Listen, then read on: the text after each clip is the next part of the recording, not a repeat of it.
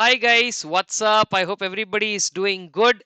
And here is the Strategic Management Marathon for paper 9B of your CMA Inter.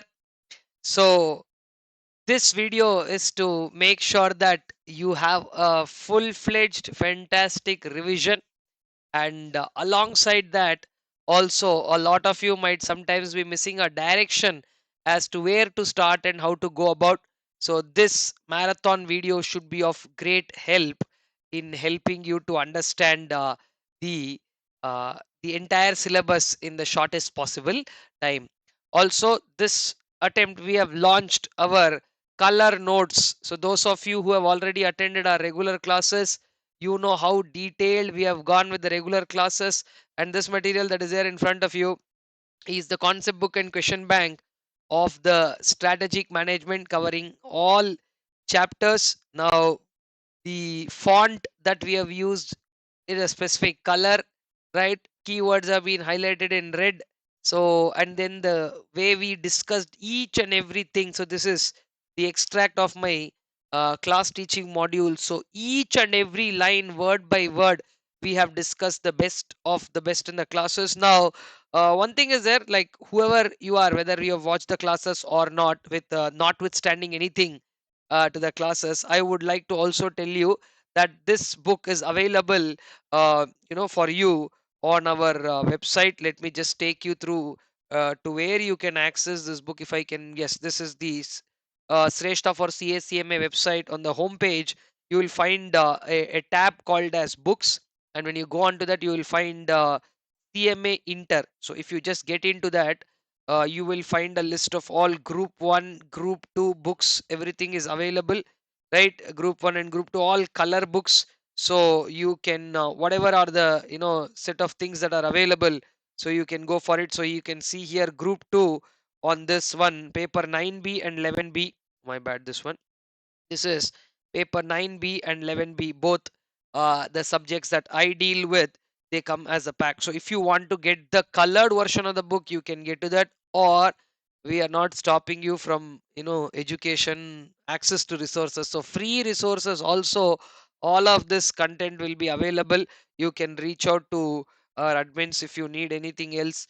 On screen notes for what I will be discussing in this marathon will also be available in the description of this video only, so you'll be able to figure out all of that. So if you, because this is my, for newcomers who are not aware of about how did we operate, I am just telling this for their sake, right?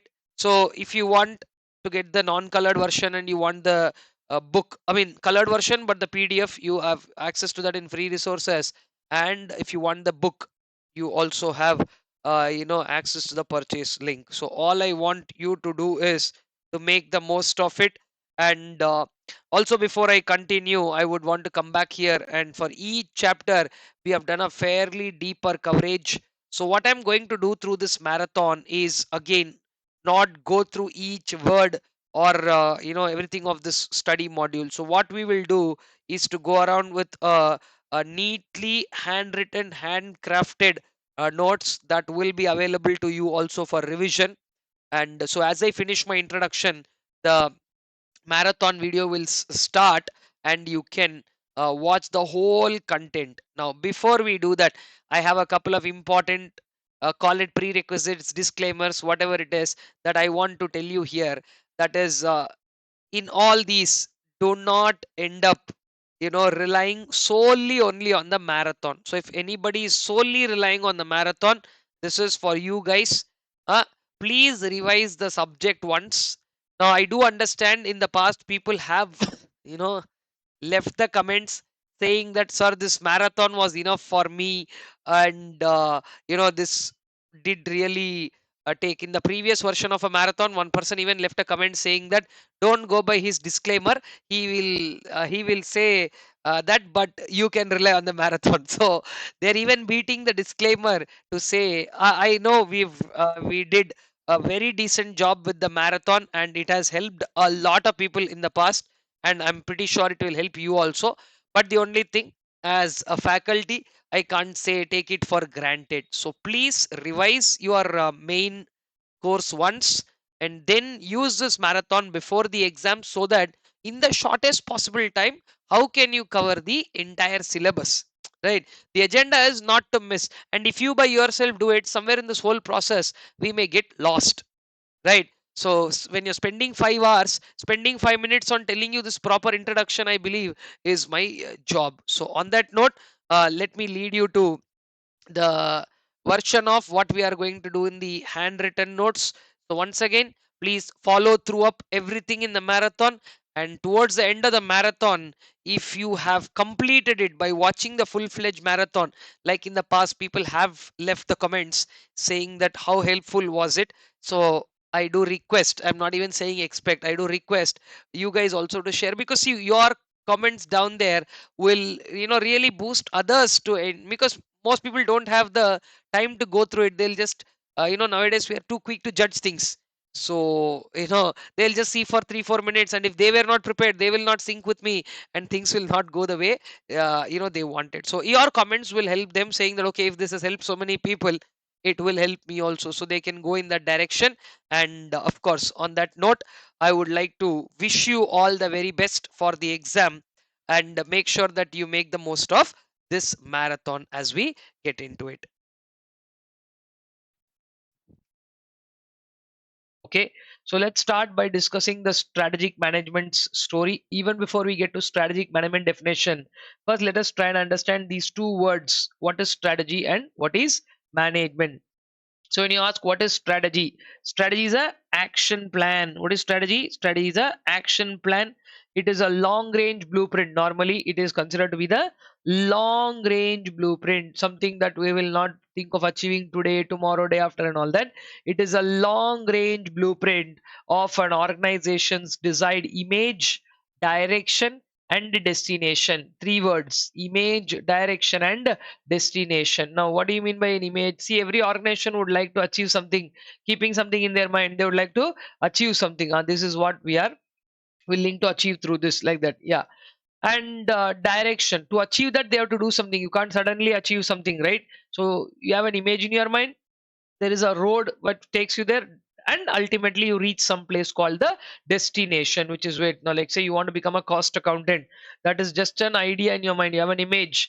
To do that through the exams, foundation, inter, final, like that, levels are there, and then the ultimate destination of becoming a cost accountant. So like that, it is a long range blueprint. And in this case specifically, we are not talking about you or me, we are talking about a organization. So therefore it is a long range blueprint of an organization's desired image, direction, and destination. Then talking about what exactly another definition of strategy could be, we will come down to another definition. We'll discuss competitive advantage in a while, because that is what ultimately we have to get at. Strategy, I'll write another definition for what strategy is. It is nothing but goal directed actions. Strategy is nothing but a goal directed. Strategy is about goal directed actions. So you're doing something whereby you are driven by the goal directed actions, as to who are there, why you are there, and what you want to do. Now, please understand, when you are there, you alone won't be there, no? There will be competitors. So, in relation to competitors, what should you do to gain and sustain a superior performance? That superior performance will lead to what is called as competitive advantage. Okay, what are we saying? Strategy is about goal directed actions taken by a firm, goal directed actions taken by a firm for doing what? Taken by a firm to gain two things. Now you have to gain two things here, not one. Gain and sustain, because if you are gaining it, the so-called competitive advantage, it will vanish very quickly. To gain and sustain a competitive advantage in relation to your competitors. You want to get something more. So what do you mean by competitive advantage? You say that you have to either perform different activities compared to your competitors, or perform the same activities that are being performed by competitors but in a different way. That is only called as competitive advantage. What can bring you competitive advantage? Sell the same product maybe at a lesser price. You can do that. Or sell the product with same features but you can charge high prices, or at a lesser price. I mean, or the same product can be sold at a different market through a different channel. Like that, there are multiple ways of gaining competitive advantage. Going forward in the subject, we can see how to get that. But the whole exercise that we do is to try and achieve that competitive advantage only. So, this is the first part of our discussion as to what exactly a strategy is. See, a firm's competitive advantage is always relative. Remember that competitive advantage is a relative term. This is a relative term. And when you say relative term, sir, what do you mean by relative term? That means which is in comparison with others. And I think in economics, you studied something like the relative absolute, right? So here it is a relative term, not an absolute term. Okay, remember this. This could be a very important point for you to understand the whole topic, because we are always saying whether we are better than the competitors or not in comparison to some competitors. Okay, so there are multiple strategies that can be put in: pricing strategy, um, then alliance strategy, operational strategy. What do you do? So there are so many strategies. Your brand strategy, marketing strategy. Nowadays we have digital or IT strategy. All these are various type of strategies that are being employed. So that is what strategy and strategic actions are, which are leading to a competitive advantage. Okay, let us move on to the next word that makes up strategic management, which is called as management. What do you mean by management?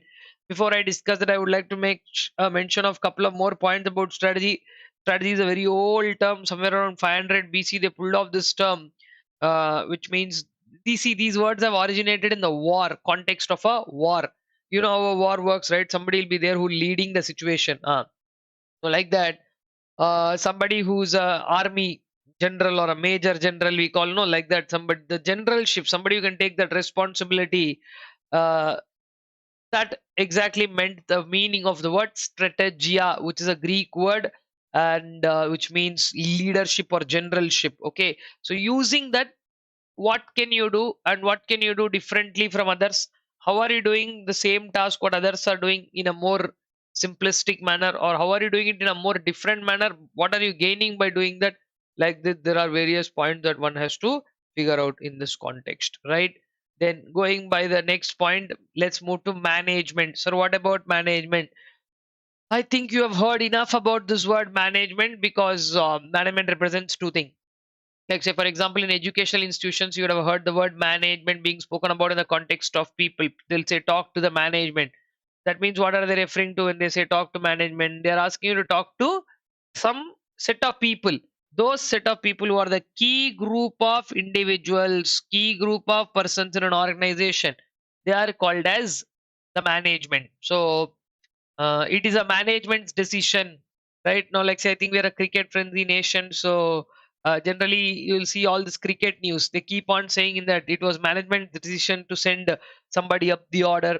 It was management's decision to drop that player from the team. So when they say management, what management means in this context is they're referring to a key group of people. They're referring to a key group of individuals or key group of people. Management also has another definition called as set of interrelated functions. Management has a set of interrelated functions. 5 functions are there, all of which are interrelated: planning, organizing, staffing, leading, or control. Okay, planning, organizing, staffing, leading, or control. All these, control means taking corrective action, staffing is putting the right person in the right place, uh, planning is about deciding a future course of an action. I don't think I have to explain you all these 5 words. You should be by now well aware of these 5 words, right?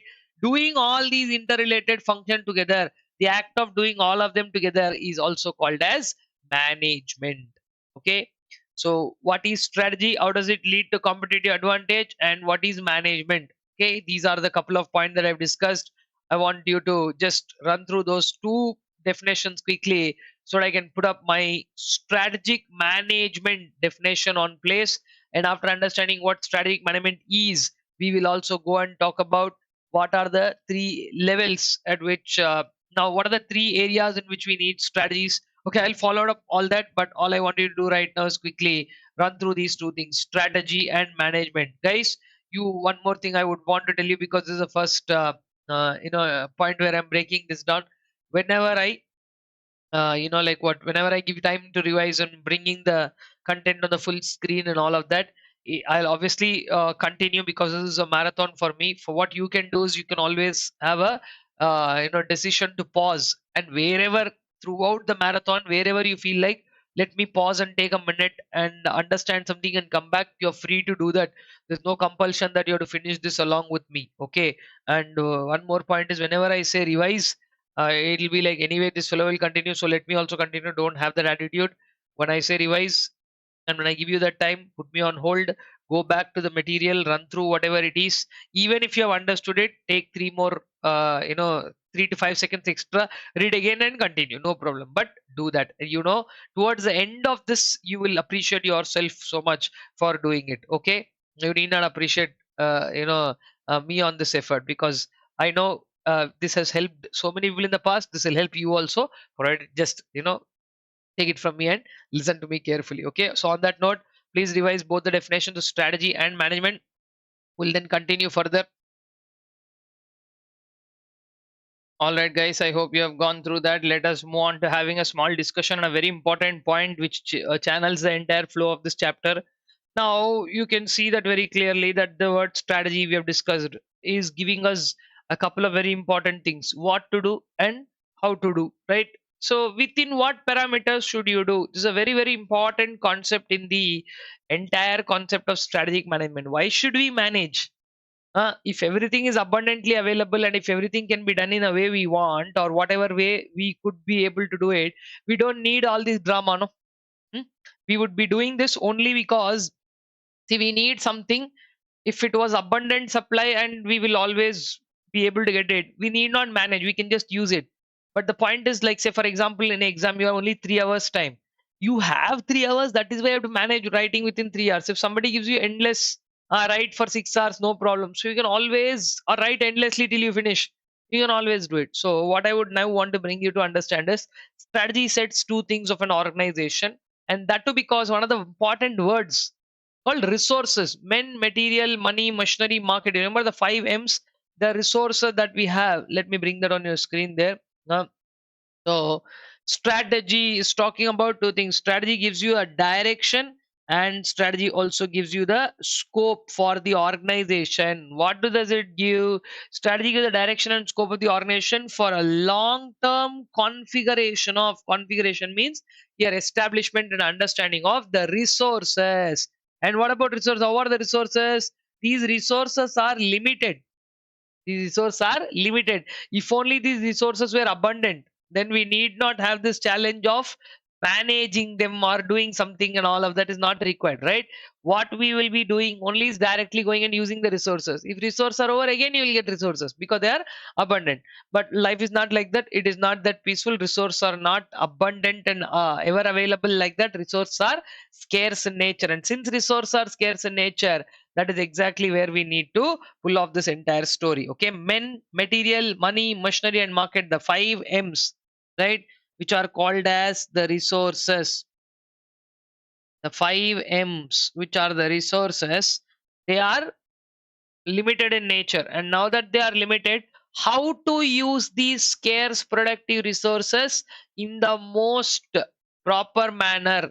And also these resources are available from where? We are drawing these resources from the environment. And the bigger question is, how is this environment? This environment is ever changing, which is a dynamic environment. Here dynamic means what is dynamic? Ever changing. Not only changing, ever changing. It's infinitely dynamic. So till when will it change? Will it change and stop? No, it won't change and stop. It will keep going on like that. And then it's a long term configuration of men, material, money, machinery, market in a changing environment, that too to fulfill stakeholder expectations. Our stakeholders are there. I hope everybody knows the word stakeholders. Stakeholders is a larger word than shareholders. uh, Government, employees, our competitors, customers, lot of creditors, that is from where you purchase and all of that, all those people make up to stakeholders, the outside world, people whoever are there, like say media, other people there. So all stakeholders, are they equally important? No. So that is why we have to understand what the stakeholders expectations are and live up to the expectations of each one of them. So this is what strategy is, and the real reason why you need a strategy, right? If I know how to get that other batsman out, I'll straight away bowl the delivery and get him out. I don't need to strategize, right? So like that here also, strategy is to ensure that you get the right setting for doing these things. Okay, so it's a simple analogy of expectation. Now, before I proceed further as to what strategic management is, I would want you to understand a very important discussion on which levels of the organization require strategy. Now, first of all, how many levels are there in the organization? Three levels, right? Normally, every organization has how many levels? Three levels. What are the three levels? Corporate level, business level, and functional level. Corporate levels in the organization, you can see that corporate level, business level, or functional level. Now, if you from there pick up what exactly do, which level does the strategy apply to, you can clearly say I've marked and kept all levels. At which level strategy is required? Strategy is required at all levels. At which level strategy is required? It is required at all levels. Corporate level is also known as strategic level or top level. Business level is also known as managerial level, tactical level, middle level. Uh, Functional level is one of the most important levels of the organization because that's where the entire work happens. Functional level or operational level, shop floor or the baseline or base level, and the lower levels of the organization. So, all these are the various levels that are there in the organization that uh, requires strategies making, right? So various levels of the organization, corporate, business, and functional. And a simple point to understand is that strategy making is done in all levels. So what is corporate strategy, what is business strategy, and what is functional strategy? Everybody should know these three definitions. Now when you talk about functional, what functions are we talking about? There are five business functions that we generally talk about. Five fingers together make up a business, like that: the finance, marketing, HR, production, inventory management, all five put together, that's what makes up a business. They are called as business functions. And at functional level, all these five are the functions that are normally done. Now, one thing that you need to understand is I wrote here, see, ancillary. Ancillary means additional, is R&D, the research and development. What research and development? R&D is such a function that not everybody prefers to do. Sir, why? It's not that everybody prefers to do or something like that. Some people don't have the budget to do it. Some people don't know what to do in R&D. So like that, it depends on what are the what is the activity behind all of this? So, research and development is a ancillary or additional function, but the other five are quite common. So, some businesses are there, where inventory won't be there. It's not like inventory won't be there, just that physically we might not maintain as if it's a inventory doesn't need to mean always a stock and go down or something like that. So for IT business, the software code that they write and the software that they make, that itself is an inventory. So basically, inventory is a stock of something. It's not necessary that this only has to be called as inventory. So all these five functions which together make up a business, they all are being done at the functional level. Okay, now question is again the same: which level requires a strategy? Answer is clear: all three levels require a strategy. So in an organization, to sum up, how many strategies will be there? You will have a corporate strategy. What all will you have? You will have a corporate strategy. And what does it talk about? The corporate strategy talks about, so the first thing that we will have is called a corporate strategy. And corporate strategy talks about the overall purpose and scope of an organization. What does it talk about? Overall purpose and scope of an organization. Next one is called business strategy,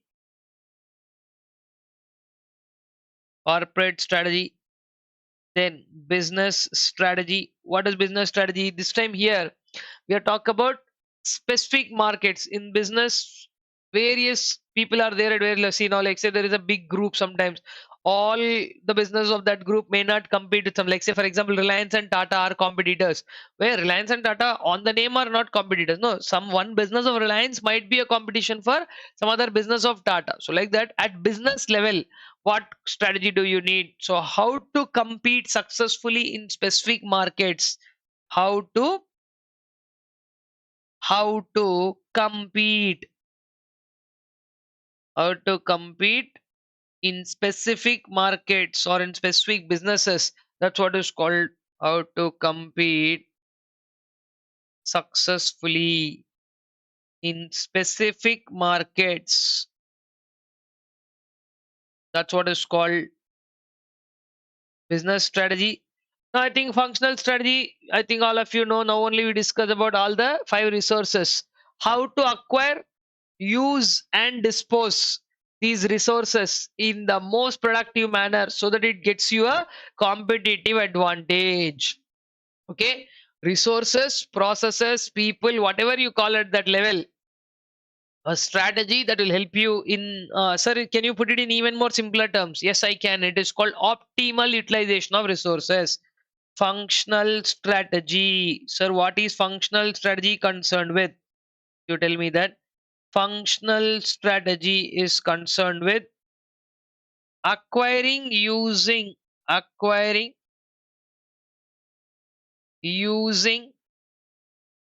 and disposing, acquiring, using and disposing the resources. In your book you will find it: resources, processes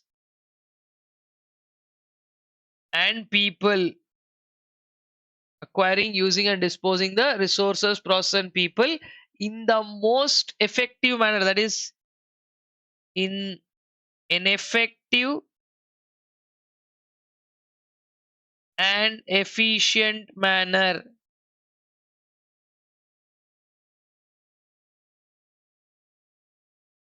Clear?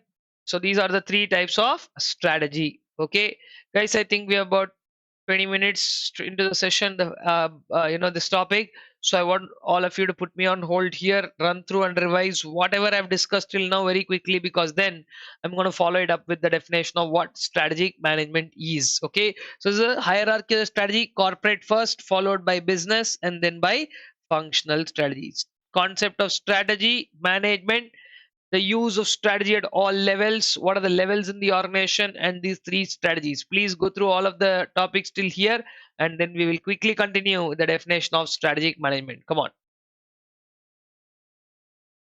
Done, guys. I hope you have gone through that. Let us now get back to the main story of strategic management. Let us see the definition. Let me bring that up on your screen. Strategic management. What is strategic management all about? Strategic management talks about 5 points as usual. I think all of you have revised this very well. First one, strategic management definition goes by saying it is a managerial process of, what do you mean by managerial process? Where managers are involved. Strategic management is a sequence of steps where managers are involved. Strategic management is a managerial process of creating a vision, creating a vision, setting up of objectives, creating a vision, setting up of objectives, crafting a strategy. Vision means what? Vision means what? Objectives are what? All that we will see in detail as we go into the chapter. But strategic management starts by what? Creating a vision, then followed by setting objectives. Vision is a thought. Vision is a thought. We can't extend the, what do you say, vision.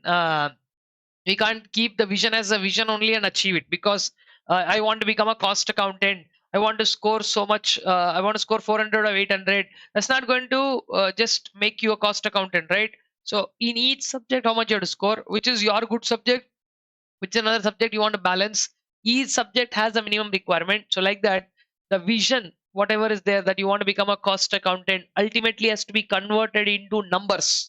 Ultimately, it has to be converted into some types of numbers. So vision will be broken down into mission. Mission will be broken down into objectives. Objectives will later have some qualities. So what qualities do objectives have? Objectives are having 5 qualities basically. Okay, also I mean let's say 6, but 5 are an acronym: SMART, specific, measurable, attainable, relevant and timely, smart and understandable. So totally 6 qualities are there. Going forward, I will explain to you. Crafting a strategy. Crafting means is an exercise of putting an idea on paper, right? Not drafting. See, drafting means writing some answer. That we are not talking about drafting here. We're talking about crafting. Craft normally is a skill. What is craft? Craft is a skill that we can exhibit using writing and all of that, right? So that is why we call it as a crafting a strategy. Then implementing a strategy. Okay, creating a vision,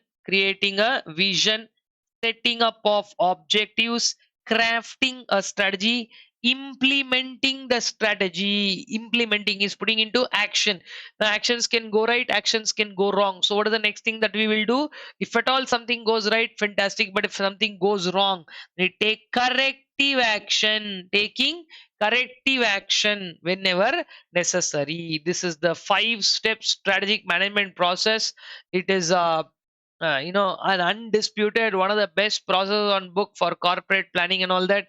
You don't have to by heart this definition, but if you can remember this, because I don't think they'll ask you to write anything of this sort.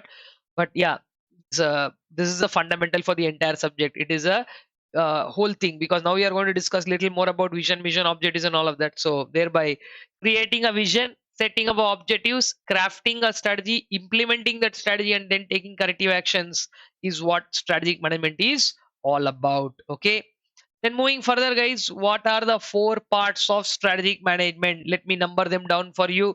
Very important. Strategic management starts, see, blindly on one fine day you established a vision, next day you went to achieve that and you finished it. That's not how it works. Okay, so here it goes by you establishing a vision, and after that, before crafting a strategy, you have to do a thorough environmental scanning. This chart I want all of you to remember, because this is how strategic management basically works. Okay, so that is the first part. Environmental scanning. What is it? Environmental scanning. Then followed by step number 2, strategy formulation. Strategy formulation. Environment. Step number 1, environmental scanning. Step number 2, strategy formulation. Step number 3, putting that strategy into action, that is implementation. And 4, evaluation and control. 4 is what?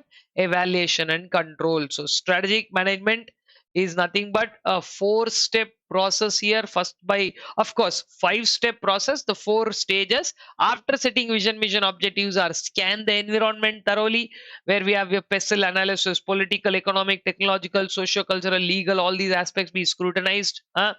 Then micro macro analysis will be done, strategy will be formulated, strategy will be implemented, and then certain aspects whichever need correction. Sir, but how will you know where correction is needed? That is exactly where we talk about evaluation. Evaluation is a step whereby we will find out what is right, what is wrong. Are you Evaluation is a simple question, ma, like after you write exam we'll evaluate the papers? No, same way here we are asking that question: are we achieving what we set out to achieve? Desired achievement understanding is there or not? Like that we are going to try and get to the story here. This is what is about strategic management's 4 stages. What is it?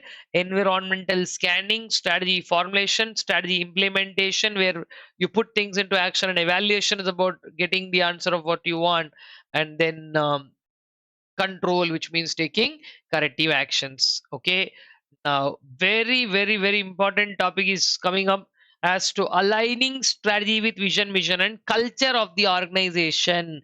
So before we do that, we are going to answer of simple terms. What do you mean by the word vision? Vision is answering the question, where are we going? In simple terms, vision is about where are we going. It talks about destination. Vision talks about what? A destination. Where are we now and where are we going? A destinational aspect. Who we are, what we do, our present business scope, who we are and what do we do, why are we here? Okay, the purpose. So present scope and purpose are discussed by the concept of called as mission.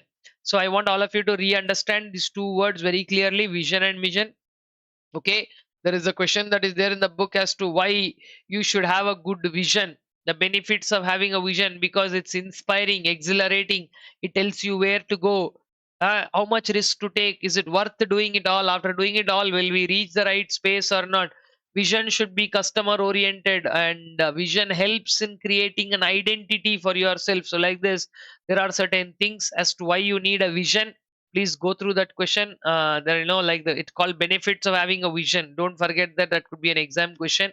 uh, and then mission is about present business scope. As I told you here, who we are, what do we do, why are we here, the purpose explains. All these things are explained in the mission. In simple term, mission is nothing but the role played by the organization in the society right now. What the organization is up to, it is nothing but the role played by the organization in the society right now. What the organization is all about doing it. Mission statements will simplify and explain the vision statement. While vision can be a larger term thing, mission will be a, I'm not saying mission be short term, not like that. Vision is a very long term thing. But for you to become, like, say, I'll take the same example that I give in the regular class. There, I don't want to explain the entire thing here, but at least I want all of you to recollect that example. Like, if you want to become a cost accountant, it's not a one day process.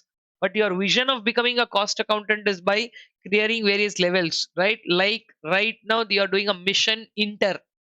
Right now, your mission is inter. You're not bothered about foundation because you cleared it. You're not bothered about final because you have not gone there, right? So basically, right now, what are we targeting and talking about? All that focus is only to deal with present business scope. Okay, so this is all the story of vision and mission, and the strategic management definition. So please take a clearer look, and from where we've discussed these 2 points, I want you to corporate strategy, business strategy, functional strategy. I think everybody clear, followed by strategic management's definition and the 4 step. This is the most important thing, guys. Here I'm putting a star right now. Strategic management's 4 step. Okay, then after you done with this, I will discuss what is the definition of culture, culture and its 4 layers. Come on, please go through this quickly. All right, guys, I hope you have gone through. So let me bring this back here. Let us now move on to what we are talking about as the culture. Culture now is blended into the organization. If you need something to go well in the organization, culture is another very important aspect of how we deal things, right? So we have seen vision and mission. Let's bring in the definition of what do you mean by organizational culture. Now, for everybody to understand and keep it simple, what exactly is organizational culture?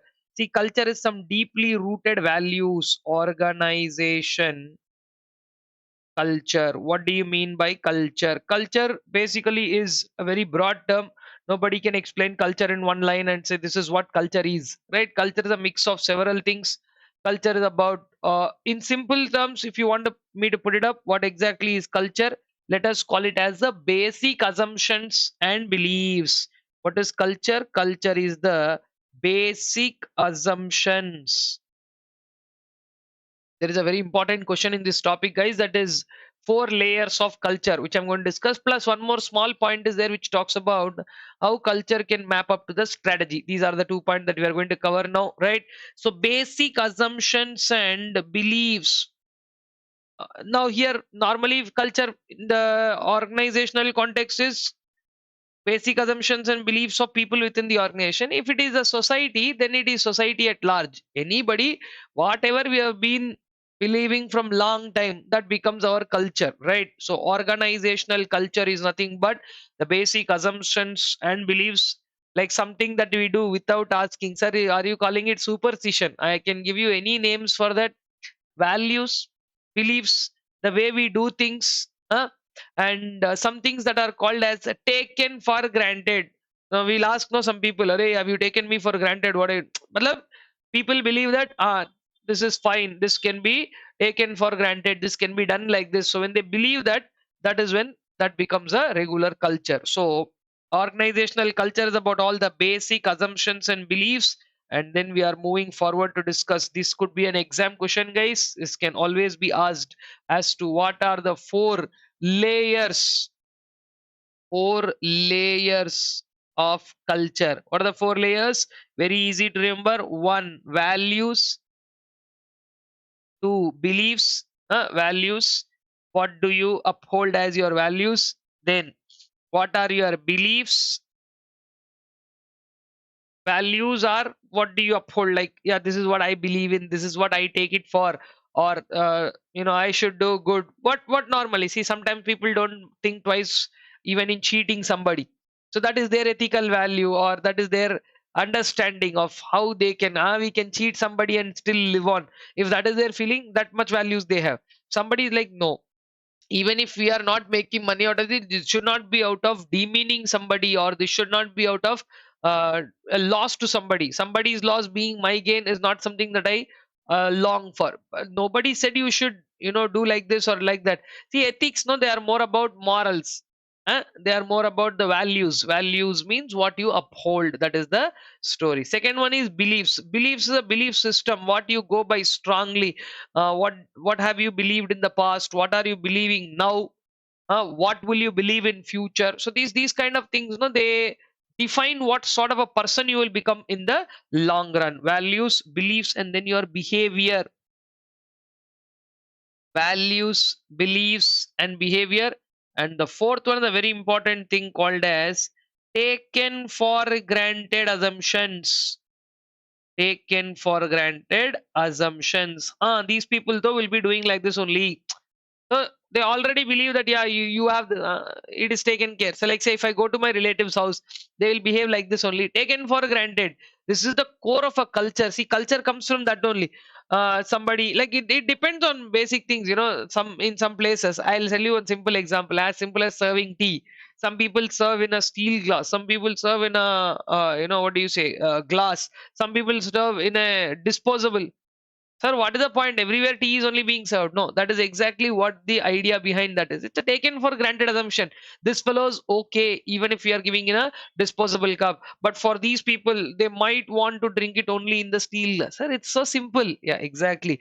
Such simple things only build up a culture, right? And when lots of people are working in an organism, so it's a set of assumptions, no, a paradigm. Like, basically, to paradigm is a set of assumptions. The thought, okay, these people are doing like this. It's taken for a granted assumption, right? So all these four put together builds in or blends in a culture, right? Two things: culture is a driver of the strategy.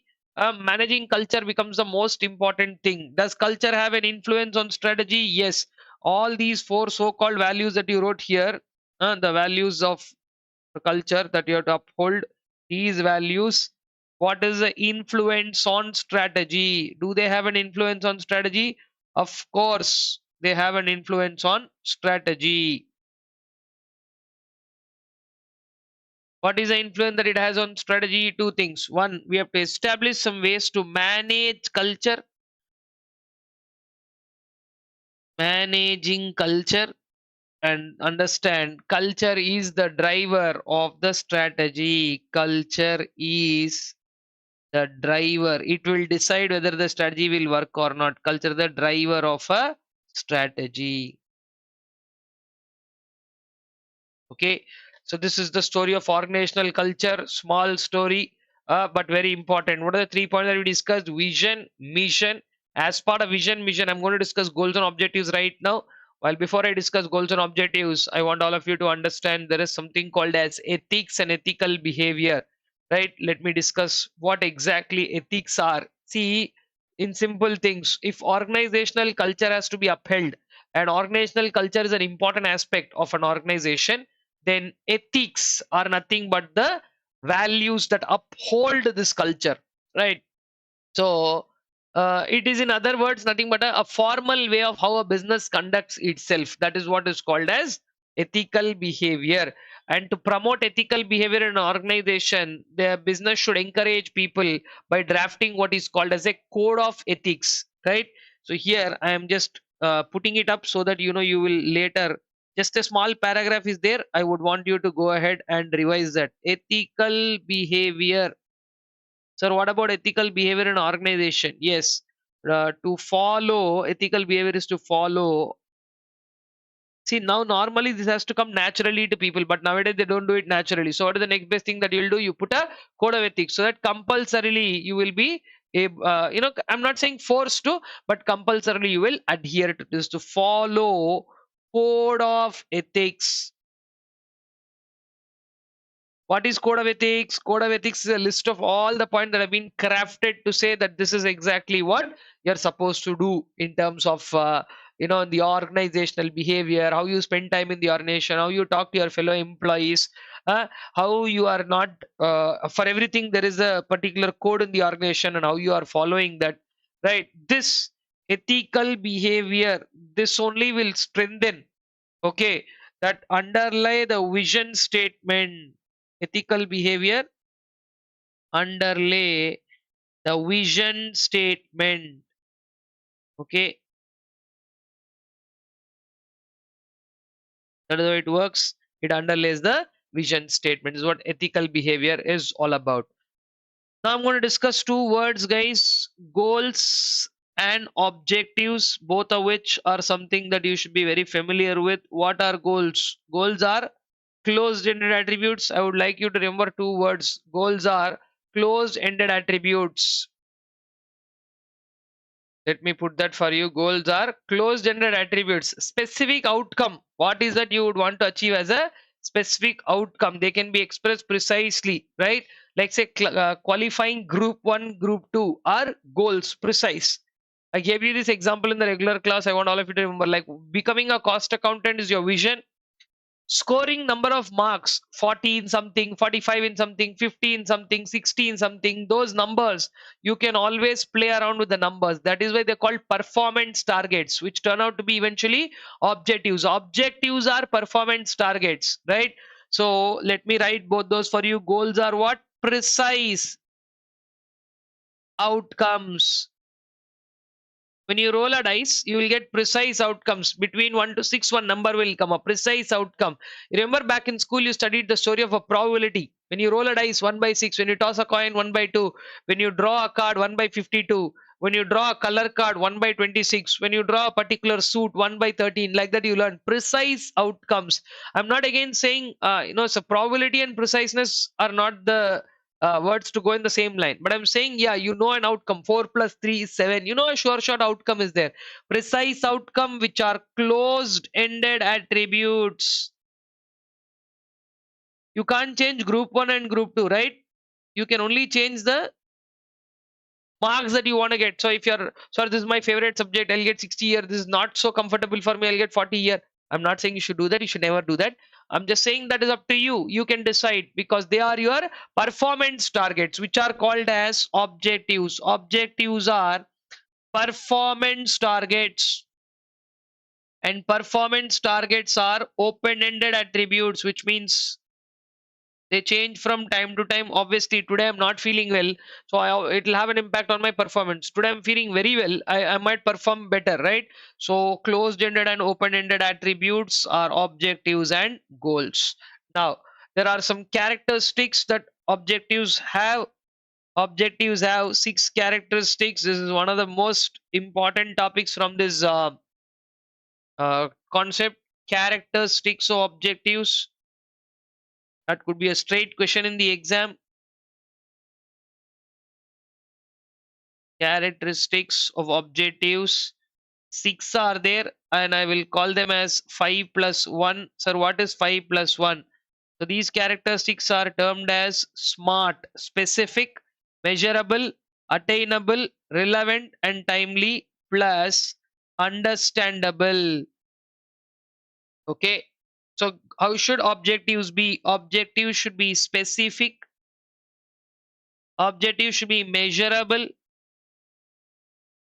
There is a comparison little later in the chapter between smart objectives and fast objectives. FAST. Fast means not just the speed alone here. There is a comparison. I will do that for you little later. Specific, measurable, attainable. Attainable means set objectives which are easy to achieve for you, something that you can attain. Don't set, don't stand on earth and think of walking on the moon and all. That is not going to happen like that. Put something that is attainable. With the set of resources that you have, can you attain something? Objectives should be relevant to you. You are in the stream of commerce. You can't set objectives that are related to science. So like that, if you are in a particular business, what is that business doing, and how should the objectives of that business be relevant?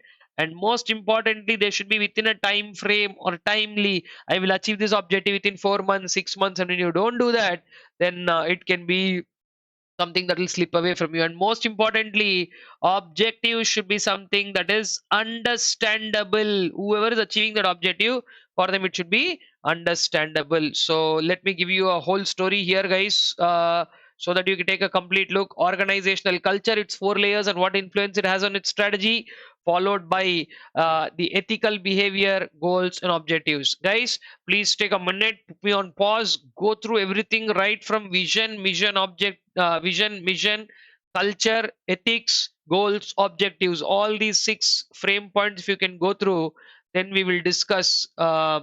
You know, while framing objectives, there are some points that we have to keep in mind. That is a very, very important topic. We will follow that up.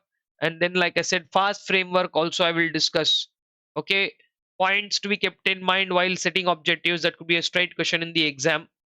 So before I do that, I want all of you to do this clearly here. Come on, do it fast. All right, guys. I hope you have gone through that. Now that's a very important piece. As I told you, you have the luxury of putting the pause button to use so much. So make sure that whenever, don't even think twice, don't even hesitate. You pause and learn neatly and slowly. See, the idea of the marathon is at the end of the day, when you're done, you should go home with full confidence, right? Objectives. Now, one more important short answer question that can really, come in the exam is this: what are the points to be kept in mind? Points to be kept in mind while setting objectives. Objectives should always be specific. Random objectives in the air should not be there. Huh? Different levels. For functional level, what is the objective? For business level, what is the objective? Be specific, be clear how they are stated. And no organization can work with one objective, so multiple objectives will be there. That's called multiplicity. Every objective will have a time period, which is called periodicity. Are you achieving the objectives or not? Verifiability. Once in a while you have to verify, and if certain things are not being achieved, then you probably have to go and look back into that story, because you can't let it go like that continuously. Verifiability is a very important aspect. Then reality, here, uh, whether that objective can be feasible in real time. Okay, see, some objectives are official objectives, which can actually, in reality, you can have a two branch story here. Reality of objective, two things: official and operative. Something that you want to achieve officially, operatively may not be possible. Same way, something that is operatively possible is not something that officially you want to achieve. So that gap you have to bridge. Okay, so that you have to check, you have to do a reality check for the objectives, whether they will work, and most importantly, check whether the objectives come with quality, right? That is, I want to achieve increase in sales. It's a very random objective that's not workable. I want to achieve increase in sales by 30%, by 40%, by 50%. Like that, you have to be very specific about what you are actually telling. So that is when you will be able to set clear objectives. Um, Thank me later if you get this question straight in the exam. What are the points to be kept in mind for drawing objectives? And this specific, measurable, attainable, relevant, and timely are the 5 characteristics. So take a quicker look fast. I have nothing much to show you here. Just a look and back. We're not even pausing here. Okay. So this is how important they are. And now let's talk about what are the objectives of strategic management. Actually, we've discussed all these points here, and I'm just bringing back the definition of strategic management for your convenience to understand, which is about creating vision, setting objectives. Now, creating vision to setting objectives, you have to do all of this. What we discussed there, it includes vision, mission, goals, objectives, building or blending in a culture in the organization. All these points are supposedly to be brought in. Then we'll talk about crafting strategy and implementing in the going forward chapter number 3. Before which, what you didn't speak here, but a lot has to be done, is about the analysis after creating vision and setting objectives, which you see here. And this is all discussed in chapter number 1, which you're doing right now, right? Taking care of that. Chapter 1. Crafting a strategy and implementing, these two will be discussed in chapter 3. Okay. Now, the bigger question is Sir, what are we going to do about chapter 2? Yeah, chapter 2 is a deep rooted analysis that we will conduct to understand what are the various nuances that are there in the what do you say, various aspects of the environment, trying to understand how they work, what they do, and all of that. That is what we are going to take and understand. So that strategic management, there is one topic here as to what the objectives of strategic management are. The term mean, like, it tells you what to do. It helps you build competitive advantage and competitive position. Achieving these two are the most important aspects of strategic management. Okay, now these are the facts down there, so I hope you will go through everything on that. Now let me bring a new term to you in terms of what is called as organizational genomics. Now genome, whenever you say genome, wait a second, sorry, yeah, there you go. Genome means it's more to do with the genes, right? What earlier we used to call as genes. If a person is doing well, what we normally call the genes of this person are good. So, like that, organizational genomics, basically to understand what the culture in the organization is. Organizational genomics. So first of all, we are going to try and understand the word genome.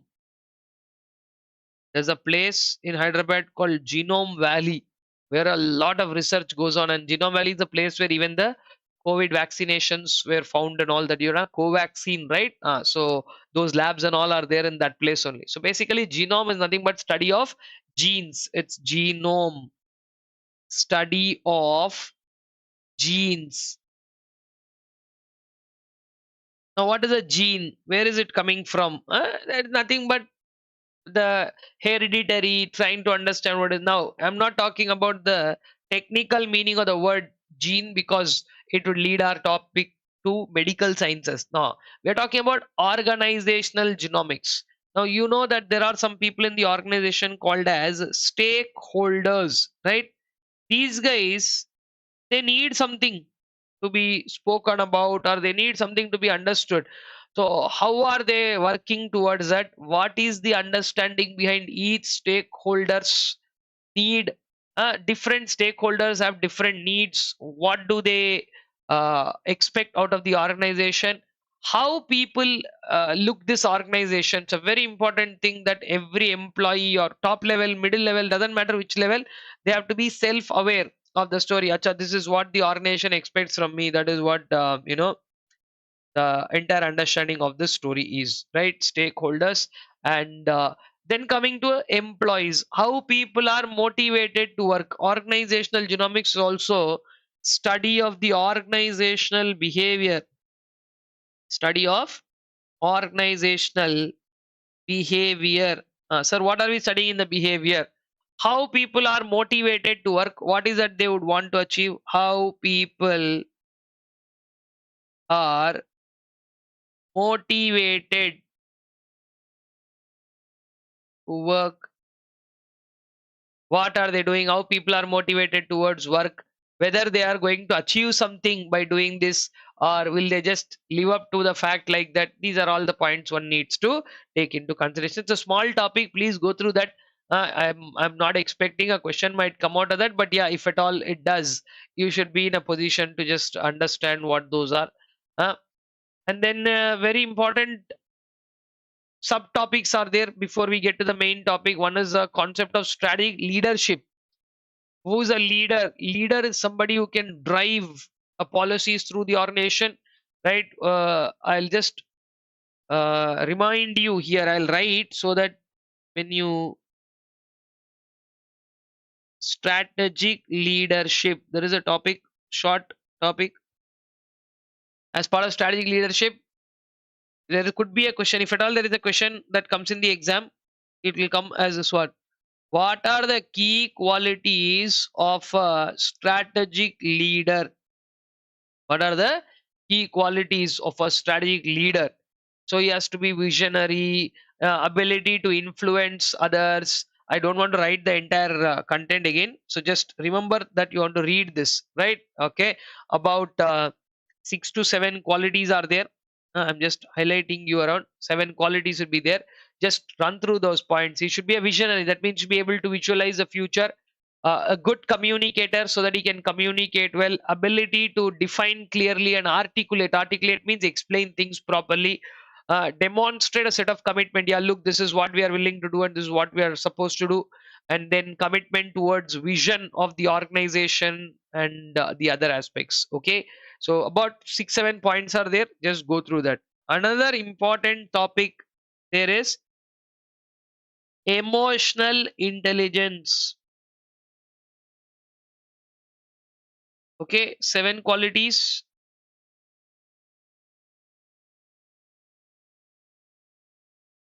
Please go through all these 7 qualities thoroughly, and then let's talk about the word emotional intelligence. So what do you mean by emotional intelligence and how does it work? Now, this term is coined by a person called as Goldman.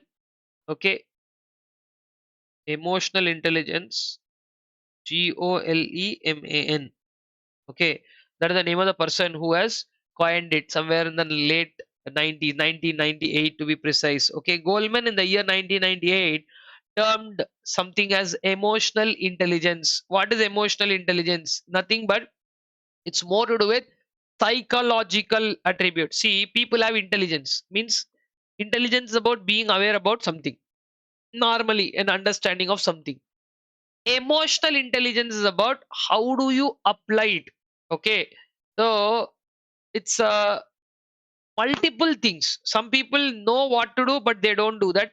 Some people don't know what to do but they indulge in doing something. All these come under the concept of emotional intelligence. Emotional intelligence refers to psychological attributes. What are those? Psychological attributes means of how you do something, right? It can't be shown somewhere. That's why I said emotional intelligence. Knowing something is not important, how to use it, right? If you're not supposed to do something, you should not do something. If you're supposed to do something, you should do something. Being self-aware, self-regulative, right? And being kind to others, empathetic behavior, and then trying to convey things to people, which are called social skills, right? So 5 aspects together make up what is emotional intelligence. Now if anything can come up in the exam from this topic, these are the 5 attributes, a bundle of attributes. And no, 5 of them are there. Let me write this because this is something that I expect a question to follow out of this. One, self awareness. Being self aware. Self awareness means knowing what you're doing. Self awareness. Then where to stop, where to draw a line, what to do, all that. Self regulation. Self awareness, self regulation, motivation. Motivation is of two types: extrinsic motivation and intrinsic motivation. Extrinsic motivation means what you get by watching a YouTube video. Somebody told in YouTube video that you have to do like this, you have to do like that. That is very short lived. When you watch the video, you'll be like, you're fired up from tomorrow I'm going to do this and kill it up and all of that. After half an hour you'll throw the phone and they'll tell like that only. Why? Because it's not coming within you, it's coming from outside source. But sometimes the outside source motivation is a good kickstart. You saw something, then you started, then you found the spark and do. So motivation, the second way is of intrinsic, right? It's about building some kind of passion. Every morning I have to get up and go for a workout. Every morning I have to get up and go for a run. Every day I have to eat only this. I have to eat healthy. Anything, when you do it in a passionate way that drives you to do it, either extrinsically or intrinsically, they all come under motivation. Then, like I said, fellow beings who are around us, okay, take into consider their viewpoints. Empathy is a very important emotional intelligence aspect. Many organizations in their what do you say, vision mission aspects, they have one of the mission aspects to be empathy. An organization's values are upheld. Wherever you see any big organization you take, one of the most important values to uphold in that organization be empathy. You have to understand what others are saying. Like, if my I'm a manager, somebody working under me is telling that, sir, today I want leave. Then I ask why. I have to drop kids at school. That's a very silly reason. I won't give you leave. Till now, they never asked leave for that reason. No, today if they are asking, that means somebody who regularly drops them. is not available, or it could be as simple as that. uh, I got a fever, I want to take a leave, right? All these are childhood excuses. This is not a school. Come on and come to work. You can't always have that behavior. So have empathy on fellow beings, and also develop something called as social skills. What do you develop? Social skills, the way you can communicate with people in a more friendly manner. This could be an exam question, guys, and I want this to come because this is one of the most easiest questions that you can get from this chapter. 5 attributes of emotional intelligence: self awareness, self regulation, motivation, empathy, and social skills. Okay, then moving on to the next part of the chapter, here there are some important aspects where there is something called as organizational change. Slowly you have to bring an organizational change. Change is not a one day process. Change is a slow process. There are multiple steps of change. I want all of you to read this topic, guys. I am not going to explain that because there are only headings of what those topics are. uh, there are Quarter's 8-step process, McKinsey's 7S framework, 4 hard elements and 3 soft elements are there. And then Kurt Levin's change process, 3 steps are there of unfreezing, changing, and refreezing. Ad care model, Kubler-Ross model, like that. There are a list of points. Just go through this topic. There is nothing much down there. Let me wind up this discussion on the first chapter by telling you how important it is to understand the importance of alignment between the next topic, which I would want to discuss from this chapter, is alignment between what and what? Alignment between individual objectives. Okay, alignment between individual level objectives and organizational objectives. It's a very simple topic. At the end of the day, somewhere deep down, they both should be aligned, they both should match. It can't be somewhere like, organization is going in one way and somebody else is going elsewhere. So it's a very simple topic, right? If employees are going like this, an organization, so individual goals are like this, and these are organizational goals. This is a big red flag to the organization. They have to, this is called non alignment. So non-alignment of organizational objectives is one of the reasons for the disaster. Sir, then what do you suggest us to do? The suggest is individual objectives. Of course, individual objectives are important, right? These are, let's say, individual objectives. Obviously, no ma. Why will I put my company before me? I will put myself only. All of us are like that only today. We will only talk about our interest first. We will not talk about company should prosper, company should do this and all that. So individual objectives are always given higher priority. But what you need to do is, so you have to set up the objectives also in such a way that they are in parallel with the organization objectives. Okay, that is the story, guys. Individual objectives and organizational objectives should coincide. There should be a proper alignment between both these. That is the idea. Okay, and to do this, instead of keeping this smart, earlier we recommended a framework called as SMART framework: specific, measurable, attainable, and timely. I'm not saying that is wrong, but SMART has now been converted into a FAST framework. Okay, Peter Drucker gave a FAST framework to ensure that there is a alignment. 4 core principles are there, which are: F for frequently discussed. F is frequently discussed. A is ambitious. Frequently discussed. Ambitious. What do you mean by ambitious? That goal should be challenging and ambitious. The easy things you should not set up and achieve, right? Then S stands for the same word called specific. And T this time is not about time frame, but it should be transparent. That means everybody in the organization should be able to know what you're doing and how you are doing it. So instead of using a SMART objective framework, use a FAST objective framework, right? Goal should be translated into specific elements. Goal should be transparent. Everybody should understand. Goal should be frequently discussed. It's not like you discussed once in a while and you figure that out forever, right? So this is what is a story of alignment between organizational objectives and individual objectives. I want you to run through this. Just take a look, because I have one last topic to deal with here. I will just update you through the topic, and then we are done with this particular discussion. The last topic that I would like to discuss from this chapter is called the balance scorecard approach. There is also a small topic called economic value added, which I believe you can read on your own. You need no much of help from mine, but yeah, do go through that topic on what it is. So now I hope you have gone through this. Take 1 more minute, run through that.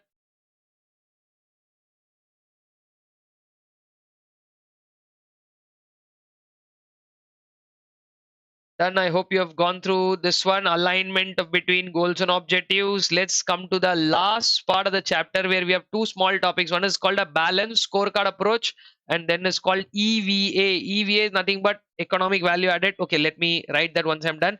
But let me first show you quickly about balanced scorecard approach. What is a balanced scorecard approach? See there. There should be a balance between two things, financial aspects and strategic aspects. See, if you're only bothered about money, somewhere in the long run you may not be able to achieve what you want to achieve, right? That is one thing. Same way, sometimes people are only driven by strategic goals. At the end of the day, you will not have money. So a balanced scorecard is a concept that talks about striving to achieve a right balance between both financial and strategic objectives. That is the topic of balanced scorecard. To do that, we have four aspects we are supposed to balance. It create a balance between money, financial perspective, keep customers perspective in mind, because see, at the end of the day, trying to deliver cheap products just to impress customer, but customer is not liking, that will make no sense. So developing a product that customer likes. So finance, balance with customer. Then we're talking about internal business perspective, what you live up for or what you do. There should be a balance between all the mechanisms and the process.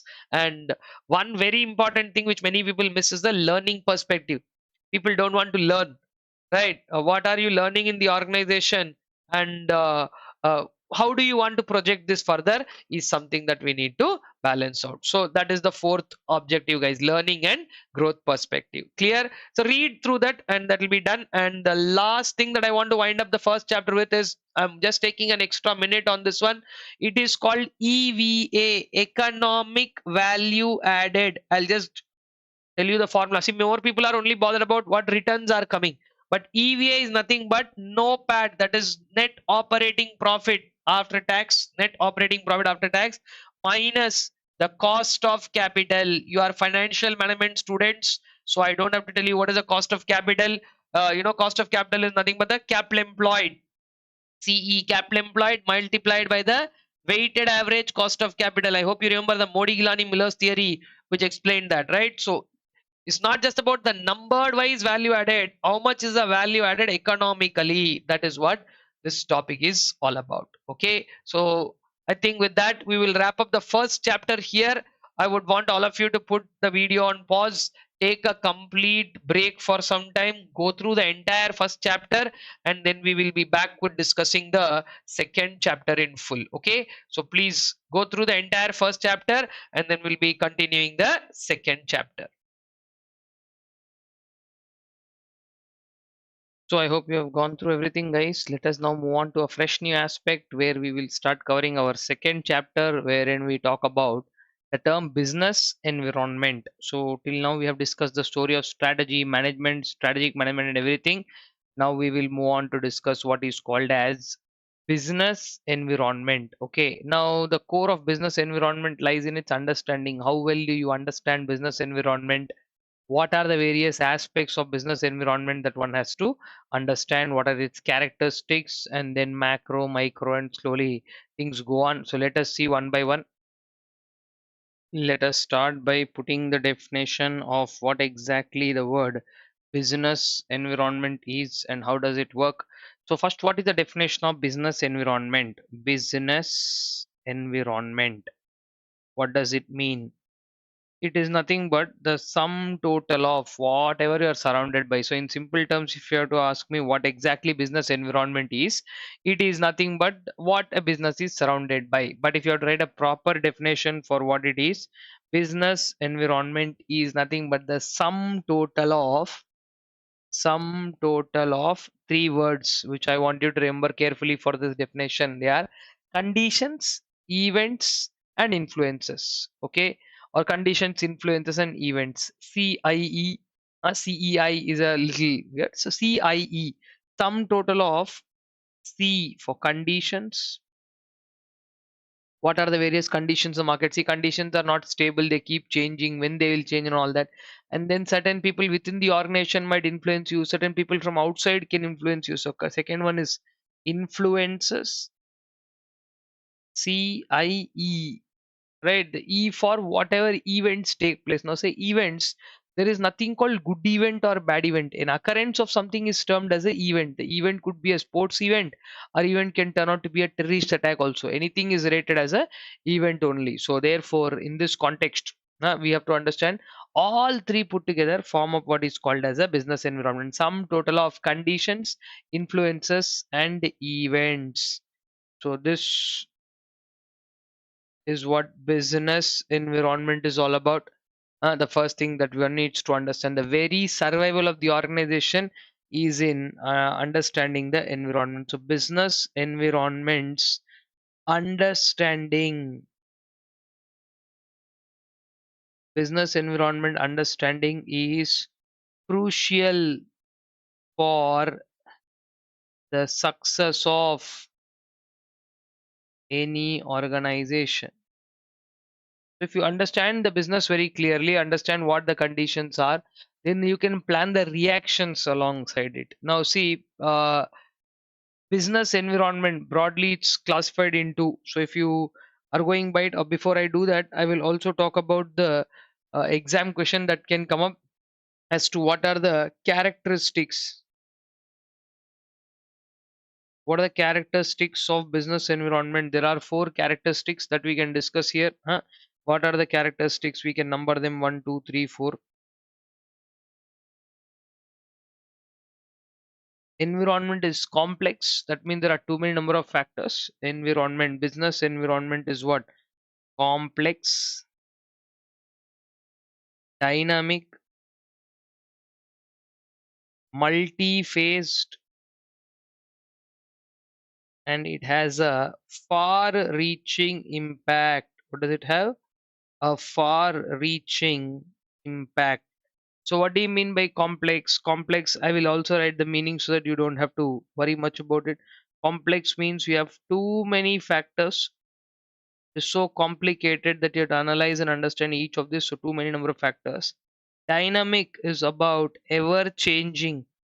See, if something is constant for some time, we can try and understand what it is. But if something is going on changing, I already tried to understand something, again it is changing. And multi-phased. What do you mean by multi-phased? See, environment. Sir, what is environment? What you see is your environment. Now, from where I am sitting, what I see is my environment.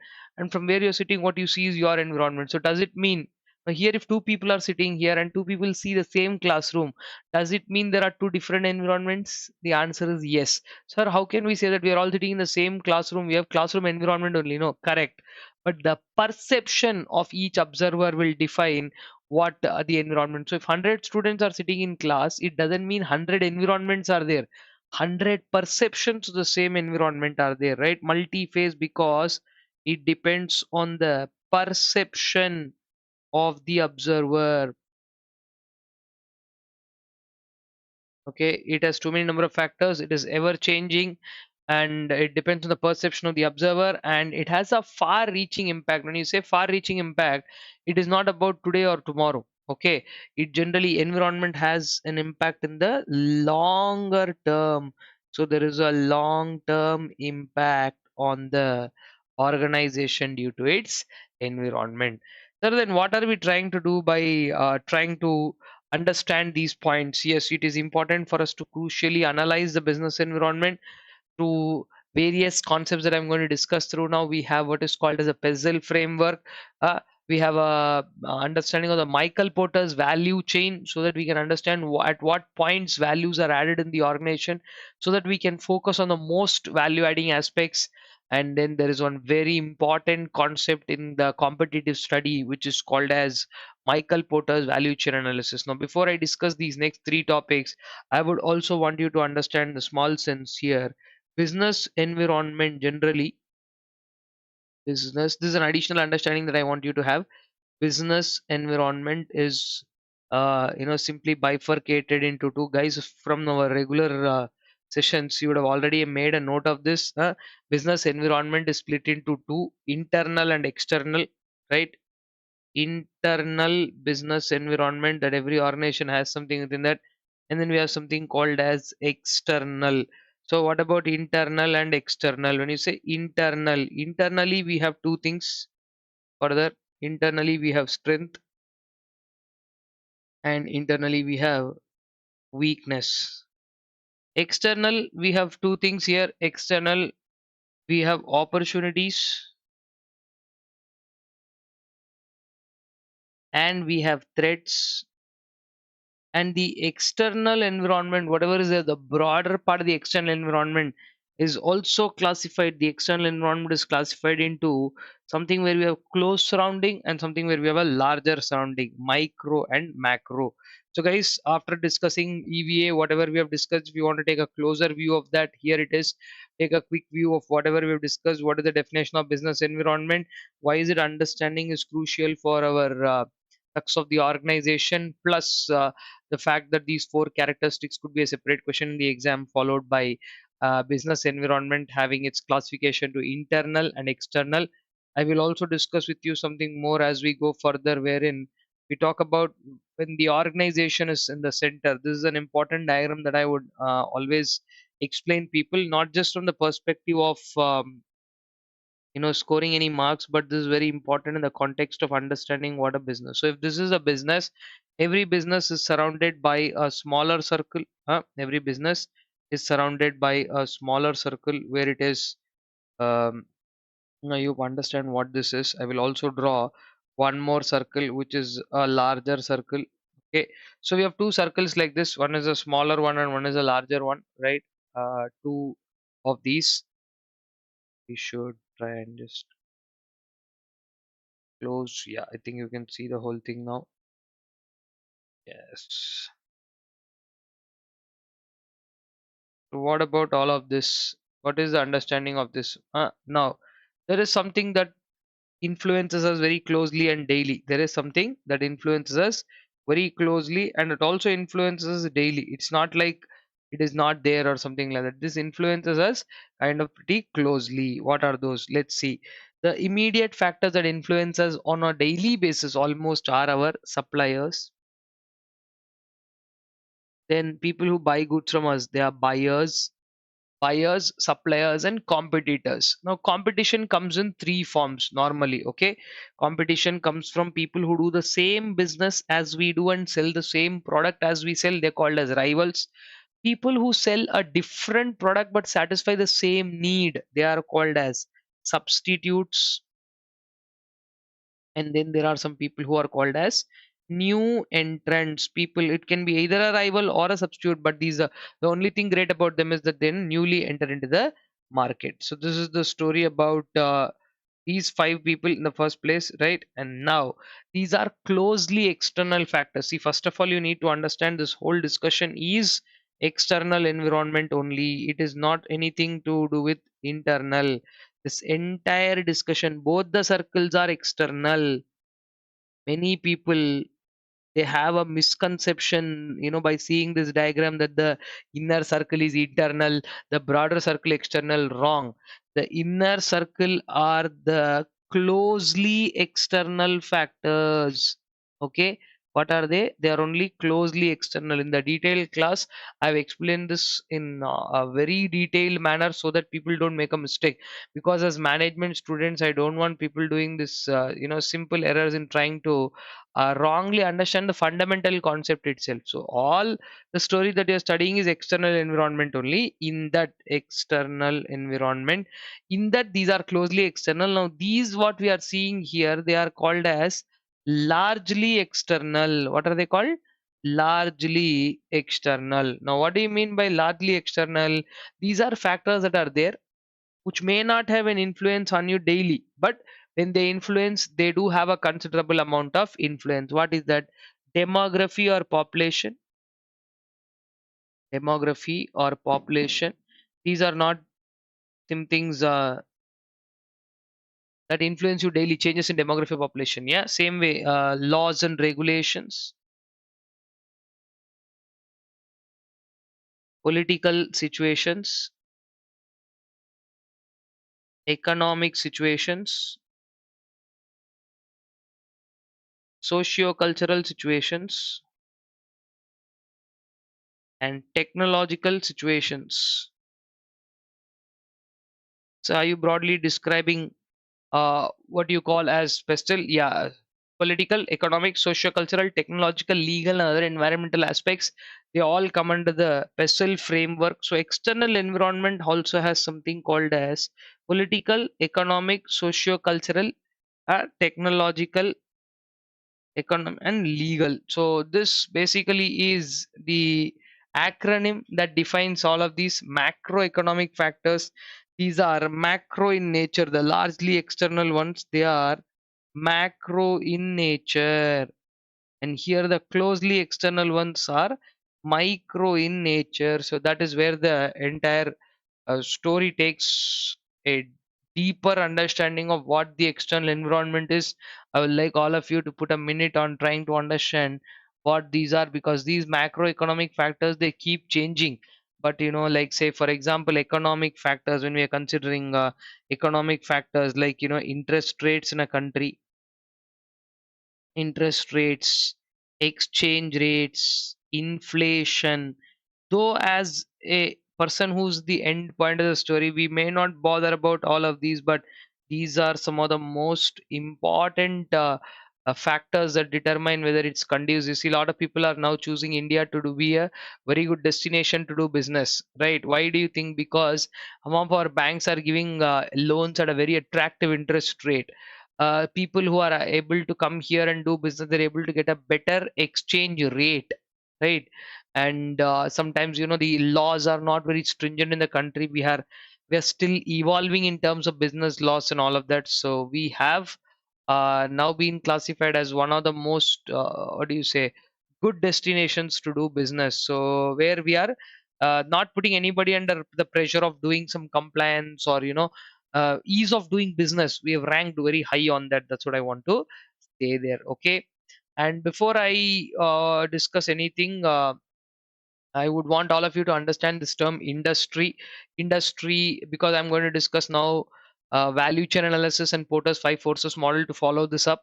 I hope everybody knows the definition of industry, but still, I would want to clarify it one more time. What exactly is the term industry? It is a group of firms, and that is where many people put a full stop, which I don't want you to, as my students, I want you to go one step further and try and understand the correct definition of industry. What do you exactly mean by industry? A group of firms, no doubt we are writing the definition. It is a group of firms. Group of firms. Now that's where the value addition happens. Group of firm doing what? Producing.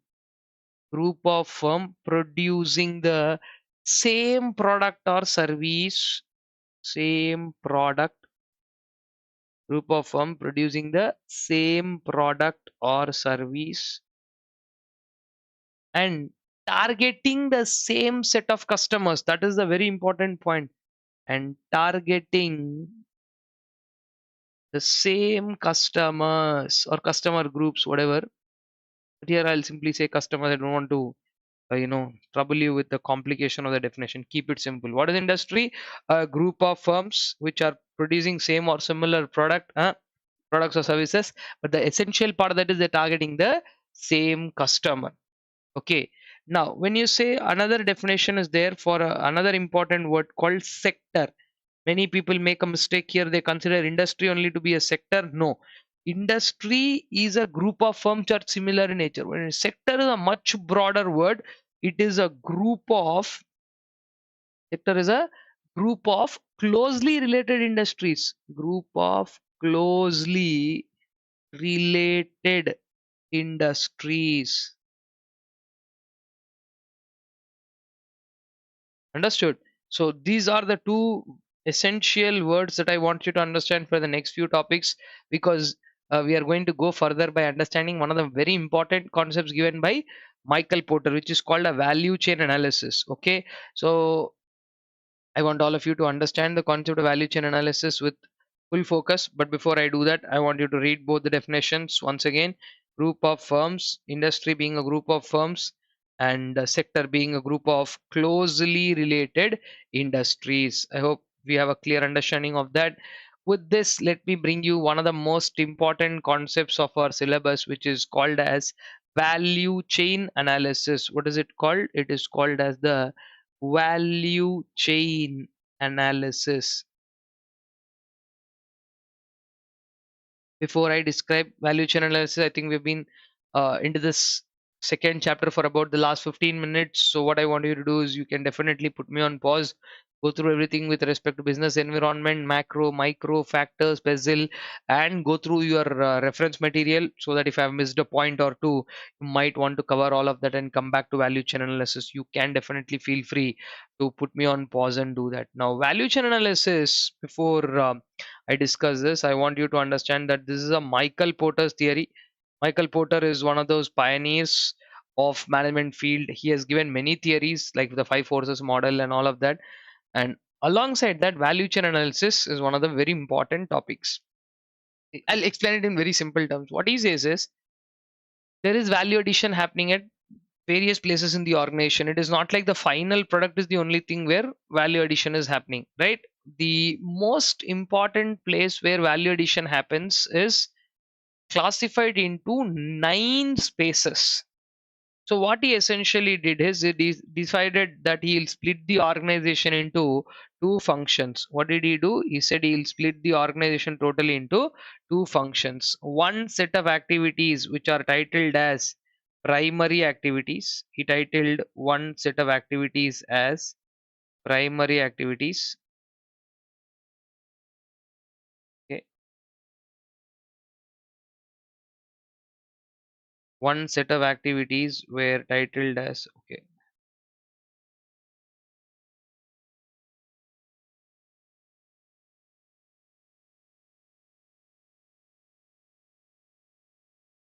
there we are.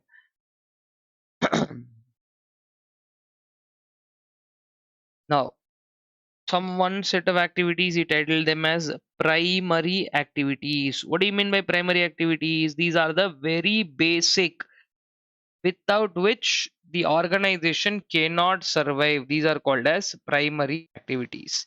To do these primary activities, there is always a need for an organization to be supported by some support activities. Some places it is even referred as secondary, primary and secondary, but I would always want you to use the right terms: primary activities and support activities. Now if anybody asks me which activity is important in the organization, Michael Porter says both are important. There is nothing that which can be ignored out of the story. If primary activities are important, they are important in a particular way. The support activities are needed, yes, they are important in a particular way. So there is also certain element of margin that he has left for one to understand that there is always a scope for some kind of a change. Now I want to classify primary activities into 5 aspects, right? 5 aspects are there which are classified into primary. What are those 5? 1, 2, 3, 4, and 5 primary activities. First is about getting the raw material in, which is titled as inbound logistics. What is it titled as? Inbound logistics. Getting the raw material in. So procuring, storing raw materials and making it available for production is called as inbound logistics. The next step is called as operations. Operations are nothing but the other word for manufacturing. Inbound logistics, operations, which means manufacturing. Then comes outbound logistics. This is all distribution and sale, getting it ready for all of it. Inbound logistics, operations, outbound logistics. Then comes the action part, marketing and sales. Marketing and sales. And the fifth one is called as service. In today's aspect, if anybody does anything without doing an after sale service, you can consider your business to be done. To do these five activities, now here in five activities you have to follow an order. Okay, inbound logistics is about procuring the raw material, converting RM into finished goods is called operation. All the meanings of these aspects are there in your book. I don't want to go line by line and explaining what those are. You can give a reading. Procure, that is to rather receiving, storing and distributing inputs is called as inbound logistics. Conversion of inputs into finished goods is called operations. Warehousing, storing and delivering will be outbound logistics. Creating awareness is marketing. Delivering the right product to the right person is part of the sales. And after sales, ensuring that the right product is being delivered to the right person and he enjoys the product with some kind of value addition. That is what service does. To do all these five primary activities properly, Michael Porter said there are four things that are very, very important in an organization, and he termed them as support activities. The first support activity is called as infrastructure.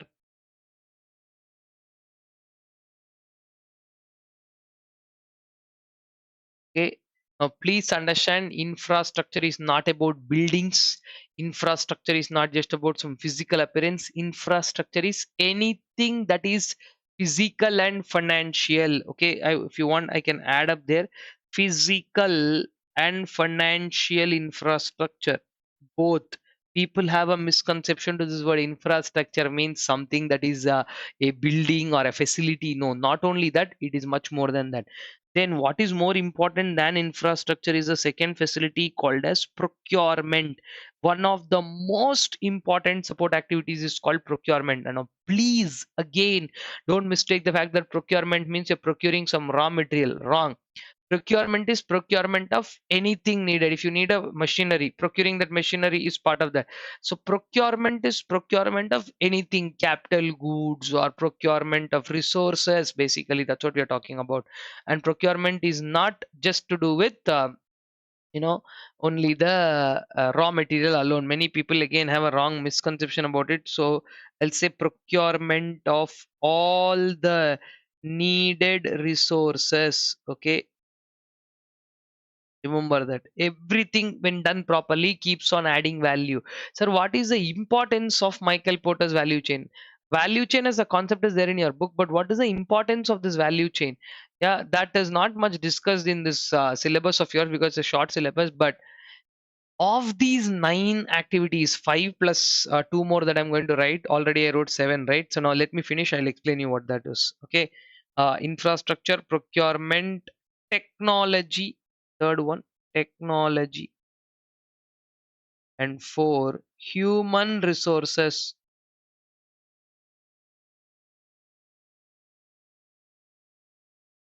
Okay, so this is the whole story of the nine activities. All nine activities add some kind of value or the other. It is not like, if you do one of them better and if you don't do the others, it will be still okay. If you are already good at three more, we don't have to really bother about other, nothing like that. You have to be good at almost everything down there. Okay, value chain analysis about analyzing what value gets added every step. That analysis only we are making here. Okay, so the entire understanding now is about, okay, this is what is there in your syllabus. Let me give you an extra piece of understanding. So after you finish drawing up the value chain analysis and trying to understand what you do good for the organization, the value chain tells that, that this is a particular aspect that you are doing well. And see, all nine you have to do, no doubt in that. So how much good we are supposed to be in all of these nine? See, all nine have some threshold level. You have to be good. Now, like say, I can't say I'm fantastic in all eight activities. I don't know how to do marketing and sales. Then you won't be able to sell your product. Sir, I know only marketing and sales. I can't do the others. That is also bad. So it is important for you to understand how a product is, how a product or service is delivered. What aspects are taken into consideration in doing that? All these are some of the points we have to consider. After considering that, Michael Porter's value chain is helpful for determining what is called as core competencies. That is, of these nine activities, which one is your core competence? Now, like say for somebody, procuring the raw material, that is your inbound logistics, might be your core competence. For somebody else, HR management might be a core competence. For somebody else, marketing and sales may be their core competence. But sir, like that, everybody will be good in something or the other. No, then what is the use of this analysis? Yeah. See, everybody can be good at any of these 9 activities, that's not a problem, but there is a connect between one activity to the other, that is called linkage.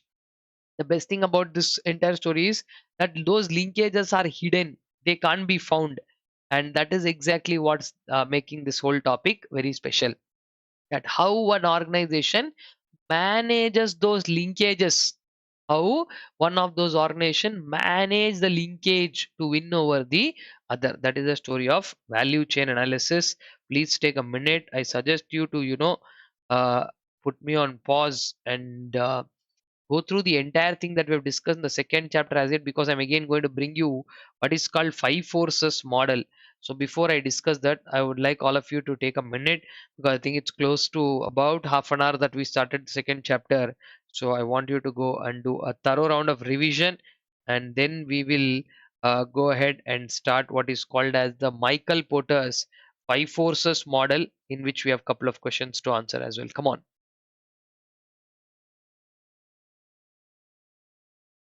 I hope you have gone through that, guys. Come on, let us now move on to discuss what is called as the Michael Porter's five forces model. I think all of you know this topic very well. Couple of very important questions are kind of possible from this.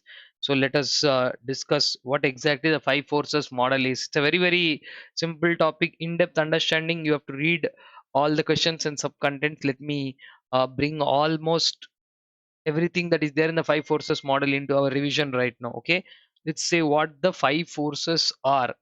I don't think anybody has a problem with understanding what the five forces are. Michael Porter's five forces model.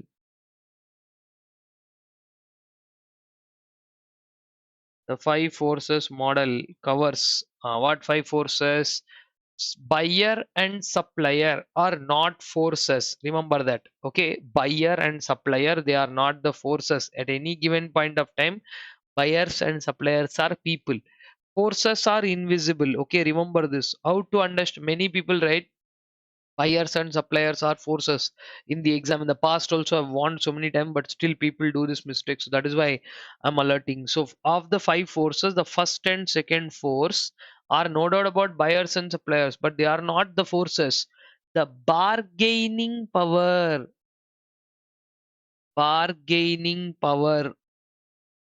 of suppliers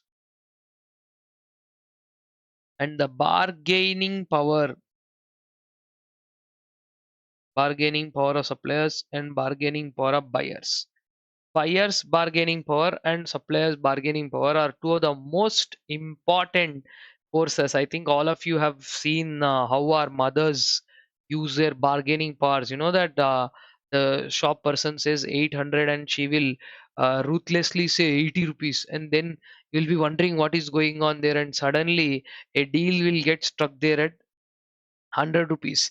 Huh? Where was 800? Where is 80? Where is the deal getting closed at 100 rupees? I think all of us have seen this. How is it even possible? This is because the mother knows the true value of the product. If I was in that deal, what we would do? 800. We'll argue, no, no, no, I have to get it at 750. That fellow will also, think you're an idiot, and he'll probably say, no, no, sir, 750 is 50 rupees and all. We can't give. Probably take it for 780. And you will still feel, wow, I bargained for 20 rupees, but the true worth of the product is not even 100 rupees. So only those people who understand the true worth of the product, where buyer has a full knowledge of what the product is, buyer also has a knowledge of substitutes. If not you, I'll go on now. Like sometimes all of us have used the technique. We'll go to a shop, we'll ask for something, and when he says no, we'll say I'm going, and then he'll be like, no, no, no, please come. So buyers use their different kind of a bargaining power. What they do is, like they put into they get into these kind of discussions where they use their bargaining power. Buyers form groups sometimes, which is also exhibited by a group of people. What they do, they come and tell that, come on, we all will buy the product from you if you are giving the product at this price, right? So that is something that they'll do. Buyers and suppliers, same logic. Suppliers will all team up as a group or a cartel, and they will exhibit a solid bargaining power. So buyer's bargaining power and supplier's bargaining power are two hidden forces which are there, which can bring an immense amount of change in terms of, say, if buyer's bargaining power is very good, we might end up selling them at a lower price. And if supplier's bargaining power is high, he might end up selling at a high price to us, which means our input cost will go up. So if you have a better bargaining power with your suppliers, you can procure supplies at a lower price. If you have better bargaining power than your buyers, you can sell them at a higher price. So considering all of this, it is very important to understand the first two forces: buyers bargaining power and suppliers bargaining power. Then comes the three more forces: 3, 4, 5. All these three forces are related to competition. Sometime back I told you competition comes in three forces. What are those? Rivals, substitutes, and new entrants. Okay. Who are rivals? Rivals are people who sell the same product as we do. Rivals. Intense rivalry. Okay, rivals cause a situation of intense rivalry, which is also known as cutthroat competition. Cutthroat competition. Please understand, nobody's cutting anybody's throats. They are referring to the level or the intensity that so much of competition is there, and they are fighting so much that there is cutthroat competition. What are the situations that lead to this? And new entrants. Who are these new entrants? New entrants are people who newly come into the market and take the market by storm. Like what happened in 2014 was Geo came into the market of telecom, and I think all of you know what happened after that. Everybody exited, and today we have merely 3 4 players left over: Geo, Airtel, Vodafone and Idea were forced to merge, and then BSNL, being a government player, is still there. So hardly we have left with such a small oligopoly, only four choices, and that too Airtel, Vodafone, and I mean, like BSNL, since its coverage is not that great in many places, it is not as rampant as these private places. But some places BSNL has a clear hold because they are the only service providers in those areas. So like that, everybody has a little forte of those.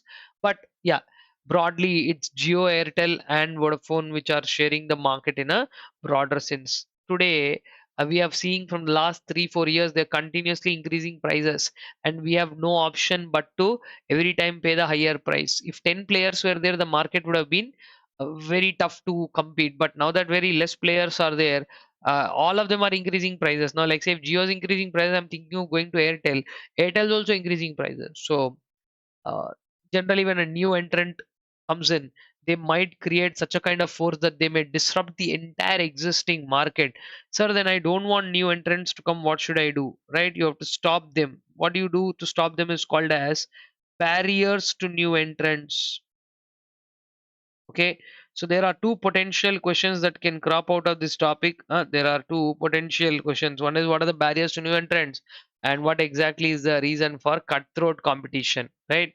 Let us first discuss what about cutthroat competition. What are the situations here, guys? In every industry, one fellow will be there who is called as industry leader.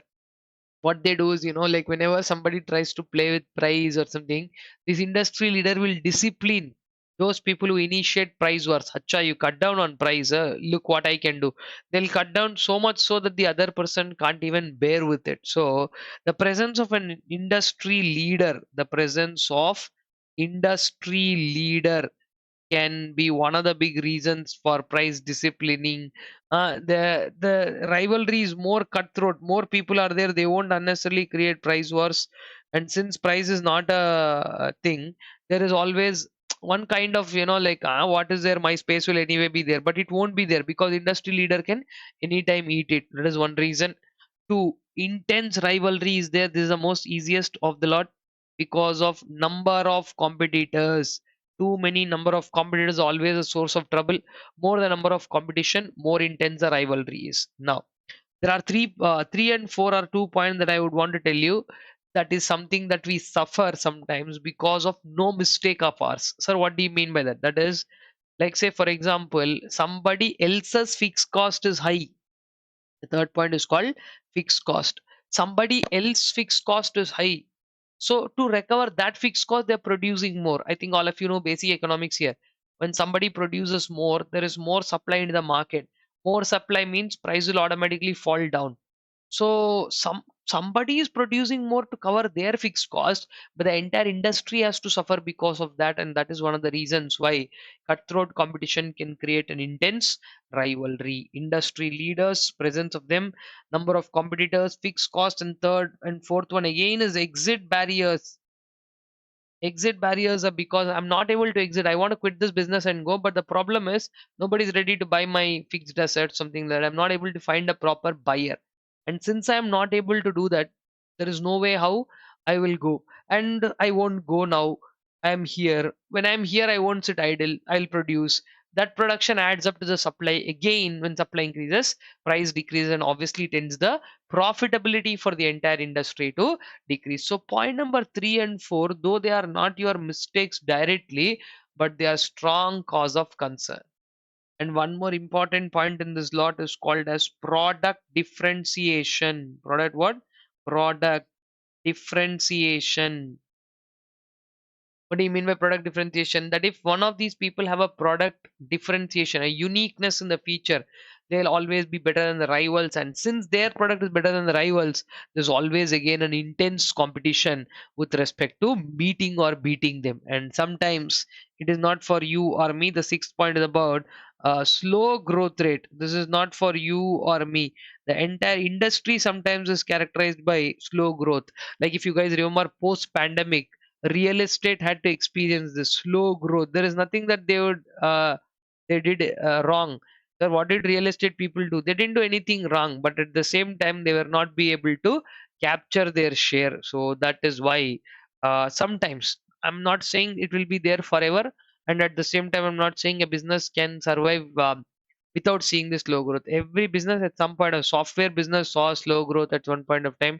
One point of time the growth in software industry was so high that people were like, what is this? Like back early 2000s, right? There's a dot-com bubble and all that. And same way for e-commerce products in the early 2000s, then later real estate in the early 2010s, because the culture shifted from independent houses to apartments and they started constructing multi-storied buildings.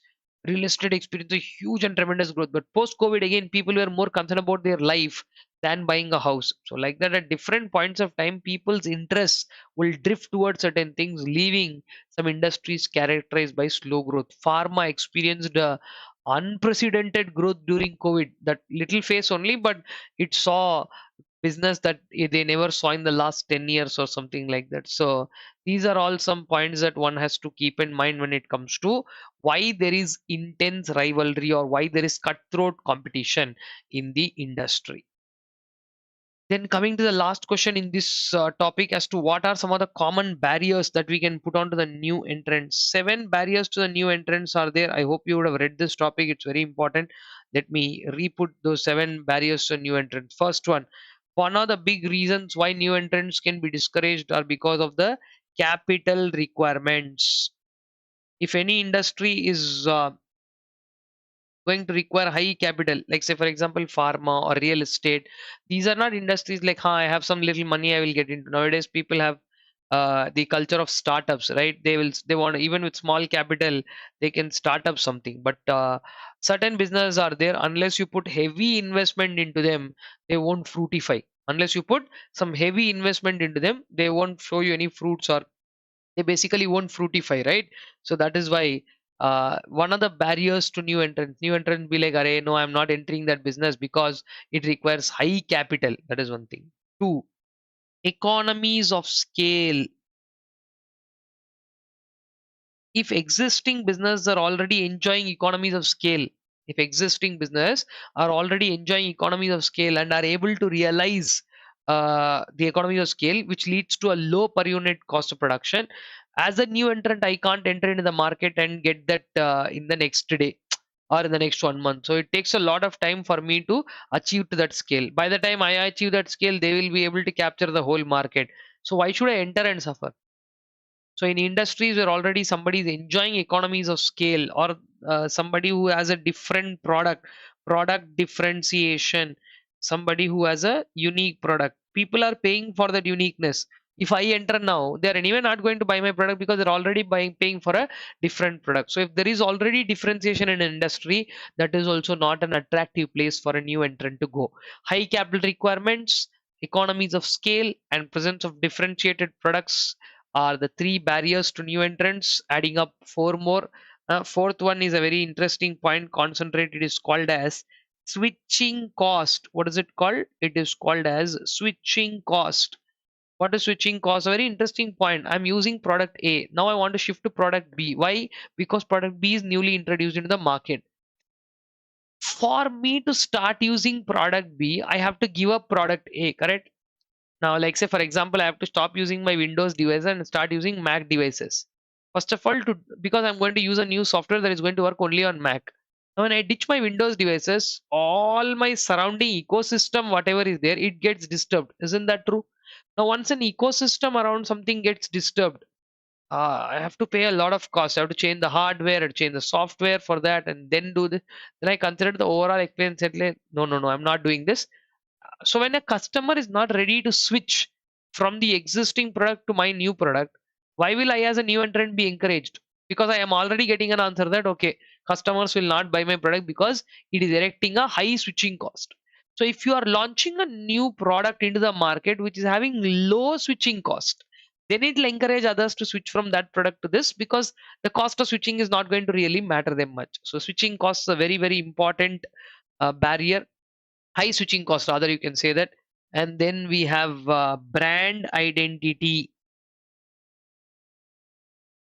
If existing players in the market have a strong brand identity, beating that brand identity and you going inside there as a new player might again not work as well, right? And then point number 6 is about access to distribution channels.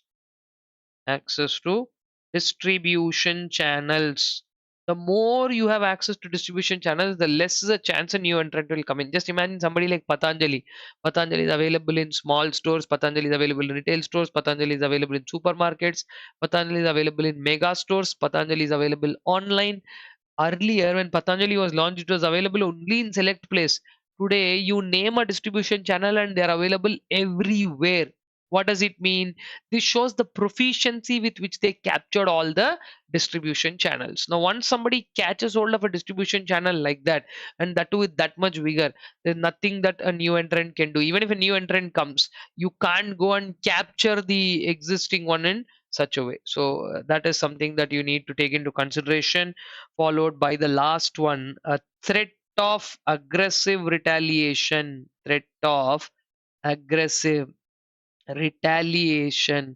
I have a very beautiful example for this retaliation. Like I think you have seen the behavior of dogs, right? A lot of street dogs might be there in your street. Huh? If a new dog comes, no matter how much these dogs are fighting in the current time, they will stop all of that and they will start barking at the new dog because they don't want the new dog to come in because in that street a very few people might be giving food to these dogs, so their supply is already limited. Now if they let a new dog come in, they are all going to share the same food with that. So which means if you let a new player come in, you have to same industry size, you have to share with them also. Though the example is little weird, but that's exactly what you can understand from threat of aggressive retaliation. So what do? Immediately aggressively they retaliate. They shout and bark so much that the new dog will be threatened to come into the street. It will go out. So sir, how can this? Okay, dogs are barking, but how will these people do? Again, these people, that means the existing players, what they'll do, they'll reduce the price. They'll reduce the price so much so that the new price is not even coming close to the fixed cost of the new player. So new player, dare he come in? Huh? What is the point? I go in and I get caught off guard like that. Then I have to close my business. I will not even be able to recover my capital. So these, if these 7 barriers exist in a particular industry, that is not a very attractive thing for new entrant. But when these 7 are not there, it's a place that one can try. So these are broadly the 5 forces: buyers bargaining power, suppliers bargaining power, rivals, that is competition which is intense. I hope everybody knows substitutes. I don't have to tell you, substitutes are not a direct source of competition. Substitutes are a latent source of competition. That means they don't directly impact you, but remotely they will impact you indirectly, and of course they will have their say on it. Okay, so very wide topic, guys. I think I've covered to my best abilities of all the topics that are there in that five forces model and surrounding. There is one more point that I want to discuss, and then I will give you a small break where you can, uh, what do you say, revise and get back. The Viro framework, Viro, however you want to pronounce, I call it as Viro framework. What exactly is a Viro framework? See, generally acronyms, however you pronounce, nobody is going to, question you, because the very fact that it doesn't have a pronunciation sound. Viro. Oh, wait a second. Before I go there, I have one very, very, very important point to add up to this entire five forces model.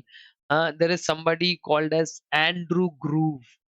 Okay, Andrew Groove. This point will be there in the book. Please check this out. Okay, Andrew Groove. He added up one more important factor called as complementers. He said Michael Porter's five forces model missed this. So I am adding up these complementers. And you know who are complementers? Like say for example, Intel. Intel produces all the chipsets, right? But if Intel is producing great chipsets and Microsoft is writing some stupid softwares, then they are not going to work together. So as an industry, if you have to be successful, the another very important force, somebody who's responsible for your success, could be a another business which is a complementer. As simple as small paragraph, but I want you to just go through that. One business helps another business by complementing them. Okay, and now coming to Viro framework. What does it talk about? It basically talks about how to hold core competencies. Viro framework says you have to have some competencies. Competencies are specific abilities of how you can achieve something, right? Competencies are how you are evaluated with. Like if you have more competencies, you are a more stronger organization. Now, Viro framework basically explains four things, that these so-called competencies, they should have four attributes: VIRO. What are these four? First one, they should deliver value to customer. Whatever you call as a so-called competency, if they're not delivering value, customer is not going to respect that. Okay, so value. Imitability, it should not be imitable. If it is imitable, then others will also get off that competency. Imitability should be not there. Huh? Valuable. Okay, this is Viro framework, Vrio framework, however you want to pronounce this, guys. Basically, the four elements. Okay, I think in your book you will find it as Vrio framework, VRIO, Revo framework, RIVO. I don't care the order. Like I said, four elements are important. Value, imitable. It should be rare. The competency that you have, no, it should have some rareness, and more importantly, it should be applicable to the whole of organization. It should if it's applicable to only a part of organization, not applicable to the other part of the organization. No. A firm where it is applicable to the competency should be applicable organization wide. How the firm is able to optimally utilize, optimal utilization, optimal utilization of resources. Okay, so that's what the story is. This is all something that the Vrio framework, Viro framework, Vrio, Viro, however they ask you, whatever, or Revo framework, anything. So that is a set of four very important qualities that our competencies should have. Okay, so guys, I think at this point of time it is pretty good. We are close to about, like say, I think about 45-50 minutes only into the second chapter. I have SWOT analysis coming up, then I have industry analysis to do. SWOT analysis and industry analysis, if we cover, that will take care of the second chapter. So that will be the other part of this chapter that I would like to cover, but only after you revise the entire chapter that we discussed, because we have discussed some very important things. SWOT analysis, portfolio analysis, going forward, the strategic analysis of organizations. Three more important topics are there. But like I said, before I do that, I would want you to go through everything that we have discussed: value chain analysis, five forces model, business environment, everything, and then come back. We will continue.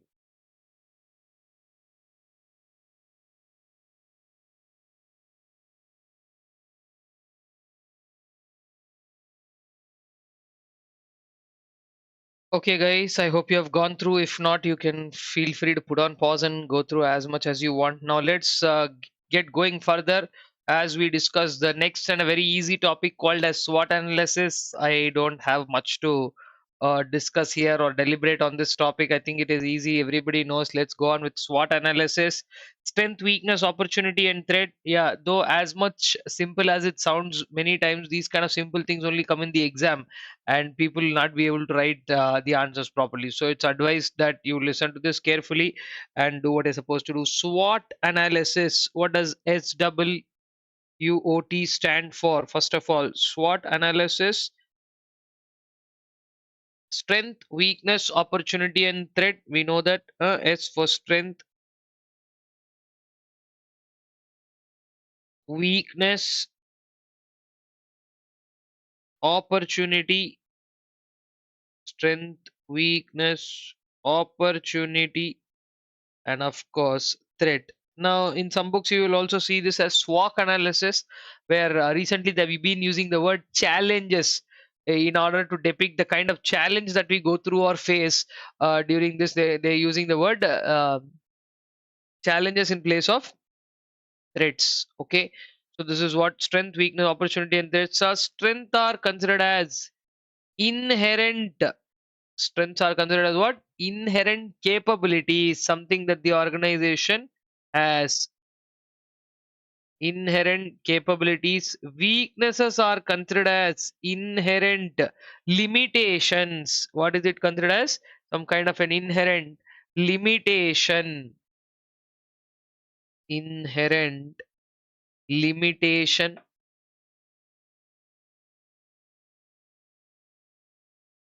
While opportunity is considered to be as a favorable condition in the market.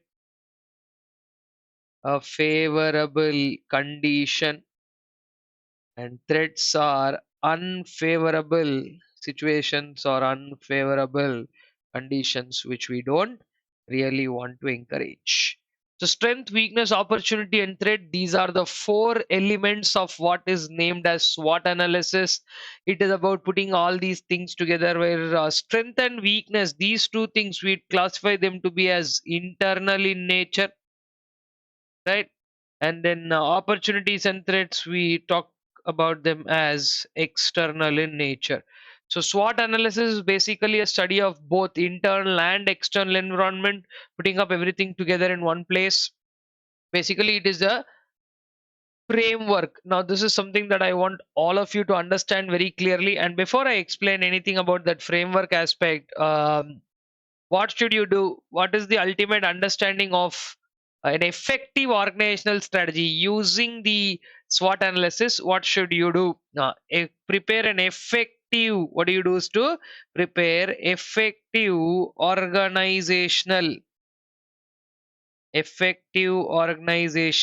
strategy.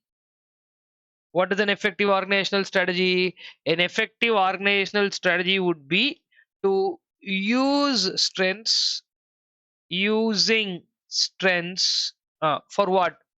To grab the opportunities, or rather you can use the word encash opportunities. Using strengths to encash opportunities, and reducing weaknesses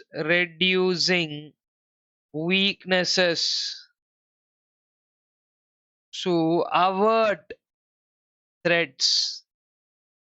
So this is the best neutralize, avert, whatever you can use the word, meaning is same. That is, you can't eliminate threats. The maximum that you can do is to kind of hang around them, say, okay, we have handled this. That is what we can do. Okay. So an effective organizational strategy is all about using its strengths to encash opportunities while reducing the weaknesses to avoid the threats. This is what we do in terms of a SWOT analysis. Now, one of the very important points I want to teach you, it's a four box matrix or a four cell matrix, and you have a little bit of theory on SWOT analysis. What are some dangers in doing SWOT analysis? What may be a strength for somebody might not be a strength for everybody. Rather than blindly copying somebody's list of strengths you should not do. Somebody's strength might be misinterpreted like this. These are some points are there, you might just want to go through that. But what I want to definitely explain you here is, see, SWOT is not a comparison. Remember that. I'll tell you why I tell that, and this is something that I want all management students as such to know this specifically. What is it? That the so-called SWOT analysis, which has these four boxes of strength, weakness, opportunity, and threat. Okay, they are only four boxes that we have plotted with strength, weakness, opportunity, and threat. So basically, when you present something like this in the form of what is called as SWOT analysis, the form of what is called as SWOT analysis, the SWOT analysis only turns out to be, or only what it can be called as SWOT analysis, a comparative framework. What is it? It is a comparative framework. It's a comparative framework of what is to be done using strengths. What opportunities can we grab? Because of strengths, which threats can we avoid? Because of weakness, which opportunities are we losing? Because of which weaknesses, what threats can attack? So, like that, you can do a comparison. SWOT is not a comparison in itself. See, whatever I wrote here, they are not happening on their own, right? But the SWOT analysis provides you a framework, a comparative framework, which enables a strategist, which enables the strategist to compare or to facilitate comparison. Okay, this is the whole idea here. Make sure that one has a clear understanding of this. SWOT analysis is not a comparison, okay, rather it's a comparative framework. The most important part of the story here when we say comparative framework is it enables comparison, you to compare it. So on its own it's not going to compare and gives. Many people don't have the clear understanding of this. That is why I took a little extra time to kind of make sure that you understand. Otherwise, simply reading out strength, weakness, opportunity, threat won't be a big deal. Okay, take a clearer look of all those 4 points. This is what is the story behind SWOT analysis. An effective organizational strategy would be a blend of, or rather, you can say it is a mix of all these four. And by simply doing SWOT analysis, it's not going to go anywhere. SWOT is always supported by another kind of analysis is there called as a TOS matrix, which was proposed by somebody called Heinz Wirich. So one more additional point that I would like to write here is that a note point, SWOT analysis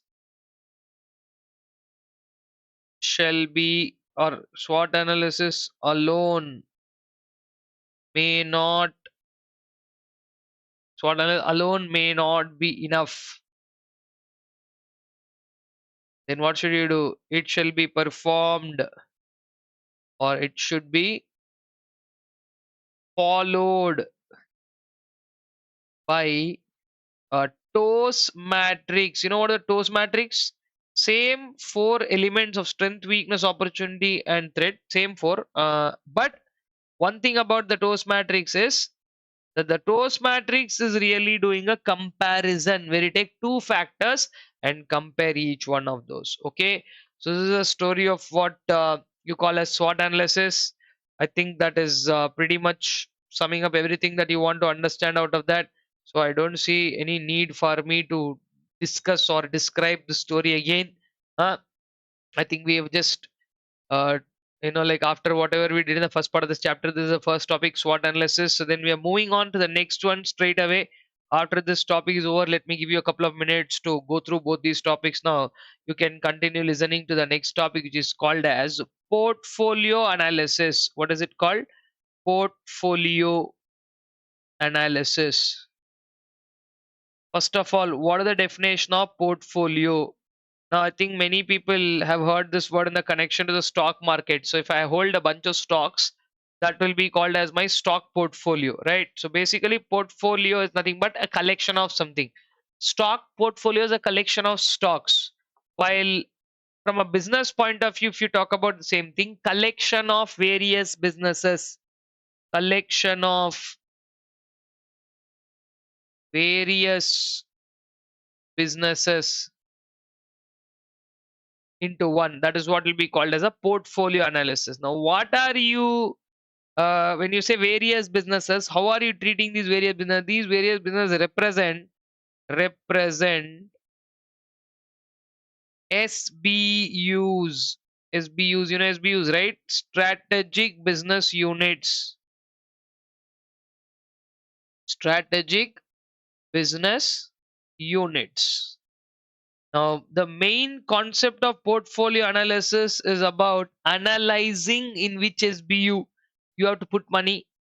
So it is the main theme behind doing portfolio analysis. What is the theme? If anybody asks you, then it has to be only one. Which SBU? Like you have see, simple logic. I have 10 rupees and I have only one option to use that. So I'll use all my 10 rupees on that one option only. But when I have money and I have multiple options, that's where I will get a question that, which business should get more investment.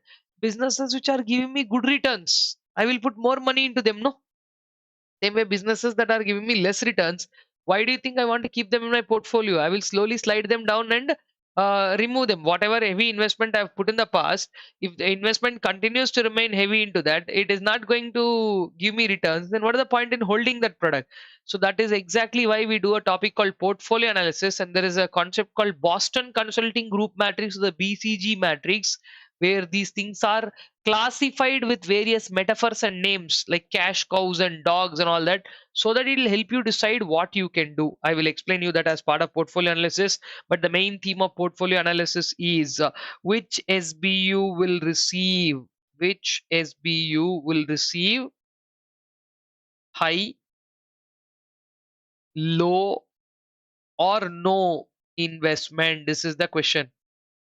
Which SBU will receive high, low, or no investment? This SBU will receive a high investment.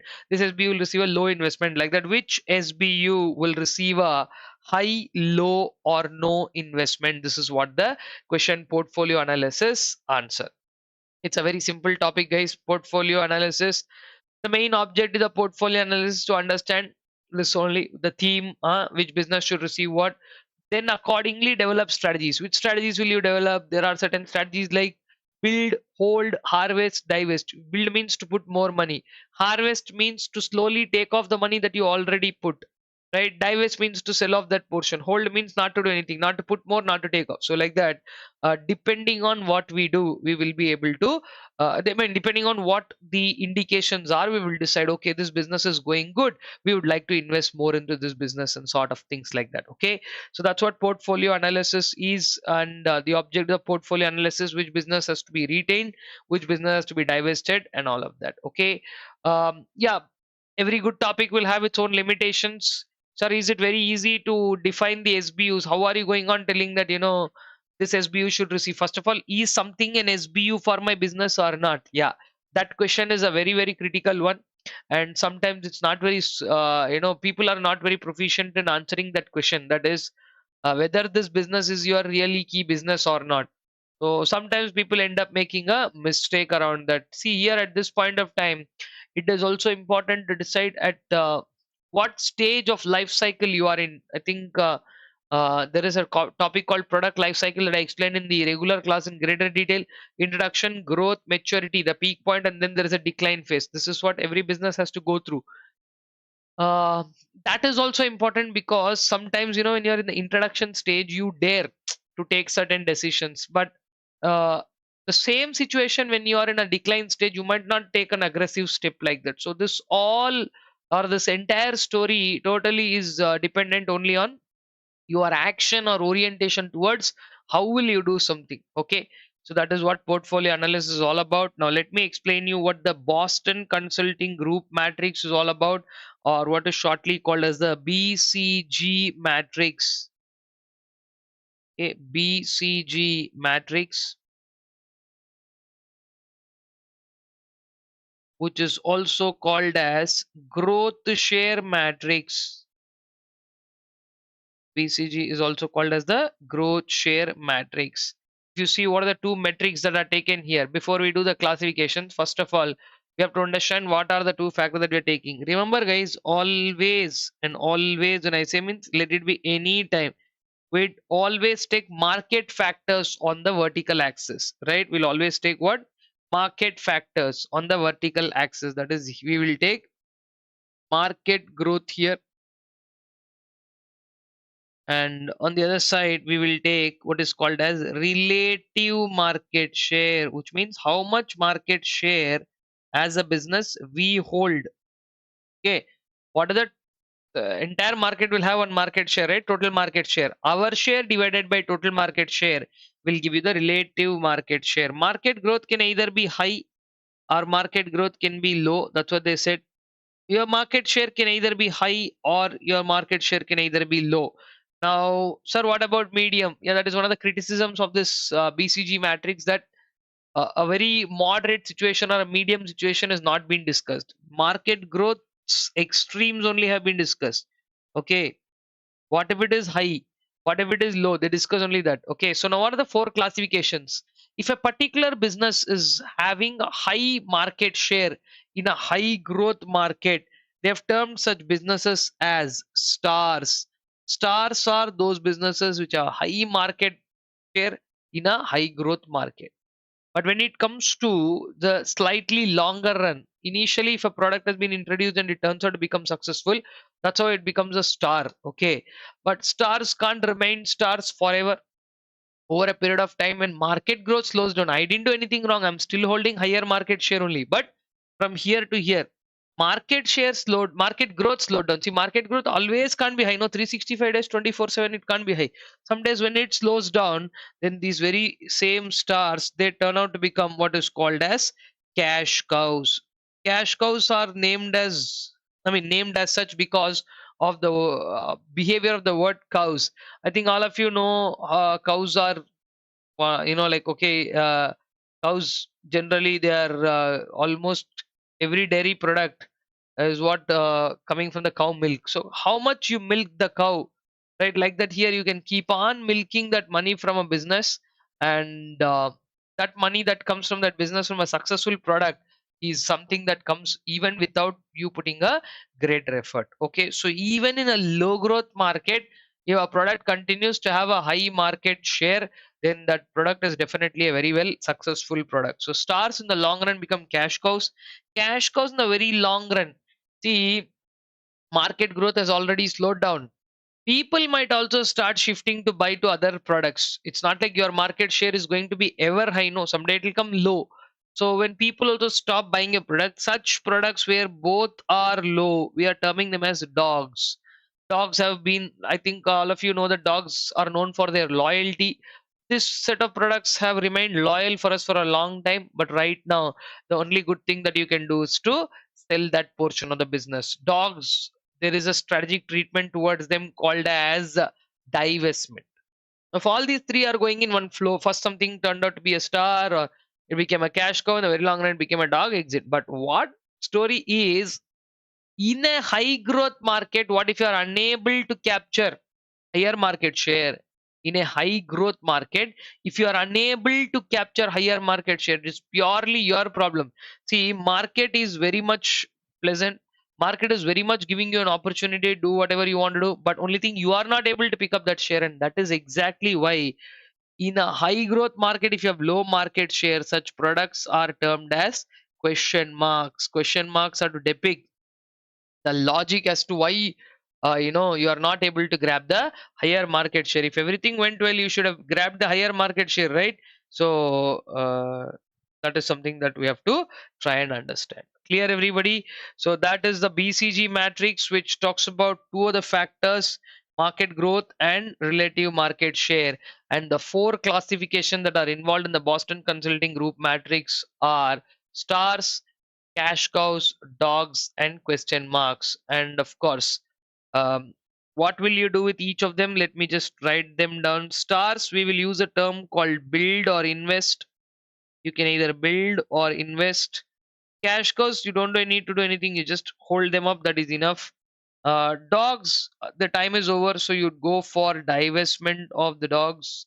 And question marks, you will either harvest them slowly, okay, or you might as well want to invest in question marks, because sometimes if you invest right and turn around a question mark, it can immediately turn out to become a star. But what is a star? What is a question mark? What is a cash cow? What is dog? These definitions are very precise.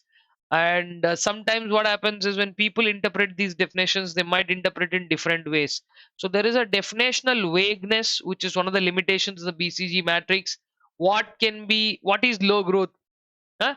Low growth is a relative term. Now, how will you tell that? And again, market share is a very relative term of the entire industry. What is my share? Now, how will you find out the entire industry share? That is also a problem, right?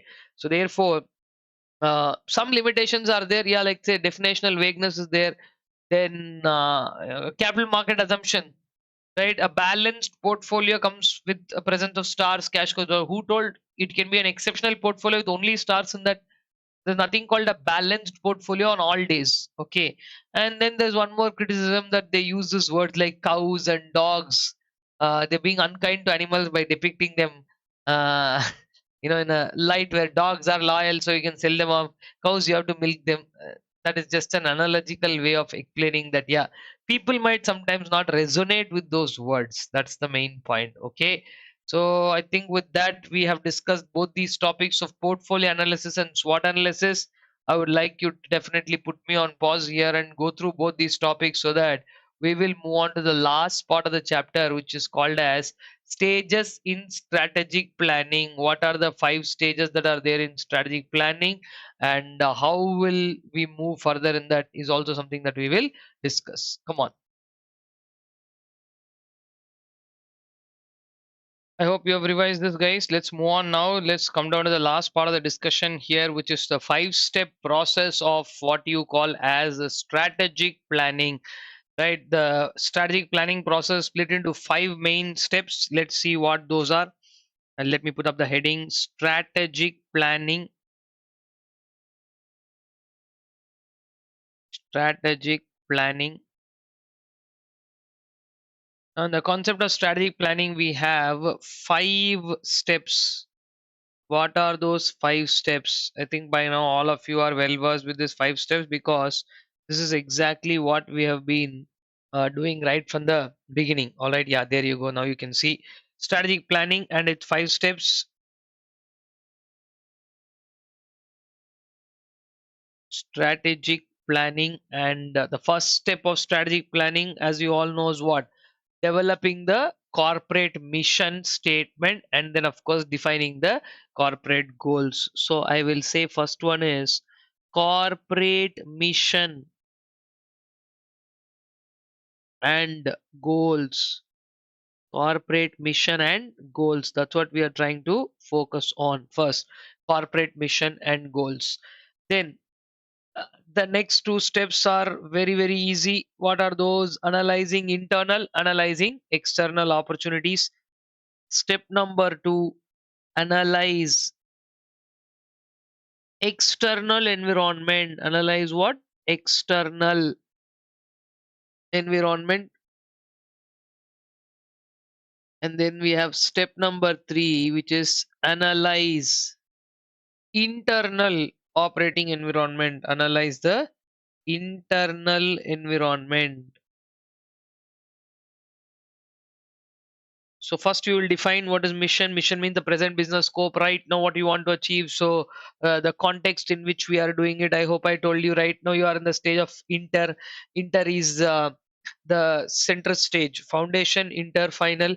Right. So you are in inter right now. Mission, inter is going on like that. Now when we have external and internal environments to assess, sir, what will we be assessing here? I think all of you know it. External environment consists of 2 factors, what are called as opportunities and threats. Opportunities and threats.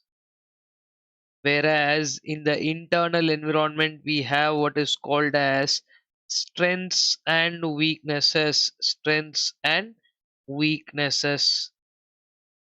So if you are able to do this again, which is, sir, are you saying that we have to do a SWOT analysis? Yeah, kind of. You have to do a SWOT analysis and going through the whole understanding of what it is, you will get a clear idea of what is the environment around you. Now that brings us to step number 4. What is step number 4? Select strategies. We have various alternatives. From the various alternatives, you have to pick up and select strategies. What are the various strategic alternatives? That also we will discuss later. Various alternatives. And the last step, step number 5, okay, implement the strategies. Simply talking or putting it on paper will not get you the answers. So implement strategies. Of course, the next chapter belongs to strategy formulation and implementation. Two parts to a story. One is checking out all the various alternatives and selecting the best one. This part will be as formulation, while the other part goes into action stage, which is about implementing those strategies. So this is what the broader idea of what is called as strategic planning and its 5 steps. I hope everybody has gone through these points so many times already. And to follow up, what are the various alternatives that are available, we will also discuss a couple of points. I would want you to read this topic in greater detail, but I would just want to tell you what are the concepts that are there here. Alternatives. There's a topic in the chapter here called as alternatives in strategic planning. It's a simple topic. I don't want to discuss each paragraph, but I will tell you what are their what is the content in that. In the alternatives in strategic planning, the first one is called as scenario planning. Scenario planning is like a if then analysis. What is it? It is more of a if then analysis. If this happens, then what to do? If like it's more of a what if kind of a situation. Every question starts with what if. What if this happens? What if there is a flood? What if there is a, like, if a projected scenario will be created to see, if this scenario happens, what should I do? Sir, what if that scenario doesn't happen? So then what is the backup plan? Happening of that event and non-happening of that event. We will generally, sometimes if positive events are there, we'll be optimistic that this event has to happen. But sometimes there is also a possibility that we don't want certain events to happen. So like, what if that happens really? Like, say I don't want rain to come on a particular day and it rained. What if it rains? What if it doesn't rain? When I need, like, say farmer is thinking, what if it doesn't rain? So scenario plannings are about projecting and putting out all the futuristic scenarios.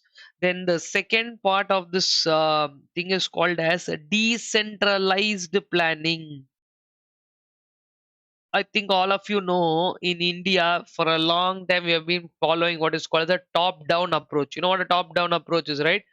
Somebody at the top will plan, they'll pass it on to the others will dump it on and they'll go on. That is more of a hierarchical structure, and it's more like a I tell you do strategy. In the current days time, it's not like I tell you do will not work everywhere. So corporate managers who are there, they should act as facilitators. Who knows the on ground situation better? The guys who are working in functional departments. The guys who are working in functional departments, no, they know the situation much better. So those guys should be telling, like what should be the requirement of raw material, what should be the strategy to follow for something. Are we doing something too quickly? Are we doing something too slowly? Everything of what we need to be doing, we have to plan accordingly based on the on ground information that comes. So that will make you know our planning also more crucial. And also considering the fact, like one fellow will plan and everybody will implement, will not be the overruled idea there. Okay, so that is a small topic on decentralized planning, right? Every time top managers planning and implementing may not go well. Okay, these two topics of scenario planning and decentralized planning, you just go through there. In small and medium organizations, you can do this by putting up special meetings, brainstorming sessions. A little insight is given there, that like conducting meetings and all that. That one paragraph I want you to sit and read a little bit before, because if that comes and then there is one last topic called CSF. Okay, in this chapter, critical success factors. Okay, just go through that also. Small topic, but yeah, critical success factors. What are those? If you can go through that, it'll be taken care of, right? I don't intend to get into those small individual topics, but please do go through them because they themselves can turn out to be questions in the exam. What to do in strategic decision making. So the last couple of pages that are there in the second unit or second chapter, I'd want you to just go by and run through those. Other than that, um, yeah, I will just take a small break. Of course, you would not feel that because the video will continue as such. But so, as a matter of fact, I will take a small break and get back in discussing the next chapter further. Uh, Meanwhile, since the second chapter is also complete, I want you to have a thorough run through of the whole chapter. So we have completed now the first couple of chapters, and then the third one is a very detailed formulation implementation story that I'm going to go in detail. And let me see towards the end if I can even fit in a little bit of insight on the digital strategy because they're all individual topics. But yeah, we will do that. Okay. So, like I said, we'll take a small break and get back in some time. But yeah, again, like I said, video will continue as such. Okay.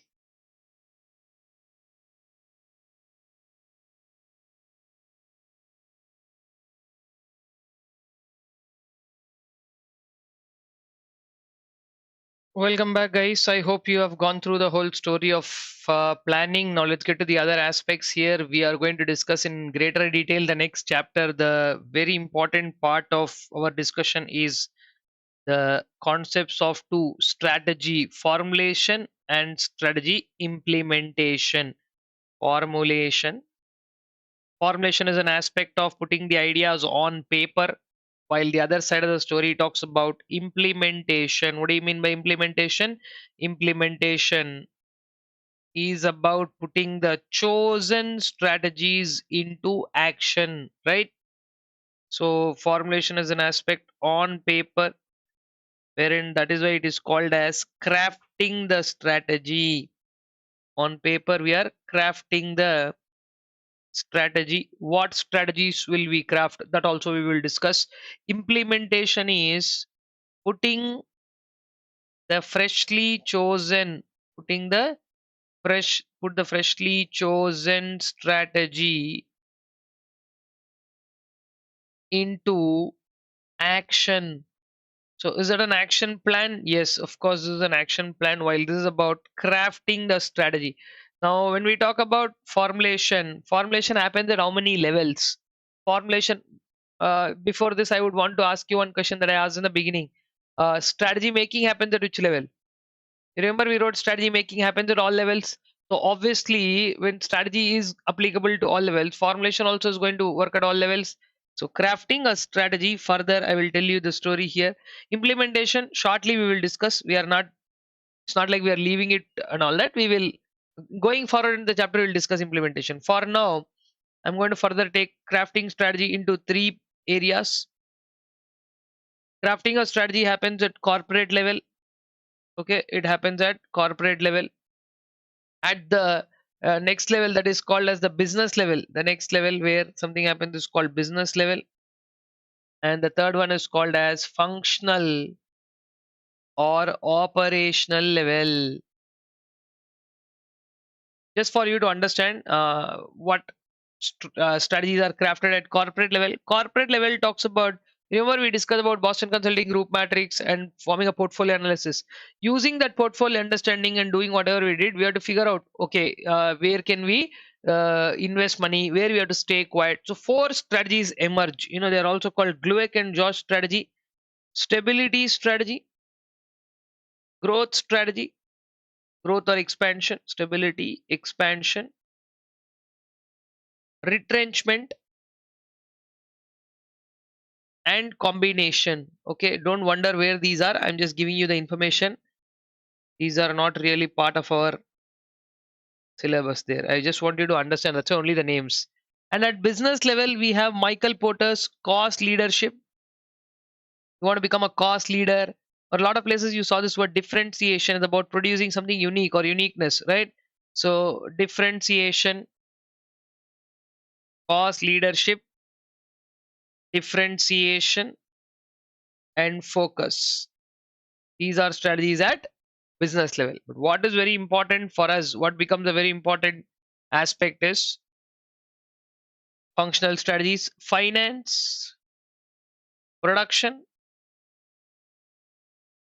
marketing, finance, marketing, production, HR, the human resource strategy,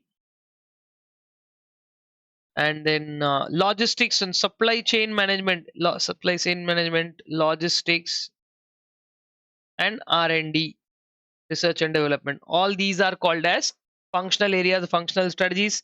Finance strategy, you have a separate subject on financial management. There it is discussed, cost of capital, capital budgeting, what to do, what not to do. All that story is there in the finance study part of it.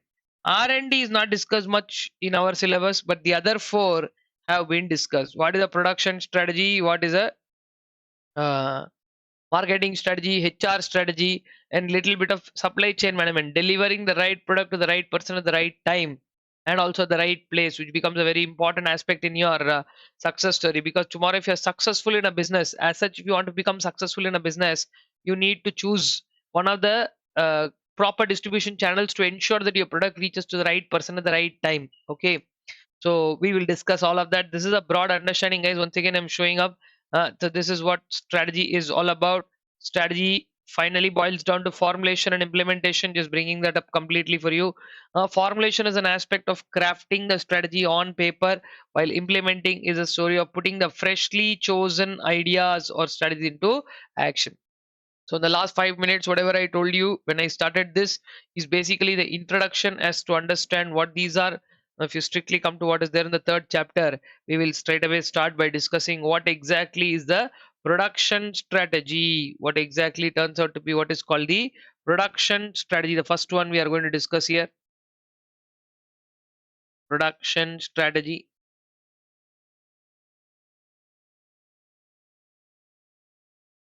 What is production strategy? Where are you going to produce? How much are you going to produce? What should be you be giving as raw material? What product are you dealing with? What service are you giving? Its design, work system. Are you going to do manual labor, automatic labor? All this. And is a supplier going to come from outside, or is it our own supplier? Remember vertical integration. Vertical integration means we being our own supplier. Like say we are into two businesses. One is a business of current product and the raw material of this product also. Like say for example, I am a sugar producer. I am a sugar producer. Where do I get my sugar cane from? Normally I have to get sugar cane from farmers, but in this example I'm saying I only have that farm, so I am my own supplier. So like this, these all will influence the production strategy. See, if you are your own supplier, you can cut down the waiting time. But if your supplier is outside the organization, then you have to wait for the supplier to give it to you. Sometimes they may delay. All these problems may be there, right? So production strategy, what does it actually talk about? Let me give you some insights as to what it talks about. Production strategy talks about capacity, layout, some of the keywords, where what all are the important aspects: location, capacity, layout, product or service. What product are you delivering? What service? uh, Extent of vertical integration,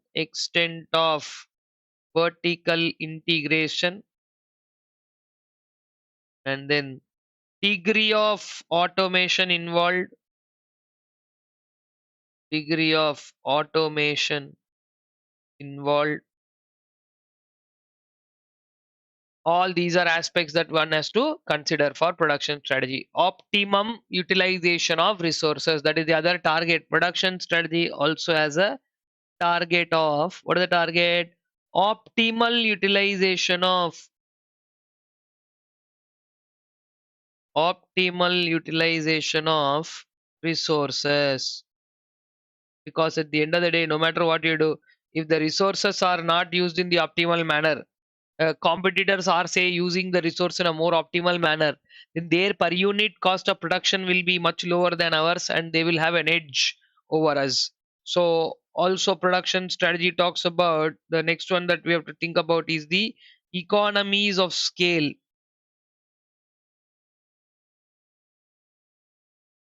Economies of scale, I hope everybody knows. Back in like if you are a student of economics in the past, you would have studied this. Then later in management also, in other place also it comes across, right? The benefits of large scale production, right? Economies of scale are nothing but the benefits derived in large scale production.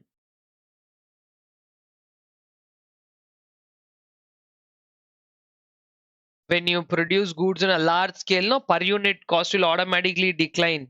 And there is, see, when production outcomes are there high, per unit cost will decline. Why? Because with the same fixed cost you'll be able to run more production runs and you'll be able to get this. So what you are supposed to do, how will you implement it, what is the capability of the organization, plus very very important point, just because you have the capability you can't produce. You have to also see whether there is a market demand. Market demand is X. You produced X plus something and then you supply to the market. Please understand, you are not the only supplier in the market. Others are there. So when you all cumulatively supply more than what the market requires, then it is a bad thing for everybody. I told you this in competition also. Per unit cost will, pricing will decline because everybody wants to clear their goods. So they will reduce the price and try to sell it low.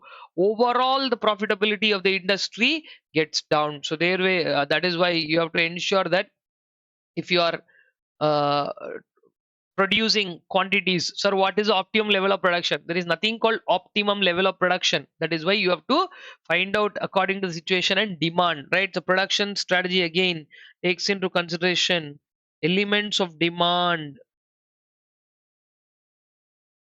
elements of demand and supply have to be considered. How much supply should be done depending on how much demand is there, because in the name of producing, if you produce more you will lose. And one more very important thing is, production strategy always talks about an aspect called flexibility. Too much flexibility should not be there in your product, because if too much of flexibility is there, that means you're customizing and producing it for the needs of individuals. And when you do that, uh, flexibility gives away one of the very important points. Like, if you want to have flexibility, go for flexibility only. But if you want efficiency, their per unit cost of production should be low. Then see, like I give you one simple example whenever I talk about this. Like, say you want to get some visiting cards or wedding cards printed. So you went and told that person, like, I want only 5 wedding cards. Obviously, the per unit cost of that will be pretty high, right? You remember, per unit cost will be pretty high. Why will it be pretty high? Because you won't be able to produce it at, when you're printing only 5 cards, he has to start the machine, right? The machine now say, if you go and ask them to print 500 cards, obviously per unit cost of this 500 be lower, yes or no? Why? Because once they switch on the machine, the fixed cost of that production run is same. So that is why you have to decide between flexibility and efficiency. If you want flexibility, you keep flexibility and charge high for the customer. But what about competition? You bother about that. Then if you want efficiency, produce in large scale. But if you want flexibility and efficiency, it's kind of not possible, because flexibility gives away efficiency. So you have to make sure that either you do this or do that, right? So the one of the important aspects of the production strategy would also be to understand the difference between flexibility versus efficiency. So all these are points about the production strategy, guys. If you want, you can take a closer look at that in terms of what it is and how it is. If I've missed a point or two, please make sure that you run through that. Another important concept in the production strategy is just in time. Remember just in time, right? Getting the raw materials just in time. Remember just in time. Only getting the raw materials when it is needed, just in time. So to uh, reduce the per unit holding cost, instead of holding the raw material for a longer period of time, we get it only when we want it. So just in time is another concept. Production strategy also talks about just in time. Just in time is an inventory ordering system. So just take that, I wrote there and kept, so that when you revise, you can revise that also. Now, delivering the right product to the right person at the right time at the right place and right price, 5 rights are involved, plus entities which want to follow what is called as just in time. The production strategy, if it is telling that, okay, my production strategy is like this, and for that the goods are going to come just in time, we need a solid supply chain management strategy. What do we need? A supply chain management. Supply chain management strategy. So the bigger question is, what is the supply chain management strategy? Supply chain management, First of all, supply chain means what? Then supply chain management means what? We'll see. Supply chain, first of all, is a linkage between supply chain is a linkage between three people. What linkage between? Linkage between supplier, manufacturer, and customer. These three: supplier, manufacturer, and customer. That is a linkage. Now, design, implementation, and maintenance of the supply chain system is called supply chain management. Like any other, supply chain management, it is about everything, managing the flow of inputs, production, and delivering the output. So it is a linkage between these three, while supply chain management is about design, implementation,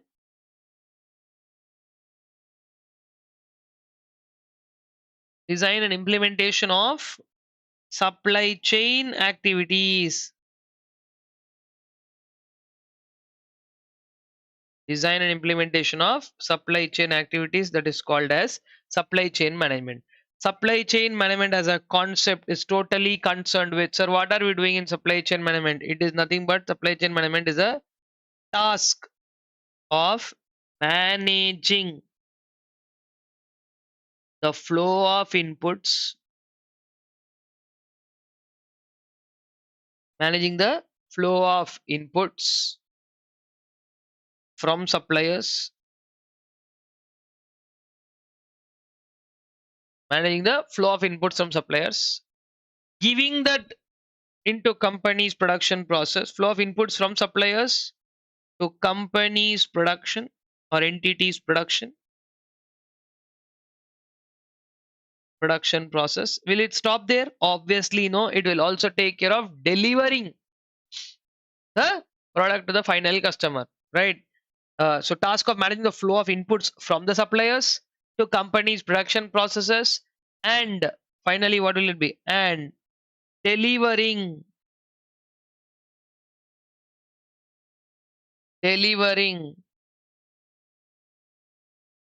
the final product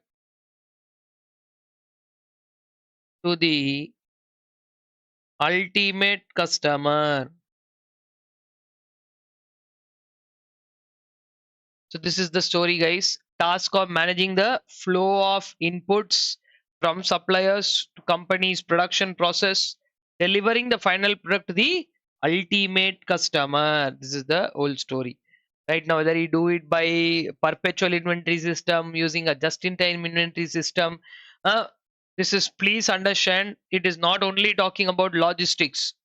Right. I want all of you to understand here there is a difference between logistics versus supply chain management. If you are discussing this, what is logistics? Logistics, when we talk about it, it is mere movement and storage of goods. Movement and storage of goods. Storage of goods is termed as warehousing. Okay. While supply chain management is a broader term, let me write that from some time I've been telling you the definition. Supply chain management is about delivering. Delivering what? Right. 5 rights are there, right? Right product to the right person. Delivering the right product to the right person to the right place, right time, and right price. All these 5 rights, if you match, the intent of your supply chain management working out will be that only you're delivering the right product to the right person at the right time. And also movement and storage of goods, which is part of logistics, that is also part of the supply chain management. Storage of goods, you can use perpetual inventory system wherein you keep the inventory for some time, or you can use just in time. Okay, if you're reducing the cost of raw material holding, then definitely it will be value adding. But it again depends, for certain businesses which there is a higher time for getting the raw material, they might want to keep it. So whether you want to go for just in time or whether you want to go for the regular inventory strategy, that is something that you want to discuss on your own. There is a small topic there, just in time. What are the just in time limitation? If you are not having enough buffer stock, that can be a problematic thing. Otherwise, a supply chain management strategy is the next strategy that is essential for the organization. Let me quickly move on to discussing point number 3, which is on marketing strategy. Production, supply chain, then comes marketing strategy. Marketing means what? Creating awareness. Okay.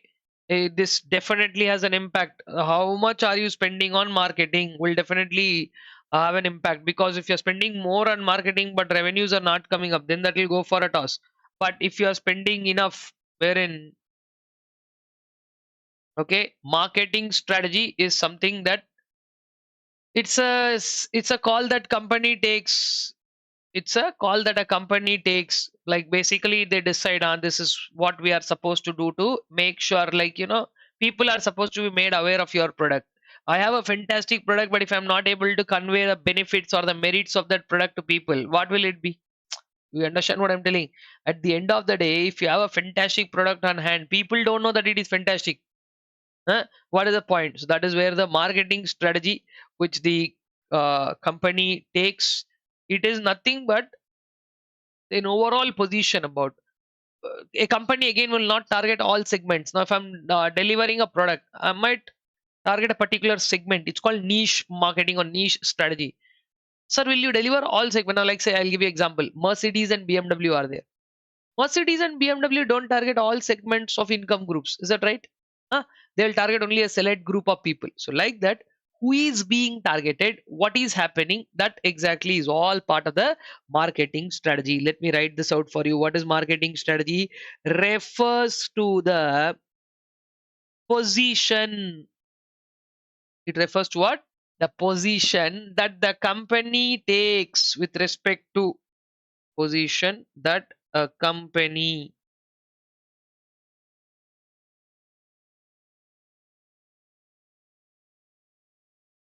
takes with regard to now see what all are the points regard to. One, segmentation. Segmentation means breaking the market into multiple parts, dividing the entire market into segments. Two, pricing. In pricing also we have strategies. One is called skimming pricing, what generally uh, phones do. Phones means Apple, Samsung phones, what do they do? Initially they price it very high, slowly the price comes down. That is called skimming pricing. Then there's another type of pricing called penetration pricing. What they do in penetration pricing, they'll enter a market with temptingly low price, attract a lot of people, and then slowly increase it. Okay. Then third strategy would be with respect to advertising. Should we go for TV advertising? Should we go for radio advertising? Should we go for advertising on the internet? Segmentation pricing, advertising, product design. Sir, what about product design? That is a team of the design. I mean, it is not the job of marketing people. Many people have a misconception that there is a separate design team. That's a no. The regular marketing team that is generally focused in doing this, they are only going to ensure what we work on the products design. And the most important aspect of marketing is the distribution channel or distribution. How will you be able to, my bad, how will you be able to distribute the product? Are you going to use all distribution channels? Are you going to deliver it through only retail channel? Are you going to deliver it through the wholesale channel? What is the ultimate idea behind this? That is what we are going to figure out. Okay, so that's all, guys. That is about marketing. Here, one of the very important concepts in marketing is about advertising and promotion. Advertising, sales, promotion, these are all different words. Okay. The cost of doing advertising, the cost of marketing basically is an additional cost. Okay, so you want to create a customer. Peter Drucker's theory is there. If you want to create a customer, you can create a customer by doing great marketing or great advertising. Like, I will tell you one example which I generally keep telling. You saw the advertisement of this product called Fog. Fog, right? That used to come, the scent in when you watch cricket matches, it comes every over. Fog kya chal raha hai, fog chal raha hai, that advertisement, it used to come so many times that it has hammered into the minds of the customer, that that there will be a couple of people standing, and then one will ask kya chal raha hai, then they'll tell fog chal. So that, at least those guys who have been watching cricket for few years, this, right? Why did fog do that? It's such an irritating thing, but you and I today are discussing that as an example. Why? Because that is the way they thought that they'll enter the market, by putting it so much.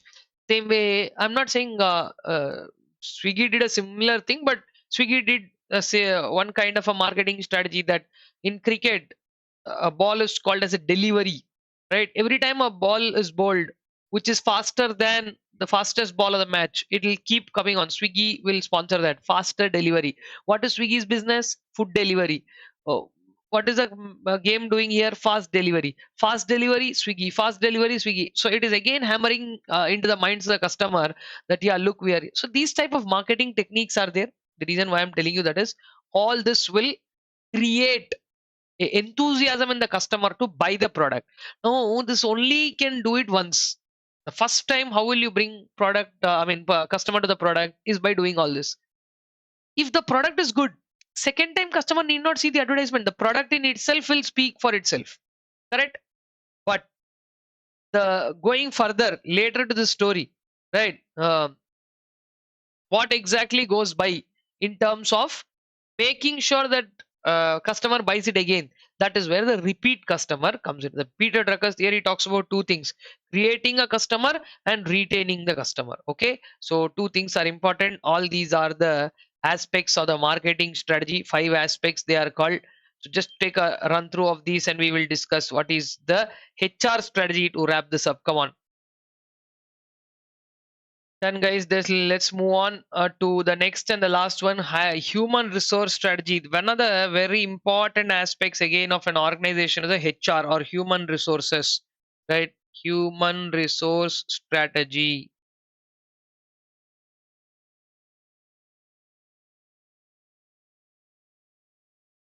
What about human resource strategy here? Uh, no matter how, see, whether you talk about finance, marketing, HR, production, whoever are there in that entire story, right? Everybody ultimately are dependent on the HR strategy, because a company which is good is only good because if it has a good HR, right? No matter how much machines, process, techniques, whatever we talk about, end of the day, if the what do you say? If the control of the entity is not good in terms of who the people are, it doesn't make any kind of sense. Okay, so which is exactly why one needs to talk about HR strategy. In HR strategy, the most important point is to get the people who are the like-minded people who share. So that is why we have to have a proper hiring strategy. What is the hiring strategy? On which people? Okay, you have to ensure that those people who resonate with our ideas, they should be hired. Now, it's not like, you hire somebody, and people are like, "Hey, why did I join the organization?" That should not be the idea. Or hiring strategy's main goal is to hire people, hire people with positive attitude,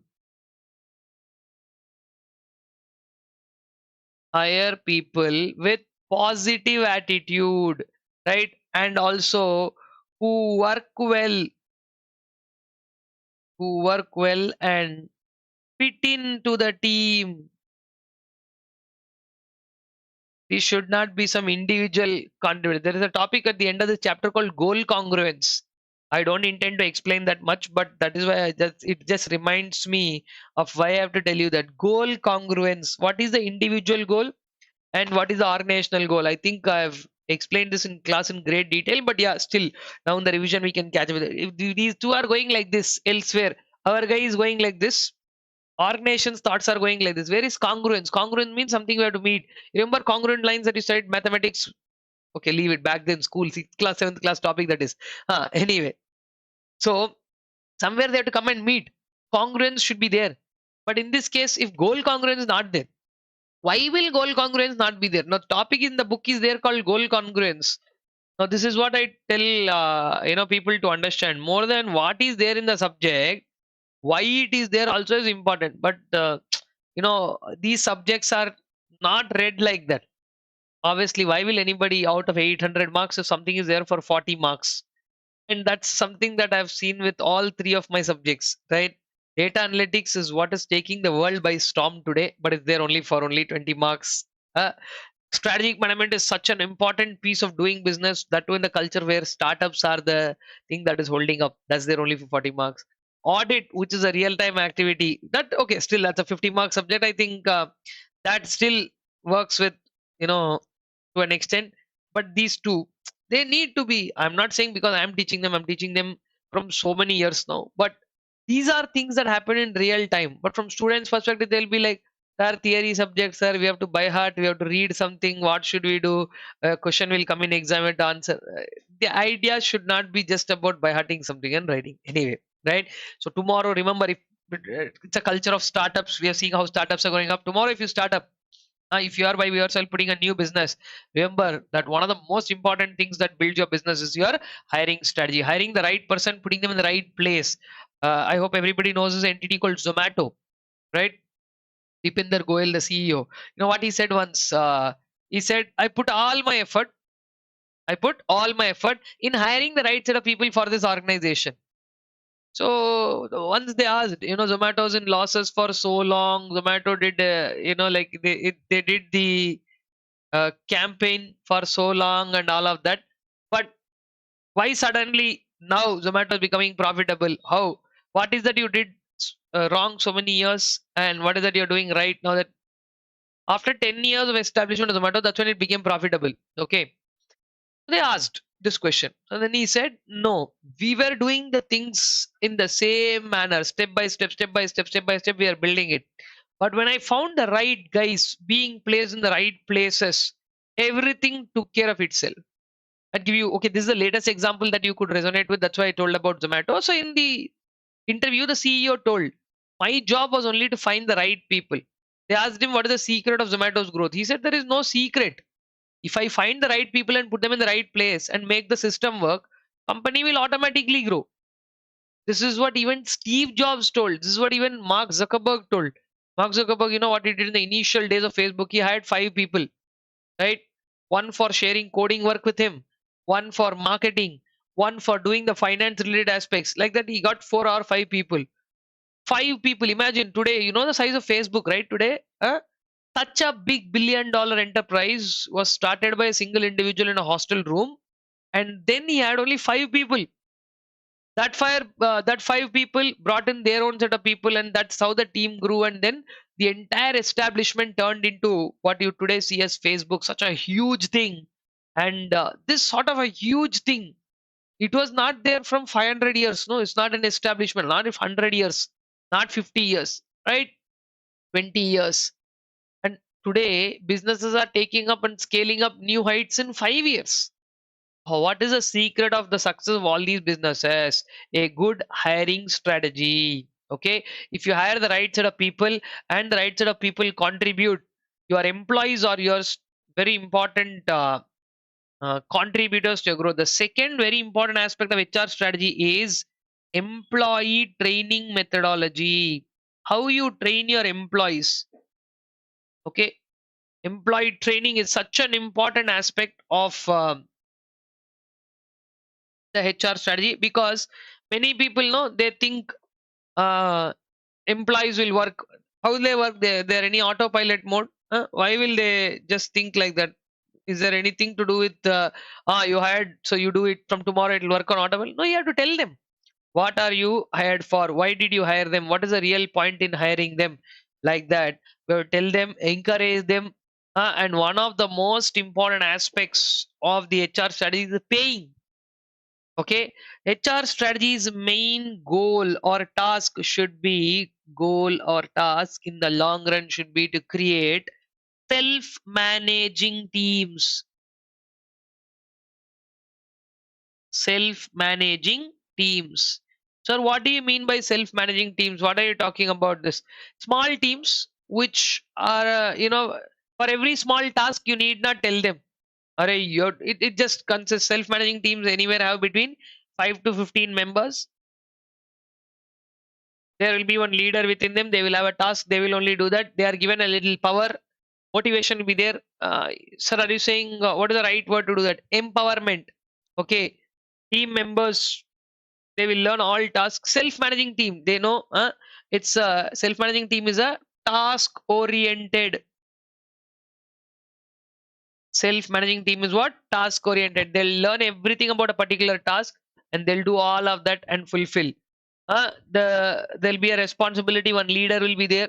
He will take care of what it is, and these people will all work together and make sure that the outside somebody will not keep guiding them. The self-managing team. Now, sir, once this self-managing, is it easy to establish this? No.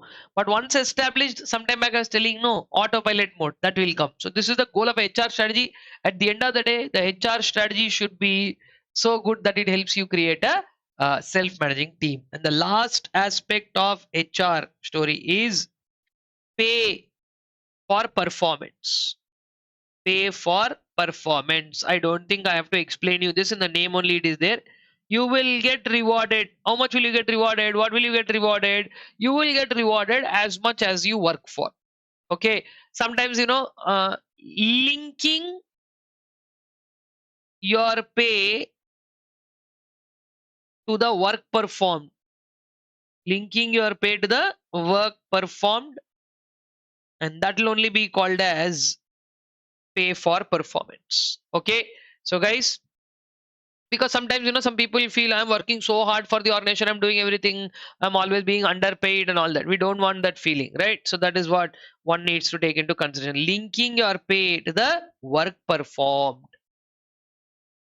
So guys, I think those are the 4 strategies that are around in this topic, which is very important: production, marketing, HR, and logistics strategy, what I usually suggest at the end of every topic. So we have discussed around the last 30-35 minutes. We have discussed across all these strategies. That is after the break that I told you. So please go ahead and run through all these 4 strategies, and then I will continue with the next topic, which is called as organization structures. Organization structures are as much important as these strategies. Now, if you have a fantastic strategy, but you don't really have a proper structure to fit in, it is not going to make sense. So go through all these, and we will just about in a minute continue discussing the organization strategies. Come on. I mean, structures. Okay, guys, I have hope you've gone through that. Now, there are certain other aspects in HR strategy. People using as resources. Small paragraphs are there, 3, 4. Just take care. Middle line managers means who. I don't want to cover the entire thing here because I do have some other important aspects of organizational. 3, 4 small topics are there. Can we use people as resources? If you are using people as resources, what to do? Who are middle line managers? That's all. Okay, cover up that. Let's now move on to structuring the organization, right? What is it called? Structure or organization. Structuring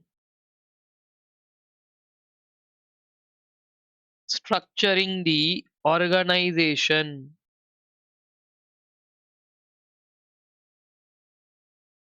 How do we structure the organization? Right now, generally what we will do, we'll draw map, hierarchy. Basically, what is a structuring means what? Giving a formal structure, how it will work.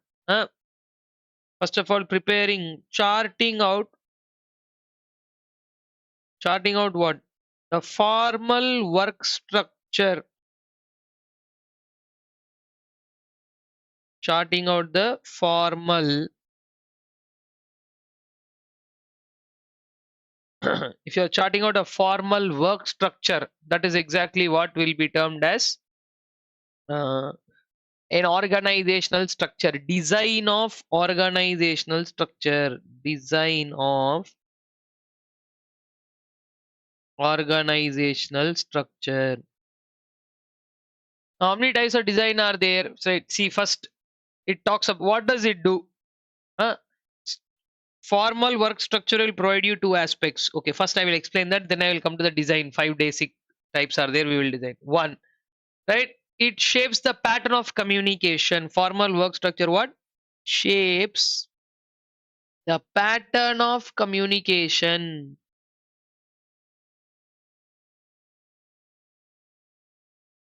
It shapes the pattern of communication, means what you are supposed to do and how you are supposed to do, the pattern of communication.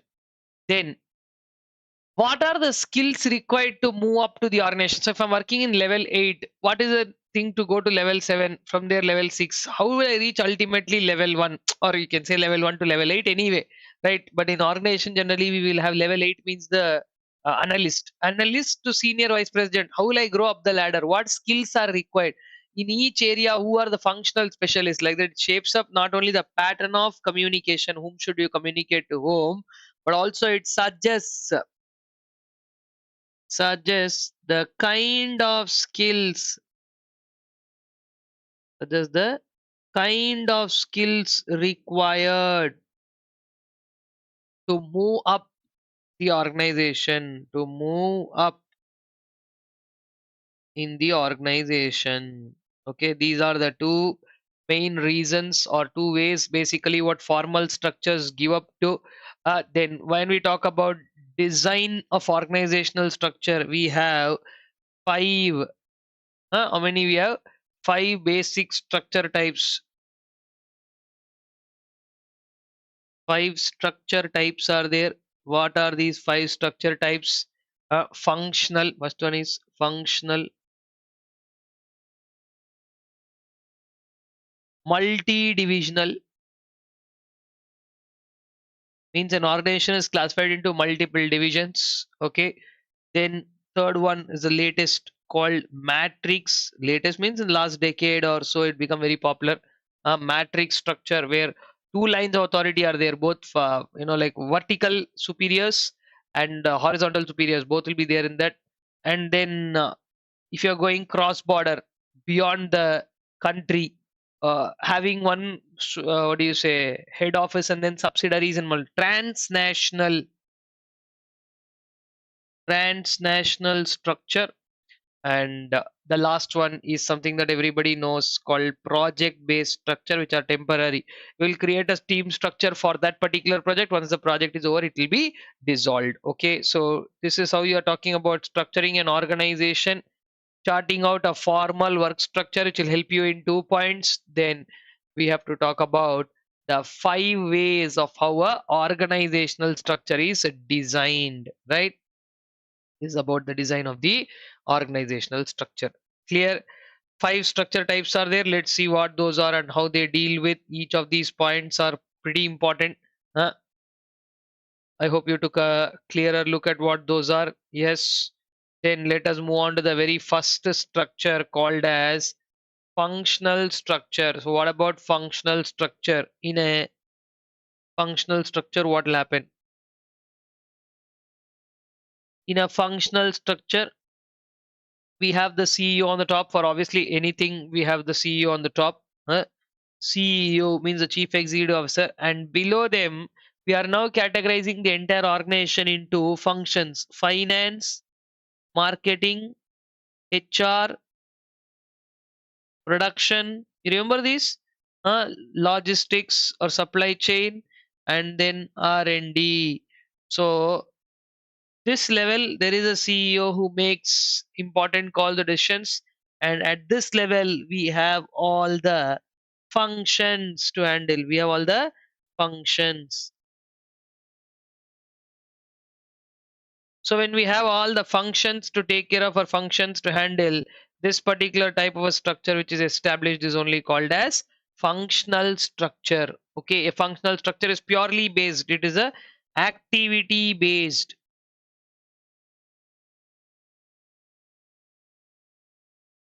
Functional structure is what? Purely activity based structure, right? Where primary activities are undertaken by the organization: finance, marketing, HR, and all that. But one of the points is there here. You have a problem of everything being blamed on the CEO. Okay. It's very good with one thing. It's activity based, and therefore, because it's activity based, there is clear definition of roles. A functional structure, clear definition of roles is there. Finance guys, what will they do? Marketing guys, what will they do? HR people, what will they do? Decision making, since this guy is making decisions, it's called centralized decision. Centralized decision making. Okay, that is there. So like this, there are multiple aspects where you can consider the functional structure to be one of the best structures. But obviously, what happens is some limitations are there. In this particular, everything can't be classified into functions only. Everybody will be bothered about their finance team will be bothered about only about them. So losing the sight of overall organization, that could turn out to be a problem, and it overburdens the top managers, and there can sometimes be conflicts internally between the finance manager and the finance team members. So like that, certain drawbacks are also there for the functional structure. Then what we are doing is, for slightly bigger organizations which outgrow the functional structure, where we can't manage it, maybe because we are now present in more geographic locations, or we are now present in more places than where we were earlier. So all these aspects are now being dealt with in the what do you call, multi-divisional structure. Multi-divisional.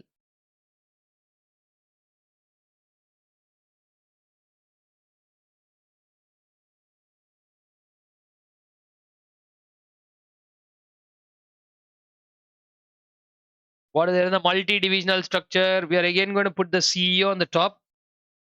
Okay, CEO is there on the top, no denying that. Now what happens, the CEOs is CEO sitting at a headquarters. This is a completely headquarters driven system. Okay, CEO is the headquarters. Then what we are doing is dividing this entire story into divisions. We are making it as a division A, and division A will have a divisional general manager who is responsible for that. And below this division, each division will have finance, marketing, HR, production, inventory, everything will be there, but division wise. Then again, sir, can we do division B? Yes, division B will be there, for which division manager will be there again, divisional general manager, and the structure again continues: finance, marketing, HR, production, inventory, and again division 3. But you can't endlessly keep going with divisions, because there will be no purpose, right? If 10 products are there, you can't go with 10 divisions and all that. So for less diversified entities, where the limited number of people are there, where they want to create a structure like this, you can always create a flexible, people can be moved from one division to the other.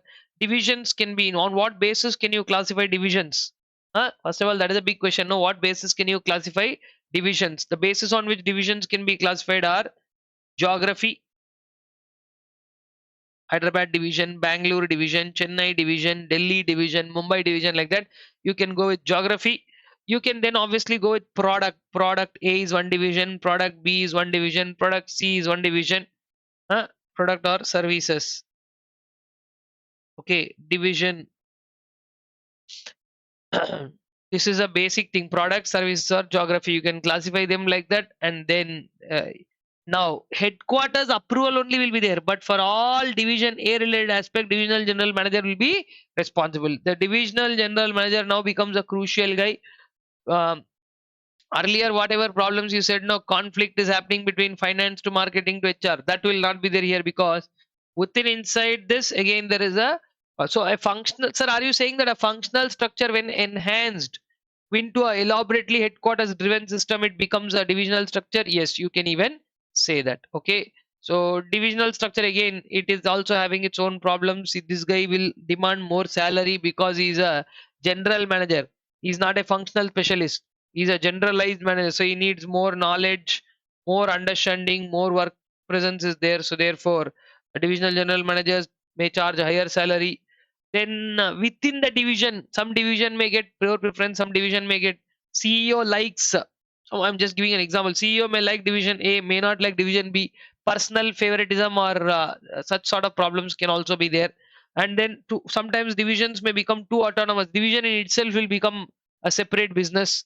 So like that, some drawbacks are also there. But I hope everybody understood the divisional structure. This time, what we're doing is we are putting functions into multiple places, that itself replicates something called as a functional duplication. There is finance in division A, there is finance in division B, finance in division C also. Earlier, it was like no matter even if you had three products, one finance team used to handle that. But again, like I said, this is not that this is good or this is bad. This is more to do with in that context what makes or what goes well or what works well. That is what one needs to take into consideration. Okay, this is the multi-divisional structure. Then I will take you through the next one. Take a look at the multi-divisional structure here. Functional, multi-divisional, and then we have one very interesting structure called as the matrix structure. Let us talk about that, guys. Third one is a matrix structure. Now, what do you mean by matrix? Matrix is a formal arrangement of rows and columns that I hope everybody knows. So what is happening is we're not disturbing the top level. CEO will be there here, right? Under the CEO, we'll have all those activities that we generally do. What are that? Finance, marketing, production, inventory management, logistics, R&D, whatever are there, they all will be there. HR, okay, inventory management and logistics are same, so I'll make the last one HR. All those attributes and activities are there. Now, what happens is the same guys are used for more than one task. Guys from finance, guys from marketing, guys from all these, we are horizontally connecting all of them, plus they are already vertically connected, and now we are going to start what is called project A. Then the organization decides to use the same set of people to do one more project called project B. So like this, where you have a functional hierarchy which is listed out, you report vertically also and you report horizontally also.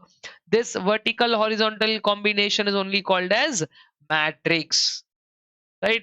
So again, organizations which are newly established, they can follow the matrix structure. Well established entities might have a more detailed structure, but here these entities can have a matrix structure by establishing this. Okay, so matrix structure is a combination of both flexibility and design from products and geographic divisions, everything brought together. So this all set of people are used to perform project A. The same guys are used to perform maybe there's no rule that same guys have to be done. Same function I'm talking about. Same guy means here person A is doing, here also person A. I'm not saying here the same finance team is working. The function is duplicated. Huh? They are very flexible. Tomorrow if the project B doesn't work, you can remove them. Okay. And project C, you can bring another one. So adding or deleting projects becomes more easy, right? That is what it is. And since the distance between these people and CEO is very less, more layers are not there, directly the information on ground can be passed on to the CEO and CEO can take quick decisions. It will enable the CEO to take a quick decision. So those are some of the beneficial points about the matrix structure. Moving on, guys, straight away. 4 and 5 are two simple structures. Let me not waste much of a time. 4 is called transnational structure. Everybody knows what transnational is, right? Transnational structure. What is the transnational structure, guys? Where we have a head office and then we have international subsidiary. Okay, we have a head office, and the head office has multiple 1, 2, 3, 4, 5 like that. It has international subsidiaries. They'll all follow head office story only, but it is they're in different countries. International subsidiaries. Okay, so this is a story with respect to how it works. The transnational structure is set up, established. The domestic entities, each of them have their own country's rules to follow, but they are all supported by a common strategy coming from the head office. So this is like, sir, are you saying it's a multinational company? Yeah, it's more than that. It's called transnational company or transnational entity. right? Local responsiveness, global coordination. Two keywords you want to take home from this. One is called local responsiveness. How will you respond to this activity locally? Local responsiveness to what? To global coordination. Okay, local responsiveness and global coordination. These are the two key aspects. If you read that paragraph, you should be able to understand. I think all these are individually there in various countries. The national units are all brought together by one parent company and the corporate entity that establishes in more than one country. Why? Maybe because they have advantages. In country one, raw material is cheaper. In country two, the labor is cheaper. Now, like a lot of work is outsourced to India, right? So like that. You can use a transnational structure. This generally is used by global businesses. Let me say that if you are confined to a particular area and you work in only one area, this might not be a very lucrative or attractive structure for you. But if you are somebody who wants to go uh, like stretch your wings for more than one country and all that, you can always use what is called as the uh, transnational structure. And the last one in this story is called as a project based structure. Project based, in the name only it is there. It doesn't hold much. The project based structure is very simple. What it is: establishment of certain teams, where project based structures are where teams are created. Teams are created.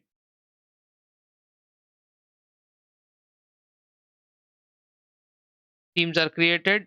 Work is undertaken. The teams are created. Work is undertaken, and then they are dissolved. And they are dissolved. That's all. Okay. So you can use this for construction companies. Use this like generally construction companies, software companies, construction or software companies. That is why if you are having any siblings or parents working in software, they keep telling that I'm working on this project. After the project is over, they'll be moved to another project, or it's not like they'll be removed from the job, but that project is over, that task is over. That's all. Right? Construction, software companies, etc. Other people also can use, but generally project based. Sir, are you saying it's a temporary? I don't want to use the word temporary, but yeah, like I said, it is time limited. I don't want to use the word temporary. I will say these are time limited structures. Time limited structures. Okay, there are some advantages. The project guys will focus only on the project. It will be very effective if you put the right guys. They are needed to do the project and all of that. That work will be finished accordingly. Accountability will be there. Array, you are responsible for project one, you are responsible for project two. Like that we can you know grab the accountability aspect of it. So that advantage is there. But having said that, projects, since they are not permanent structures, they may not be providing you the people will be like, what is there if I don't do well also, they'll put me on some other project. Okay. And then one project is over, somebody gained some good what do you say, what is it called, exposure or good strength, suddenly that project is dissolved. So the constant breaking up of these structures, in the one permanent structure is not getting established in the organization. So like that, the problems are, guys, again across the last few minutes I've explained you all the organizational structures: functional, divisional or multi-divisional, matrix structure, transnational structure, and project based structures. Okay. The very very important aspect of is structural choice. Okay. Now, structural choice. Let us discuss this topic to close this entire structure story, so that we can discuss some standalone concepts like SBU, BPR, and then the last topic of strategic control to wrap up this chapter. Right now, what do you do in the structural test? Which structure will suit the organization? Structural tests. They are classified into two. The four tests, and then we have five tests. This could turn out to be a question in the exam, guys. What structural tests are to be taken care? So the first four tests that have to be undertaken to see whether this structure will be working well or not. The first one is called as the market advantage test. What is it called? Market advantage test. Will this structure bring us any type of market advantage? Will this be beneficial? Is it like, say, structure follows a strategy? There is some person, my name Chandler. Chandler put a circle. Every time you change a strategy, strategy brings a change in structure. Okay, so structure follows the strategy. That's what his point is. So, like that, is your structure in line with the strategy or not? That's the first test. Does it provide a market advantage? Two, the parenting advantage test. Parenting means somebody should be there above us to guide. So, in this kind of a structure, like say functional structure, the CEO is always there to guide. In divisional general manager is there to guide, right? So it is called the parenting advantage. Parenting advantage test, market advantage test, parenting advantage test. Then we have something called as a people test, whether it will fit people. Okay, your structure should not be having so many positions that lot of things are left empty. At the same time, your structure should not be with less number of positions where many people are not fit. So the people test, whether the number of people that we have in our organization, will they be fit into those respective structures or not, that we have to check. And whether this structure will work out in the long run, it is called feasibility. It's called the feasibility test. Okay, so whether they will, I mean, whether this will really become feasible or not, that we have to check. Okay, so these are the four tests first we have to do. Once these four tests are done, then there are a couple of people called Gould and Campbell, right? Gould and Campbell, they proposed five more tests. What are these five more tests? Whether the structure fits in with the culture. Okay, these are culture tests. huh? Whether it meets the specialized culture test. Okay, all are tests only, so I'm not writing the word. Specialized culture test. Difficult links test. Difficult links means whether all parts of the structure are linked properly or not. If linked, how are they linked? Right? Whether the proposed structure will link between the various parts of the organization. Is it very difficult? If one part of the structure is not connected to the other, then we will miss something called synergy. So whether the different parts of the organization are linked properly or not, and then how many layers of people are there. Every time, if everything is taken to the top for decision making, it's not a very nice structure. Small problems also are coming to the top, whether they get local resolutions or not. Like that, you have to check the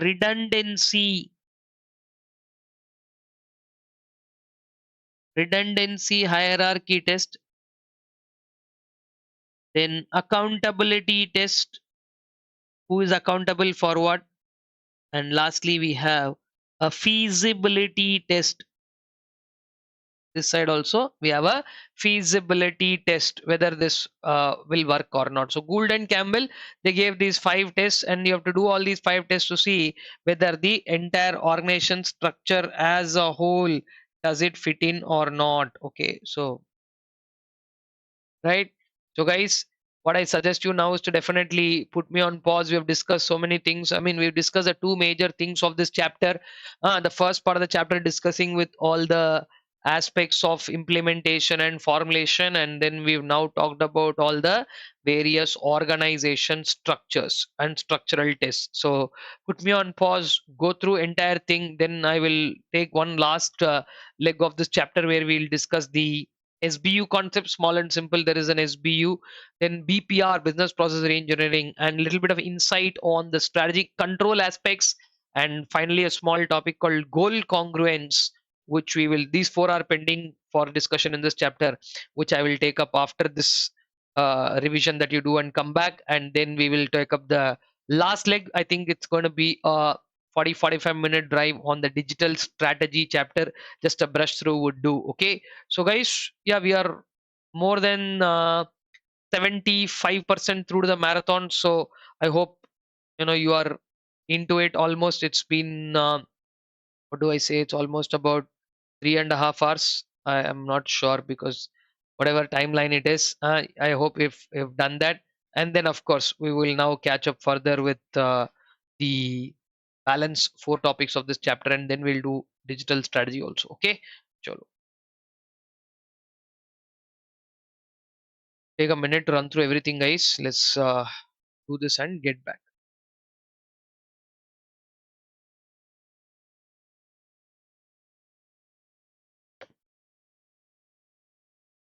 Okay, guys, that means we are now back with the last part of the discussion, where we shall talk about what is called as a SBU, a strategic business unit, or SBU. I will explain you these four concepts that are there, as I told you: SBU, BPR, all these in brief, because I think you have to anyway uh, run down them in detail. But like I said, I don't. I also want to put some time on the last chapter, where we will discuss about digital strategy. So SBU. What about an SBU? SBU, guys, is the full form of which we all know. It's called as a strategic business unit.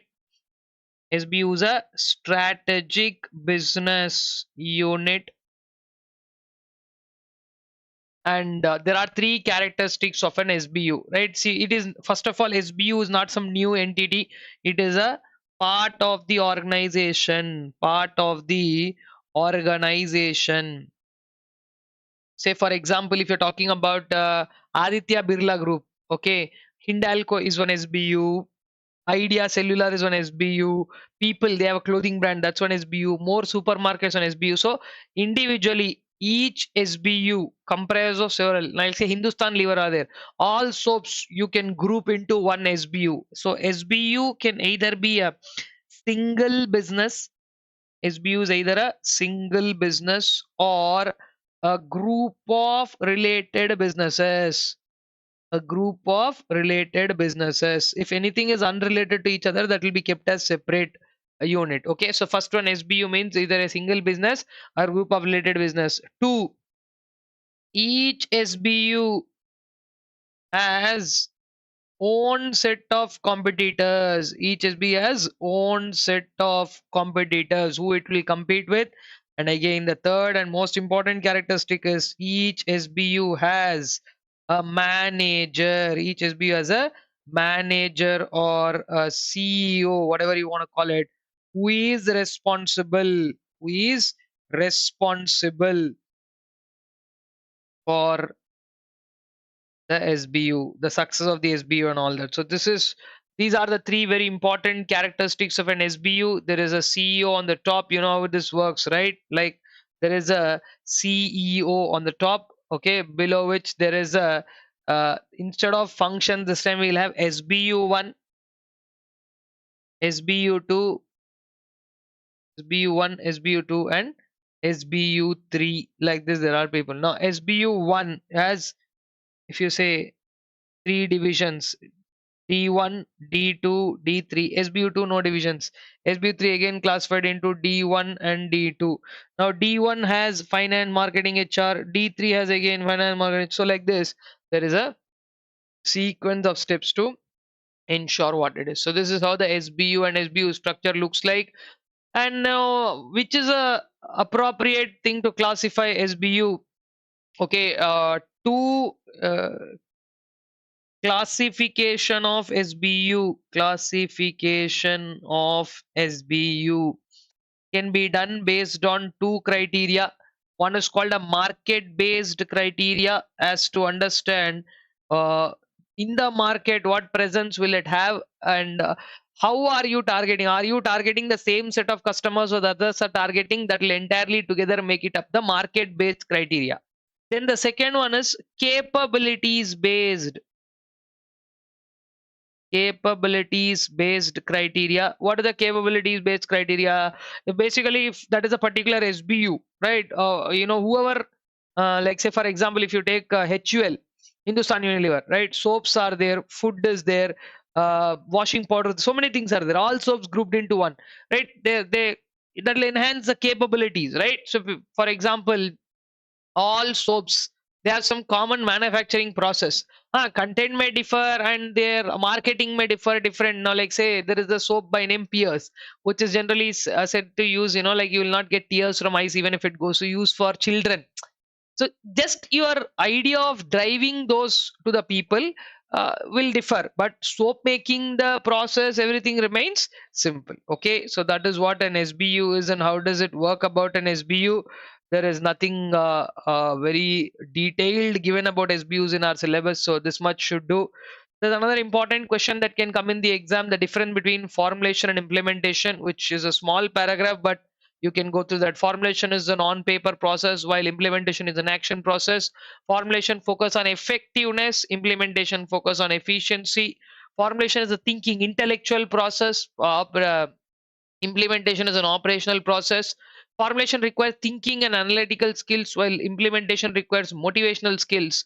And formulation requires only few individuals to sit and coordinate to formulate a plan, while implementation requires many people to do it. Okay, so that is what the story is. 5 points. I will write it here. I will not write the 5 point, but um, I will just write the story: formulation versus implementation.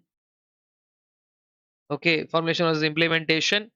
5 point difference table. So when you come to this page, you will have to go there and refer the 5 point differences. Okay, then moving on quickly to the next topic, which is called BPR, or business process reengineering. So what do you mean by BPR, or business process reengineering? Let me go by the definition. BPR means the fundamental rethinking. You're going back to the roots. The three words, guys: fundamental rethinking, comma, radical redesign. Fundamental rethinking, radical redesign, okay, of the business processes, the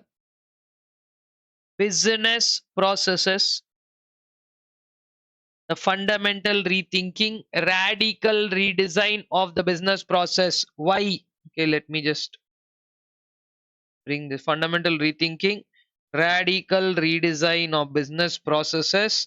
Third word is to achieve. Why are you doing this? To achieve dramatic improvement. And when we say dramatic improvement, it means not some 5-10% change. It's about 80 to 90% change that we are aiming at. Dramatic improvement.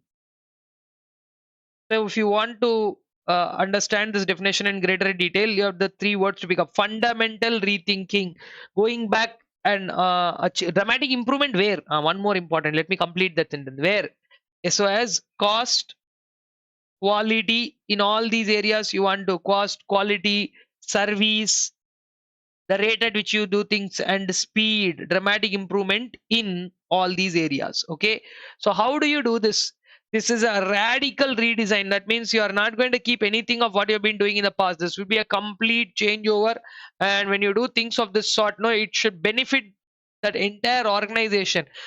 Doing a BPR and then failing to achieve something might not take you anywhere. So BPR should be done in such a way that at the end of the day of doing BPR, it should be beneficial for the entity. Okay, that is the main idea: the fundamental rethinking, radical redesign of the business process so as to achieve a dramatic improvement in terms of cost, quality, service, and speed. All these are part of the BPR. Fundamental rethinking is about going back and asking a question: why do we do what we do? Why do we do what we do? Are we doing it correctly? You are supposed to go ahead, ask that question. Why do we do what we do? And when you get answers to those questions, then you have to go back and rebuild the whole thing. That part of radical redesign, changing in a dramatic manner. Like I said, when I say dramatic improvement, it is not any 5 to 10%. It is about 80 to 90% change is expected. Okay, 80 to 90% change we are expecting. And then if there is a particular process, break free from all the existing process, come out with a completely new process.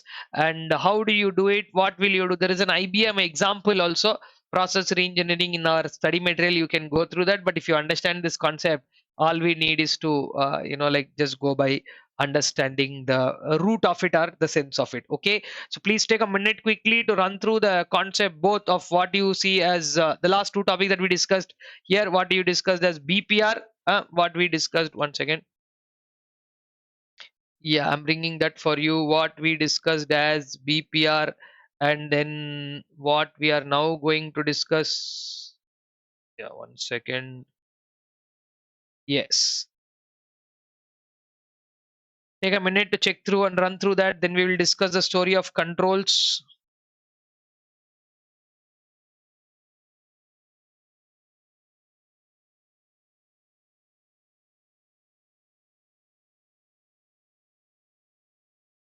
I hope you have gone through that, guys. So let's move on now to the next part of the story. Can we go there? So moving on, next one is called as managerial control. Now, control is one of those topics that it's a simple topic, but at the same time, it is important that you understand strategic control.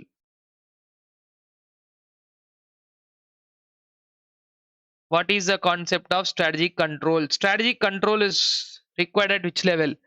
Right, control is required at all three levels in the organization. Okay, where we talk about at corporate level. At corporate level, what we offer. At corporate level, what we offer and establish. My bad. Wait a second there. Yeah. At corporate level, what we offer and establish is called as strategic control. Then we have the other two levels, business level and functional or operational level, right? Now, as part of strategic control, at business level, we use what is called as managerial control. Managerial control.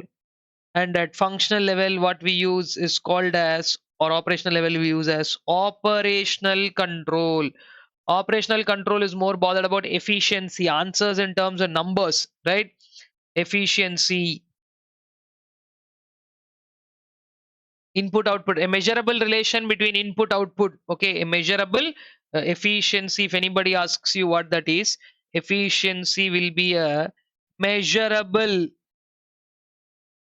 relation between, a measurable relation between input and output. A measurable relation between input and output. That's what this topic is all about. You have to find out what exactly control is. Efficiency is a measurable relation between input output. Control and quality relation is there, whether sometimes, whether we are getting the result that we want. For that, we use managerial control, which emphasizes about optimal utilization of resources. Optimal utilization of resources. Whether you are able to use the resources properly, and whether you are able to get the right set of things to, what do you say, ensure that you are getting what is the desired result. So if something is going away, like I told you, evaluation and control, first we'll evaluate and find out what are those. So there is a connection between four aspects. I will come back to strategy control. Under strategy control, there are 4 points. Okay, what are those 4 points? We'll come back and read. Meanwhile, alongside these four, I also have to tell you that there is some kind of a connection between, connection between what and what? Connection between control and efficiency.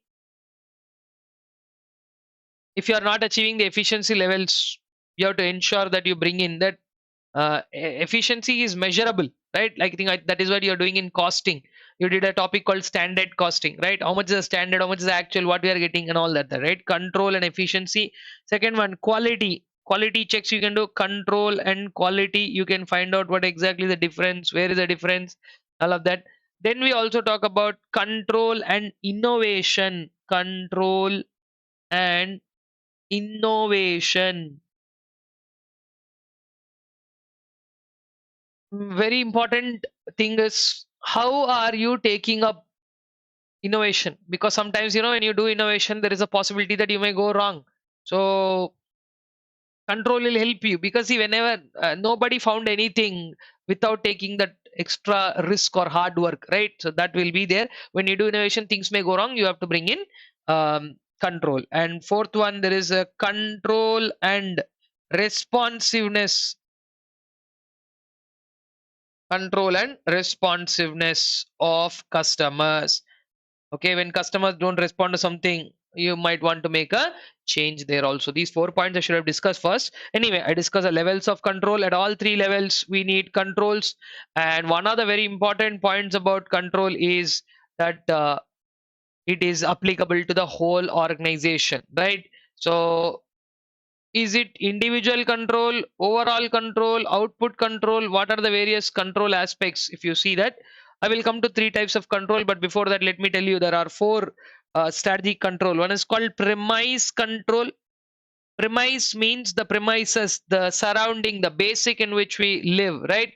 So if you're doing a overall understanding of what is there around us, that is called premise control. Okay, and on a specific aspect. But if you're doing it the same thing on a broad based environmental aspect, it is called as strategic surveillance. Okay, premise control is very focused, and strategic surveillance is broad. It takes care of the entire environment. Strategy, like a CCTV, what is going on around us, like that. Strategic surveillance. Okay, so this one. Then third one, like floods can come, terrorist attacks can happen. These are like certain things that you don't expect. So what if something happens like that? Special alert controls. Special alert controls are to be implemented for that. Huh? Premise control, strategic surveillance, special alert control, and last one is implementation control. The implementation control is going to tell us whether the strategy is implemented as desired or not. Like on a highway, if you are going, we'll have milestones to review. Are we reaching the correct? Two things we have to ask when you're traveling on a highway. One, are you going on the correct road? That's called monitoring strategic thrust. Okay, let me find some space right here. Implementation control deals with two things, right? Monitoring strategic thrust. Thrust means the main idea. Are you still focused on the main idea? And the next one is called milestone reviews. What is it called? Milestone reviews. Are you able to achieve or reach to the milestones correctly? Are you going in the same path or not? Right? We can find out all of this. Then I have three important points we have to talk about in control, right? One is people control levels. Before we discuss the levels, there are some types of general controls. One is personal control. Okay, let me, should I write that for you? Yeah, I can. I think we can do that. Types of control. You're saying what are the various types of control? First one is called personal control. Personal control, trying to understand the behavior of a person, face to face interaction, conducting meetings, sending circulars, all that can happen. Then at the factory level, we have what is called output control. What you are giving as input, what is coming as the output, what is the end result, what changes can we make to end result is coming correctly, but it's taking a lot of time. So all those efficiency related aspects, setting number targets, asking them to do it more faster, all of that you can do. And the third one is behavior control.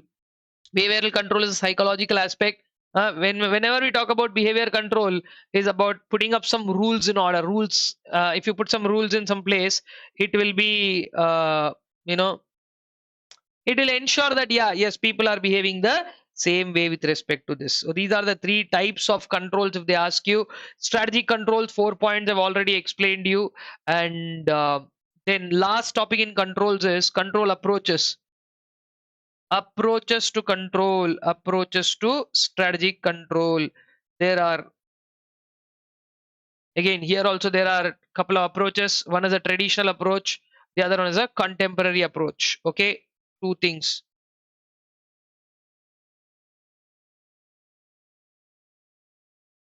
Traditional approach,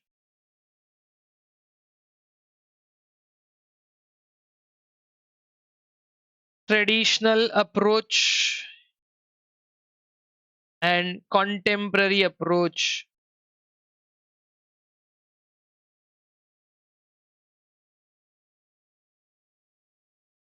So two things here. Under this approach of traditional approach, steps are very sequential. 1, 2, 3, 4. What are the steps? One, first you will check whether the strategy is properly formulated, then whether the strategy is implemented. Check standard costing type, performance versus goals, and where corrective measures can be taken. Right? Traditional approach is a 4-step approach. How many steps?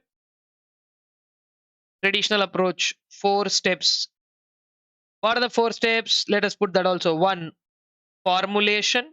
Check formulation. 2, check implementation. Formulation, implementation. 3, check results, take corrective measures. Okay, these are the 4 parts. Contemporary approach is something like a reactive behavior. Contemporary approach is adapting to the changes, adapting to changes in external environment. External environment is stable or dynamic? It is very dynamic, right? So if you are adapting to the changes in the external environment, change is a usual thing. Change is an integral part and parcel of business. Nothing is going to stop because you know or you don't know something, right? So it's all going to change accordingly, and according to those changes we have to make sure that these things are laid out. Okay, so these are the points on the types of control and all of it. So I want you to quickly go through that. Accordingly, we'll be in a position to quickly figure out the last part of the discussion in this chapter called as goal congruence. What exactly is goal congruence? You can run through this, then we will discuss.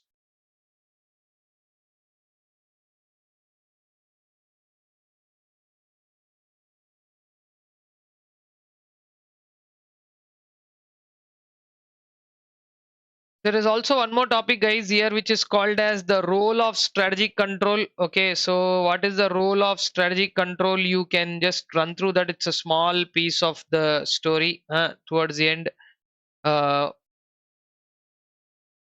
I want now to, yeah, individual control is also there. One thing, each particular task, if you control, they are called as task control. Though I told you here in the previous part, we told you, right? Operation, corporate level, business level, functional level, there is operational control, and then one more control, the fourth branch, if you want to add up there, you can as well call it as task control. Task control is for individual tasks, each and every tasks, right? You have some metrics to use here. Key result areas, KRAs, right? Key performance indicators called the KPIs. Okay, KRAs and KPIs can be used to understand, like what your ultimate understanding of the entity is. There is a little piece of discussion on what those are. You might want to go through that, but other than that, this is the major idea of controls and key performance areas, key result areas, and key performance indicators. These 3 topics, I want you to go through that. And lastly, we have one discussion on what is called as goal congruence. Let me give you an insight to wrap up this chapter.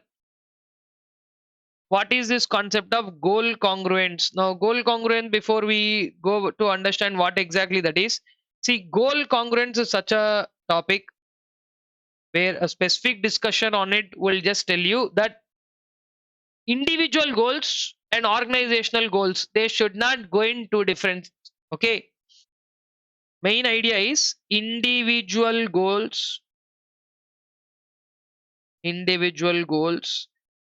organizational goals, individual goals and organizational goals should coincide.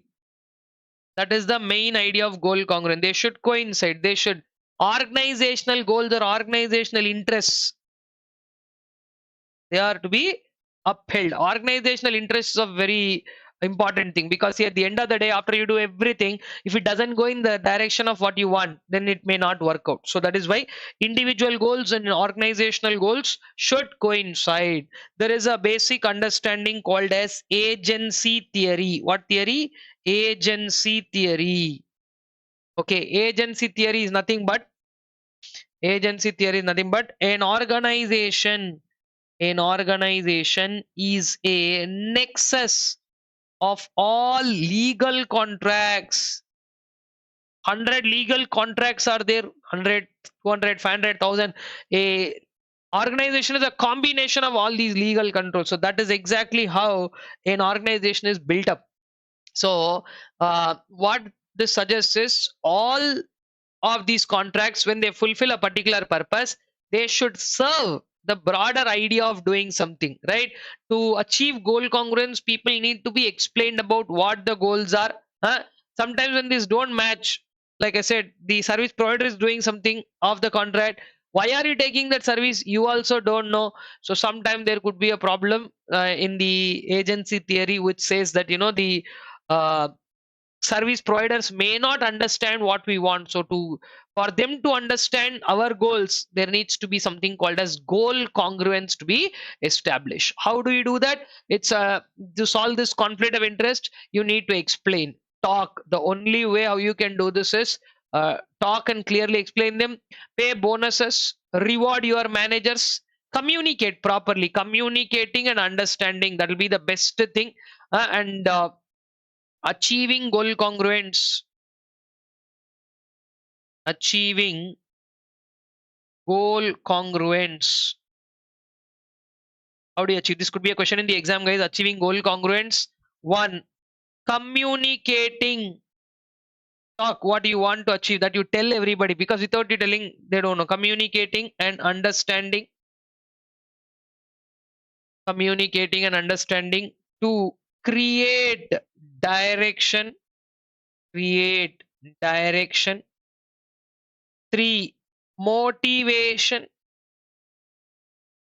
And four, incentivization, or providing incentives. By doing all this, uh, incentives.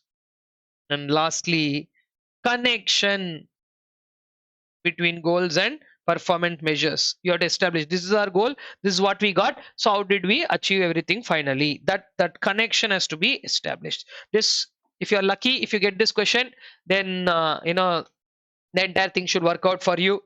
That will be called as achieving goal congruence. Okay, guys, I think broadly 85% of this topic has been covered. 80, I'll say. That little piece of strategic control aspects toward the end, please give them a reading, because like I said, I don't want to go para by para. I hope you would have taken a little care in doing whatever is needed. Okay, so on that note, let's call this particular topic done, and then let's say we'd have about another 30 minutes to 40 minutes discussion on the digital strategy, the last chapter, and we will wind up. Don't ignore that chapter. Many people have told me that, like, sir, we'll take digital strategy, right? We'll do the other three. See, I also dealt all these three in larger detail, and some people have this tendency, digital strategy will take lights and no problem. Don't do that, right? So please go through this. I'm coming back with digital strategy in I mean, of course, you can pause me right now and run through all of it, and we will then continue looking at what we call as the digital strategy.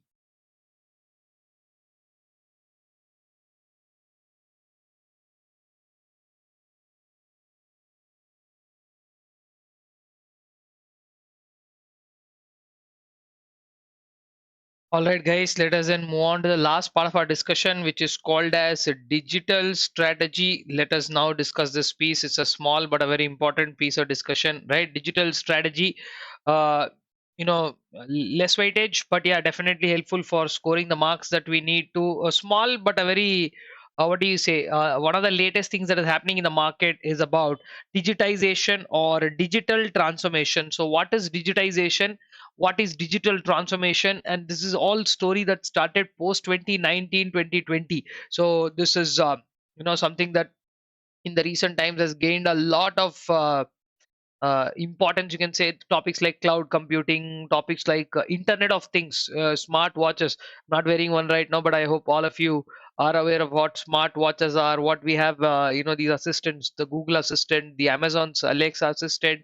So many are there that right now are being used to give voice commands and direct things. The first and very important question that we have to ask when it comes to digitization is, see, so much of digitization is there.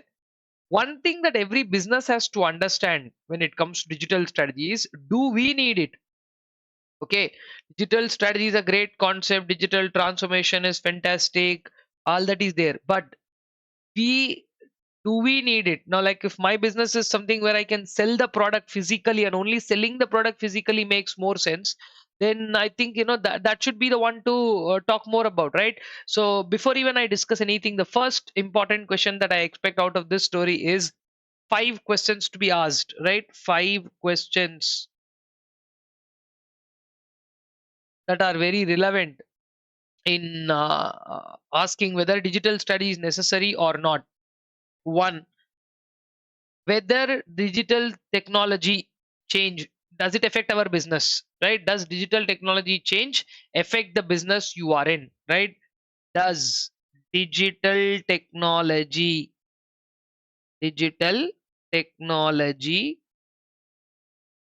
change your business? Now, many people, I gave examples in the regular class. We've seen that, many people have not adopted to QR codes, or the, like, what do you say, scan and pay concept. Many people have not gone by that. They are like, okay, what's a big deal? We'll see. But that's not how it has to work, right? Digital technology, whether the change is influencing you or not, you have to see. Yes, if somebody is going off from your business to another business because you are not digitally upgraded yourself, that I don't think is a like you're not at par with the market. That's what I can say. Then question number two is, how does digital technology improve DT? I'll put it in short, digital technology, or rather wait, say, how does digital technology, here I'll write something, how does digital technology improve the way of doing our business? How does digital technology improve the way we do business? Second question, right? Three, can we reach out to a larger audience? Could digital technology change our customer? Change our target customer?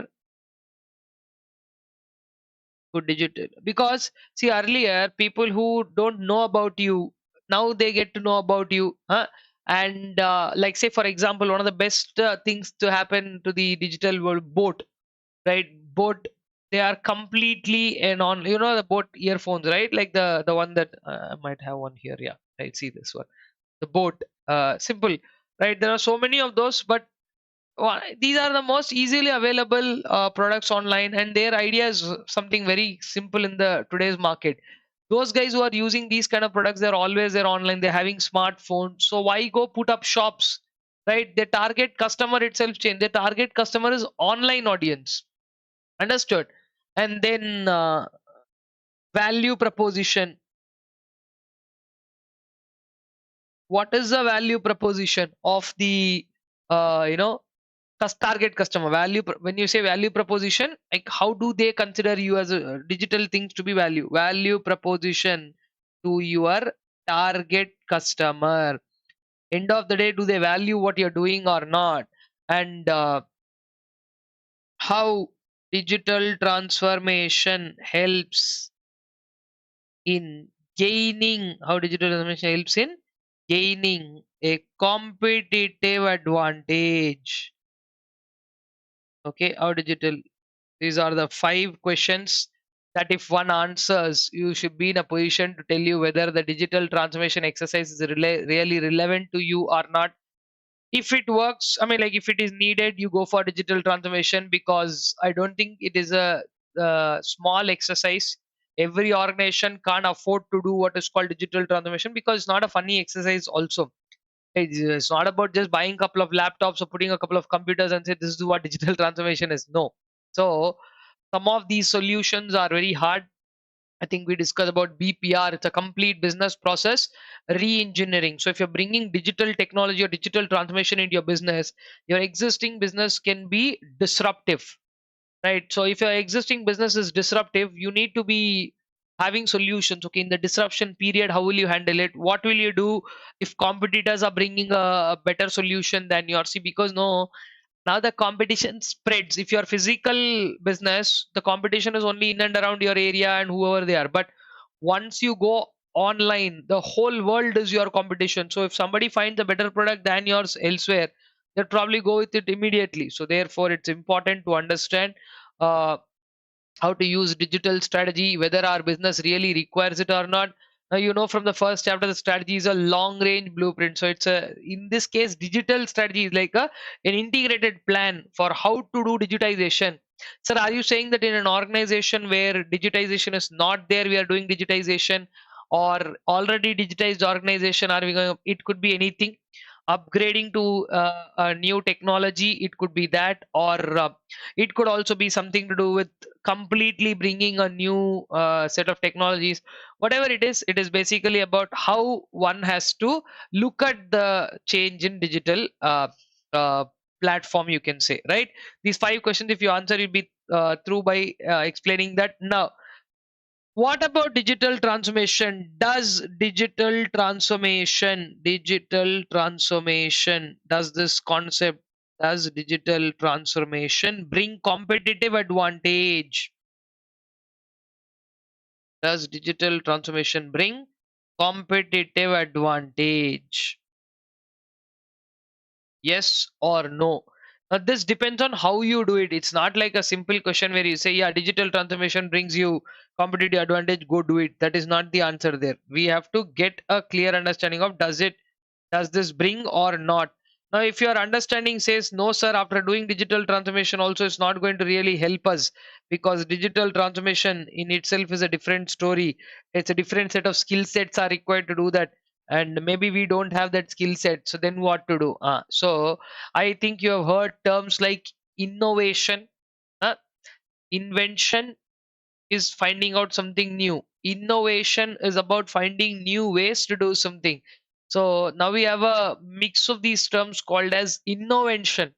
Innovation is nothing but bringing new technologies into space.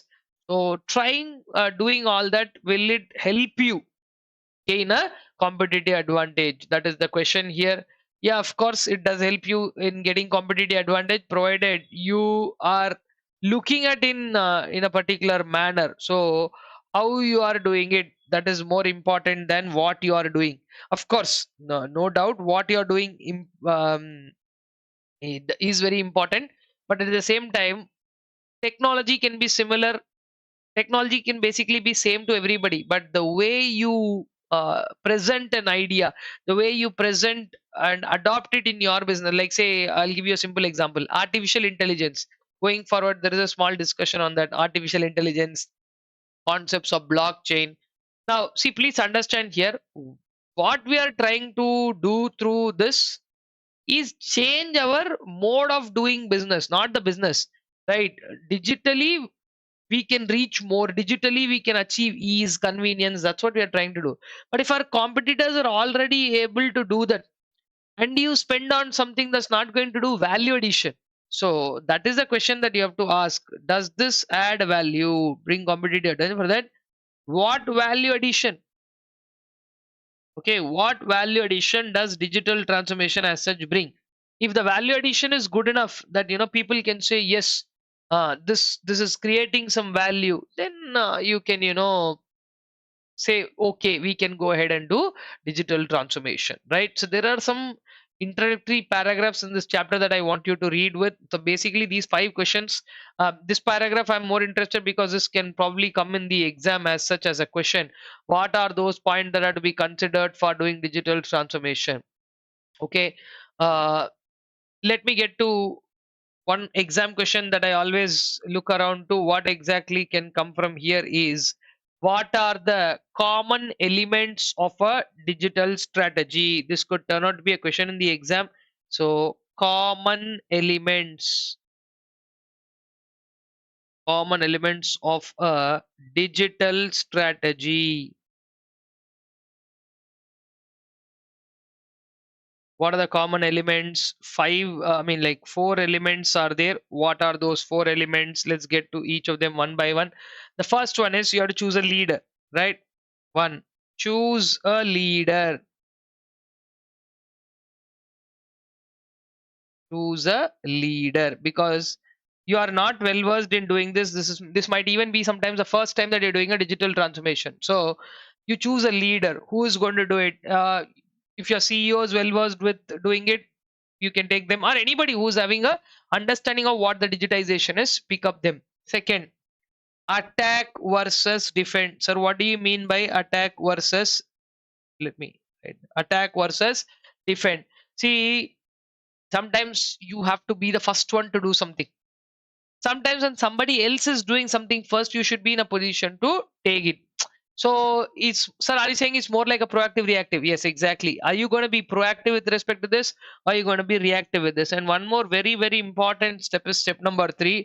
Take a measured approach. This is the first time you're doing something, you don't know what could be the answer.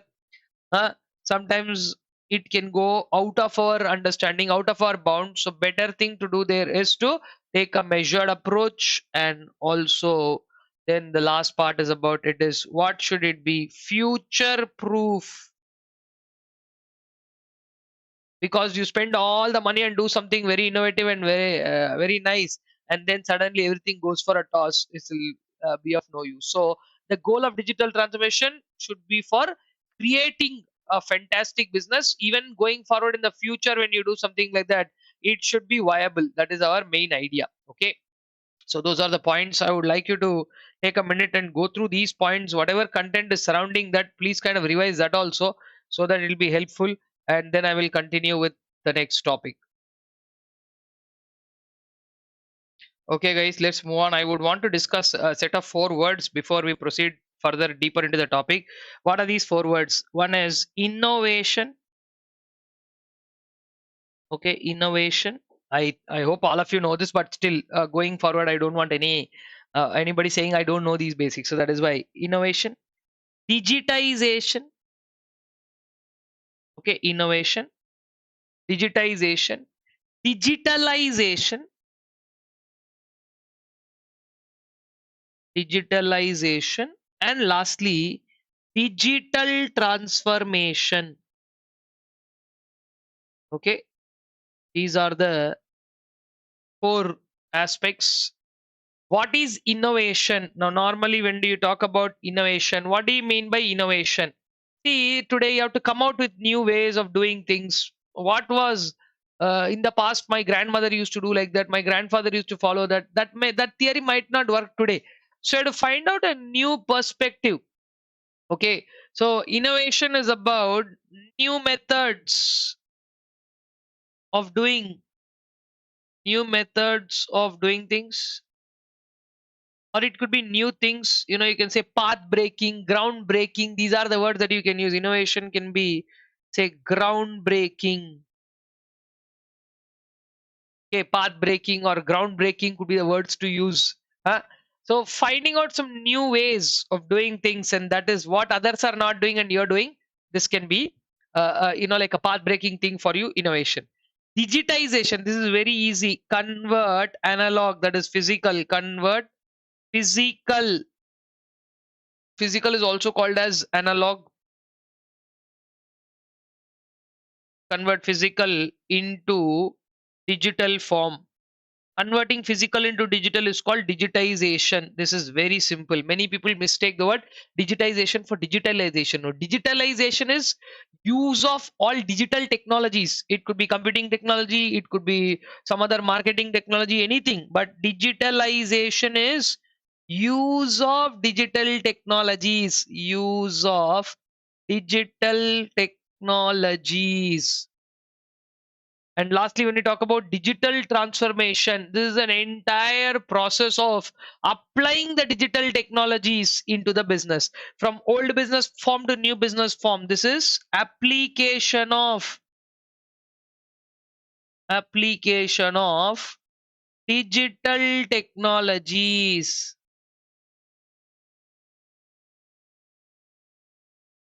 Application of digital technologies. This is what is the digital transformational aspect. So these are the 4 very important definitions, guys. Whether it comes in the exam or not, I want all of you to have an understanding, because tomorrow when you're out into the market, I don't want you to get caught short about this one. Okay, so I hope everybody knows what these words are. Now let us move on to a fresh new very important topic.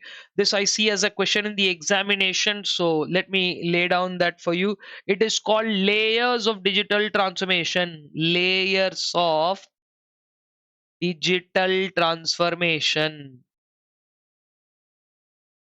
What are the various layers? Very simple. First, you have to gather the data, then segregate the data.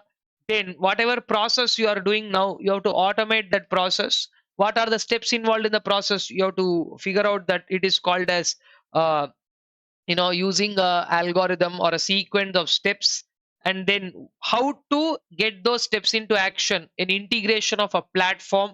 Like Android is a platform for us to use the phones, like that platform integration is called. Then start to end to end processing, first step to last step.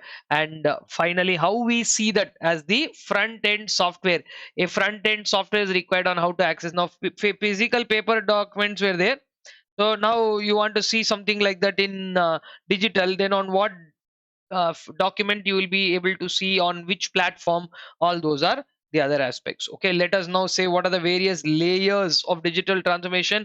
First is gathering the data, which is called as data aggregation. Gathering the data aggregation, followed by data management. Data aggregation, data management, workflow automation. Workflow automation.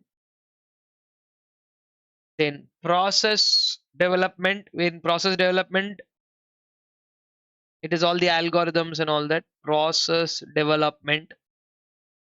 Then listing down interface or platform development, or you can even say platform integration. Then end to end processing. End to end means first line, I mean the first part of the algorithm, the first step to the last step, end to end processing. Whenever there are any mistakes in this end to end processing, they are only termed as bugs. Bugs are any programming errors or whatever it is, be able to figure out that. And finally, you need a front end software to see how that works or what it is, right? These are the various layers of digital transformation. Take a look at those. This 7 points. There could be a question in the exam around this one. Come on. All right, guys, let us move in then on to the next one, where I have a small topic coming up called as big data. I think all of you today are well aware of what exactly the big data concept is, but still, we will discuss it in short. Big data. What is the concept of big data? Big data is humongously huge amount of data, right? Huge amount of data.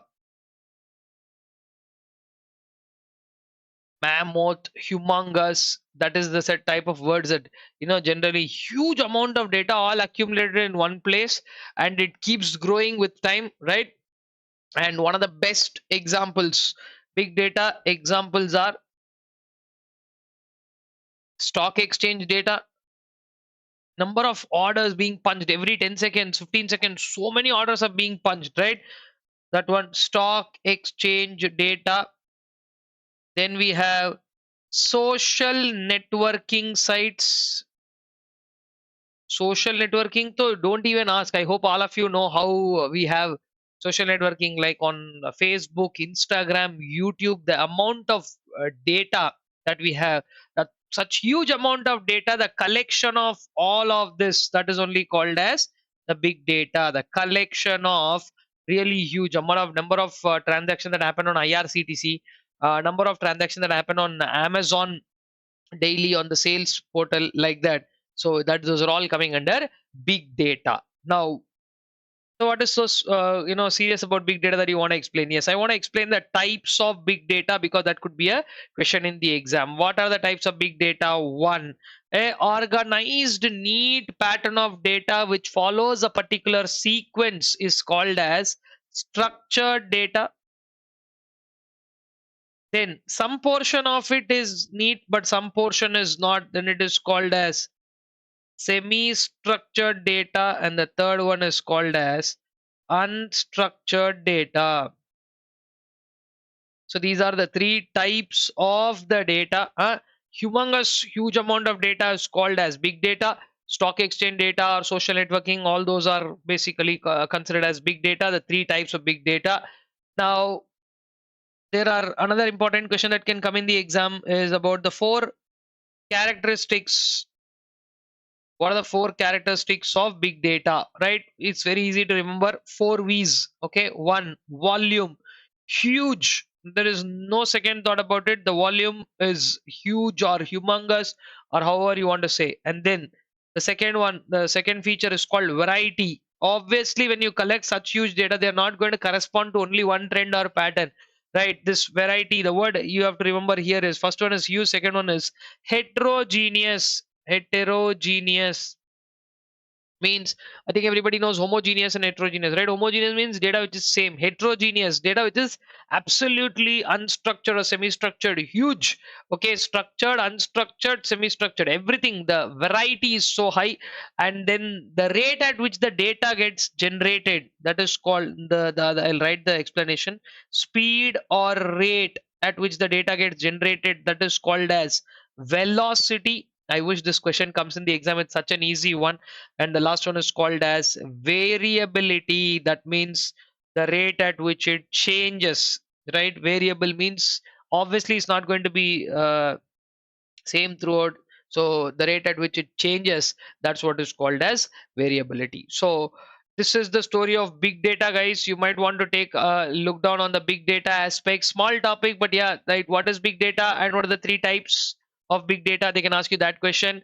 What is big data, and explain its four characteristics. This alone can turn out to be a question. So small simple topics, but yeah, definitely questions can come in the exam around that.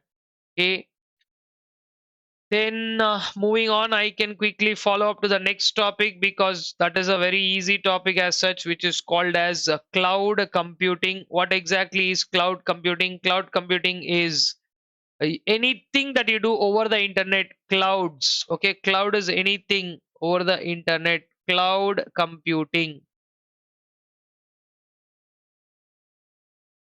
Anything over the internet, that's what is called cloud computing. Generally, it is a term used for services provided over the internet, where this very concept of internet is visualized as clouds. Internet only is visualized as clouds. So basically that's what the story of cloud computing is all about. Huh? So what are the various, so you said services, what are the various services? If you can ask me that, there are infrastructure as service, software as service. Now, like software as service means, see, you don't have a PDF to Word converter or Word to PDF converter, you don't have. So you can just go on Google, just simply type that Word to PDF converter. It'll open up a host of websites that provide you that software as a service. You don't even have to install that software in your system. You just can go onto their website and start working on it. So that is one of the most commonly used models right now. And then we have platform as a service. This is not for you or me. This is generally for code writers who write code. No, those guys, they use all this infrastructure as service, software as service, and platform as service. uh, I mean, other services are also there, but these three are the most top rated. Right, then cloud computing types. What are the various types of cloud computing? Here, normally there are three types of clouds. Clouds that are open to everybody are called as public clouds, like Google Drive and all that. And organizational clouds, which are restricted only within the organization, they are called as private clouds. Some portion is restricted while some portion is open to everybody, is called as a hybrid cloud. There's also one more cloud called community cloud, that is not much discussed in your syllabus, so therefore let me just avoid it. Public, private, and hybrid cloud, these are the three types of clouds that are very prevalent in the market. And those newly established entities which can't establish servers on their own, for them cloud computing is a boon. Okay, so cloud computing, if you really ask me, sir, does cloud computing have any benefits? Of course yes, cloud computing benefits. If you put for what those benefits are, first one is huge cost management. For small businesses and new businesses, there is tremendous amount of cost management. Second one, data mobility. Data Mobility, that means data is available wherever you are. You just have to like say now I have a phone, I'm carrying around my phone and going wherever. Sir, does your phone have all the data? No, my Google Drive has. So wherever I am, so much of data I can't carry in my phone, so I have upload everything on my Google Drive. But from wherever, all I need is a device. Yeah, one thing is there in cloud computing. One, you need a device, and two, the device has to have internet, otherwise this whole exercise of no use. And then business will not stop. Business continuity, business continuity and disaster recoverability. Business continuity means suddenly, even if it stops somewhere, I mean the concept of doing business stops somewhere, but you still be able to recover and do it in such situations, right? But there are a lot of demerits of cloud computing as well. Now when we talk about benefits, obviously another aspects that we have to talk about are the demerits. One of these can turn out to be questions, guys, but these three benefits, no, they are so good that they can outweigh all the demerits, right? I want you to go through the list. I don't want to write a long list of demerits are there. Like cloud security is one of the issue. Cost can sometimes be very high. Governance rules may not be established in many countries. So like say probably what will happen to my data, nobody's going to talk about what is happening to my data when they only themselves exactly don't know what can happen to my data. So basically uh, that's a very important question to answer, no? At the end of the day, if my data, if I'm not aware of what happens to my data, right? That is what there was a problem in between storing data in Chinese servers. Chinese government has access to all the servers, so if we store some critical data over there, somebody is getting to know that, and they'll be in a position to see all that data. That's not something that we would want to. Plus vendor may sometimes put certain rules, and whenever we need, vendor may not allow us to access the data, or from one cloud platform if you want to migrate to another cloud platform. Like this I faced a few years back. From Google Drive, I wanted to migrate some data to Amazon Web Services, AWS, another cloud. So I had to get all the data out from Google Drive, and then I had to re-upload all that to AWS. So it's not like a cloud to cloud movement. Sometimes is not possible. It's called inter-cloud management, and sometimes that is not possible. So like that, yeah, there are some demerits. Every good concept will have some demerits.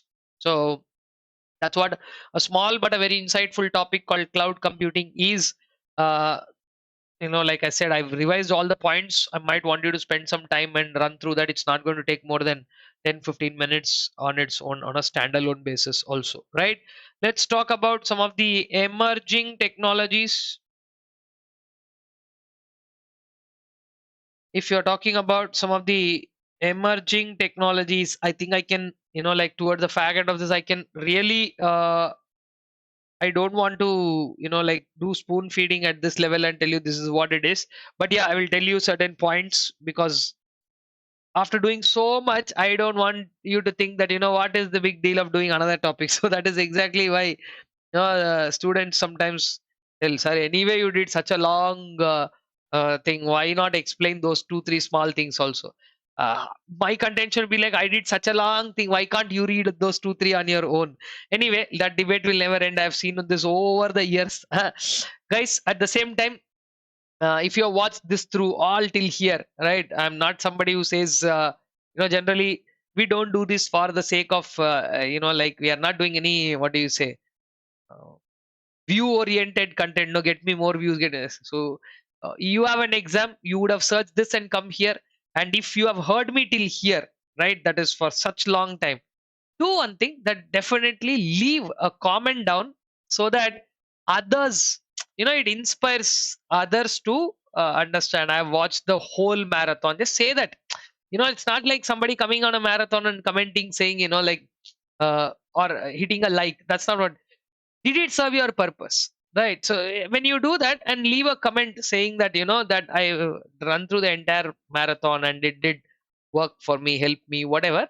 Others, when they are coming, many people, even I, when I'm watching a YouTube video, what do? I'm watching some video, and if it's a long video, what is the first thing that you'll do? You'll hit the comment. So somebody says, this is very good here, that is very good here. Now if you've heard me all this is the first time throughout the entire video I'm telling this, right?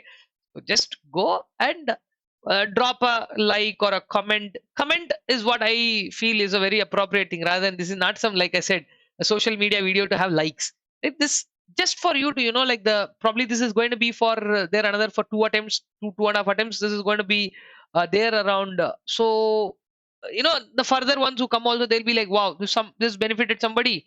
This will be better. Okay, so do that, and definitely do let me know your feedback, or if you have any doubts, do take a little care on those. And if you want my help, you can reach out to me on my Telegram, which is also the same name that you see below me right now, CA Harish Krishnan. You will find me on Telegram. You can reach out. Okay, let's get to the topic, guys. It's called artificial intelligence. I think all of you who are now watching this video are on the internet, so you know what are the good things and the danger things about AI, right? So what exactly is AI or artificial intelligence? Simple. I'll tell you. Intelligence is a concept. Intelligence is exhibited by humans, right? Normally, intelligence is exhibited by humans. When this intelligence is normally exhibited by humans, is now exhibited by machines. Intelligence, which is normally exhibited by humans, which is now exhibited by machines, then it becomes AI or artificial intelligence. One of the most, what do you say, advanced concepts of our times. What you earlier only could think of has now become a reality. Machines creating more machines. You saw the, like back in your childhood, probably, or sometime, it's over a decade or so, you saw a movie, a robo movie. I'm like, there are a lot of Hollywood movies which have all these, like sci-fi stuff. But in India, though there are movies that, one movie by name Robo became very popular, right? And it shows the ill effects of how one robo could take over the entire control. Like, sir, are you saying is that real? Yeah, of course it is real. If, like, say if it goes rogue, the entire system, Facebook shut down a project. Elon Musk is warning people about ill effects of AI. There are a lot of people right now using AI technology to morph pictures, do videos. You've seen the prime minister of the country put in music videos. A lot of people's face have been changed. Video will be of somebody, what they're talking is of somebody. All these are because of artificial intelligence. System is learning. One of the subsets of the concept of artificial intelligence is called machine learning. Normally we have to teach, okay, normally you have to teach the patterns of how something has to be learned. But the very concept of machine learning is that the machine learns by itself, right? What does it do? Machine learning is about understanding the training algorithm. It trains itself. Algorithm, as I told you, algorithm is a sequence or a series of steps, and machine learning involves in training the algorithm, trying to understand, acha, this is what they're doing. So from next time, it is only suggesting. I think all of us have seen that, you are on Amazon seeing something, and then you left it there, and then you went to Instagram. What you saw on Amazon, the ads are popping up straight on Instagram. How? Because, see, of course, you only authorized that earlier when you created the Amazon account. Amazon would like to share your data to other social networking. You said yes, yes, yes, and all of that, right? So this could be, the it depends on what exactly are we talking or trying about. So So this is the whole thing. Machine artificial intelligence exhibited by machine learning concepts, and AI is now one of the fastest growing techniques. There's a short note on AI. You can run through that. One more topic that I would like to discuss here is called blockchain. I hope everybody has heard the concepts of Bitcoin, right? Cryptocurrency or blockchain. Blockchain is nothing but a shared immutable ledger. Ledger, you're all accounting students. Blockchain is a shared immutable. That means nobody in between can tamper, nobody in between can change, nobody in between. Every time any change is made to that block, which is a chain of activity, it keeps adding. So like, you created a record, you want to delete it. One record, if you delete it, it won't vanish. So one record will be there for creating it, one more record will be there for eliminating it. So that means every time you see, we will be able to understand that, yeah, this is what has happened. Blockchain is a series of blocks. uh, they use, basically, it is, for, you can use the concept of blockchain for several things or so many things that we use in today's context. Okay, like say one of the most rampant places where this is used is the cryptocurrency aspects. Okay, blockchain, it is a shared immutable ledger. That is what it is called as. Shared means it can be shared across. I hope you have heard of words like Bitcoin, Ethereum. Ethereum is one of the largest blockchains, right? What it does, you can a asset will be created, a digital asset, anything which is tangible, intangible, anything. I think nowadays you must have heard something called as NFTs, non-fungible tokens. Okay. Anyway, I will not tell you things that are kind of out of loop. That too when you're doing marathons which are relevant. For example, we'll stick to what these are. Blockchain is basically ideal for delivering some kind of information. Okay, now let's say for example, a Swiggy order has been made. When was the order made? When did the restaurant accept it? When was the delivery agent assigned? When did he reach there? You're seeing the list of all things, right? A clear record of each flow is there. Same way in bank, you can use blockchain. Create an account. When did they make a transaction? Who made the transaction? What, nobody can go and change or alter it. Okay, it's called a DTL. Blockchain works on a principle called as distributed ledger technology. Okay, DTL technology, it is called in short distributed ledger technology. Basically, there is no way how somebody can duplicate a transaction, delete a transaction because of this shared ledger concept. Okay, so initially one record will be created, many people can make amends to that. I'll give you one of the best examples, the easiest example, something like a Google document. Okay, now whenever a Google document is circulated to you, you will click on the link and you will fill that form. It stores, now like say I created a Google form and sent it to 500 people. 500 people have not altered my original document. 500 people have created 500 new versions of my document. Understood? So that is what we calls the concept of blockchain. Blockchain is a very wide and interesting topic. You will see more of blockchain's use going forward in the future, right? Trust will be there. Nobody can, like for land documents, the best thing to happen for the future would be when land documents are maintained on blockchain basis, like say land or building documents.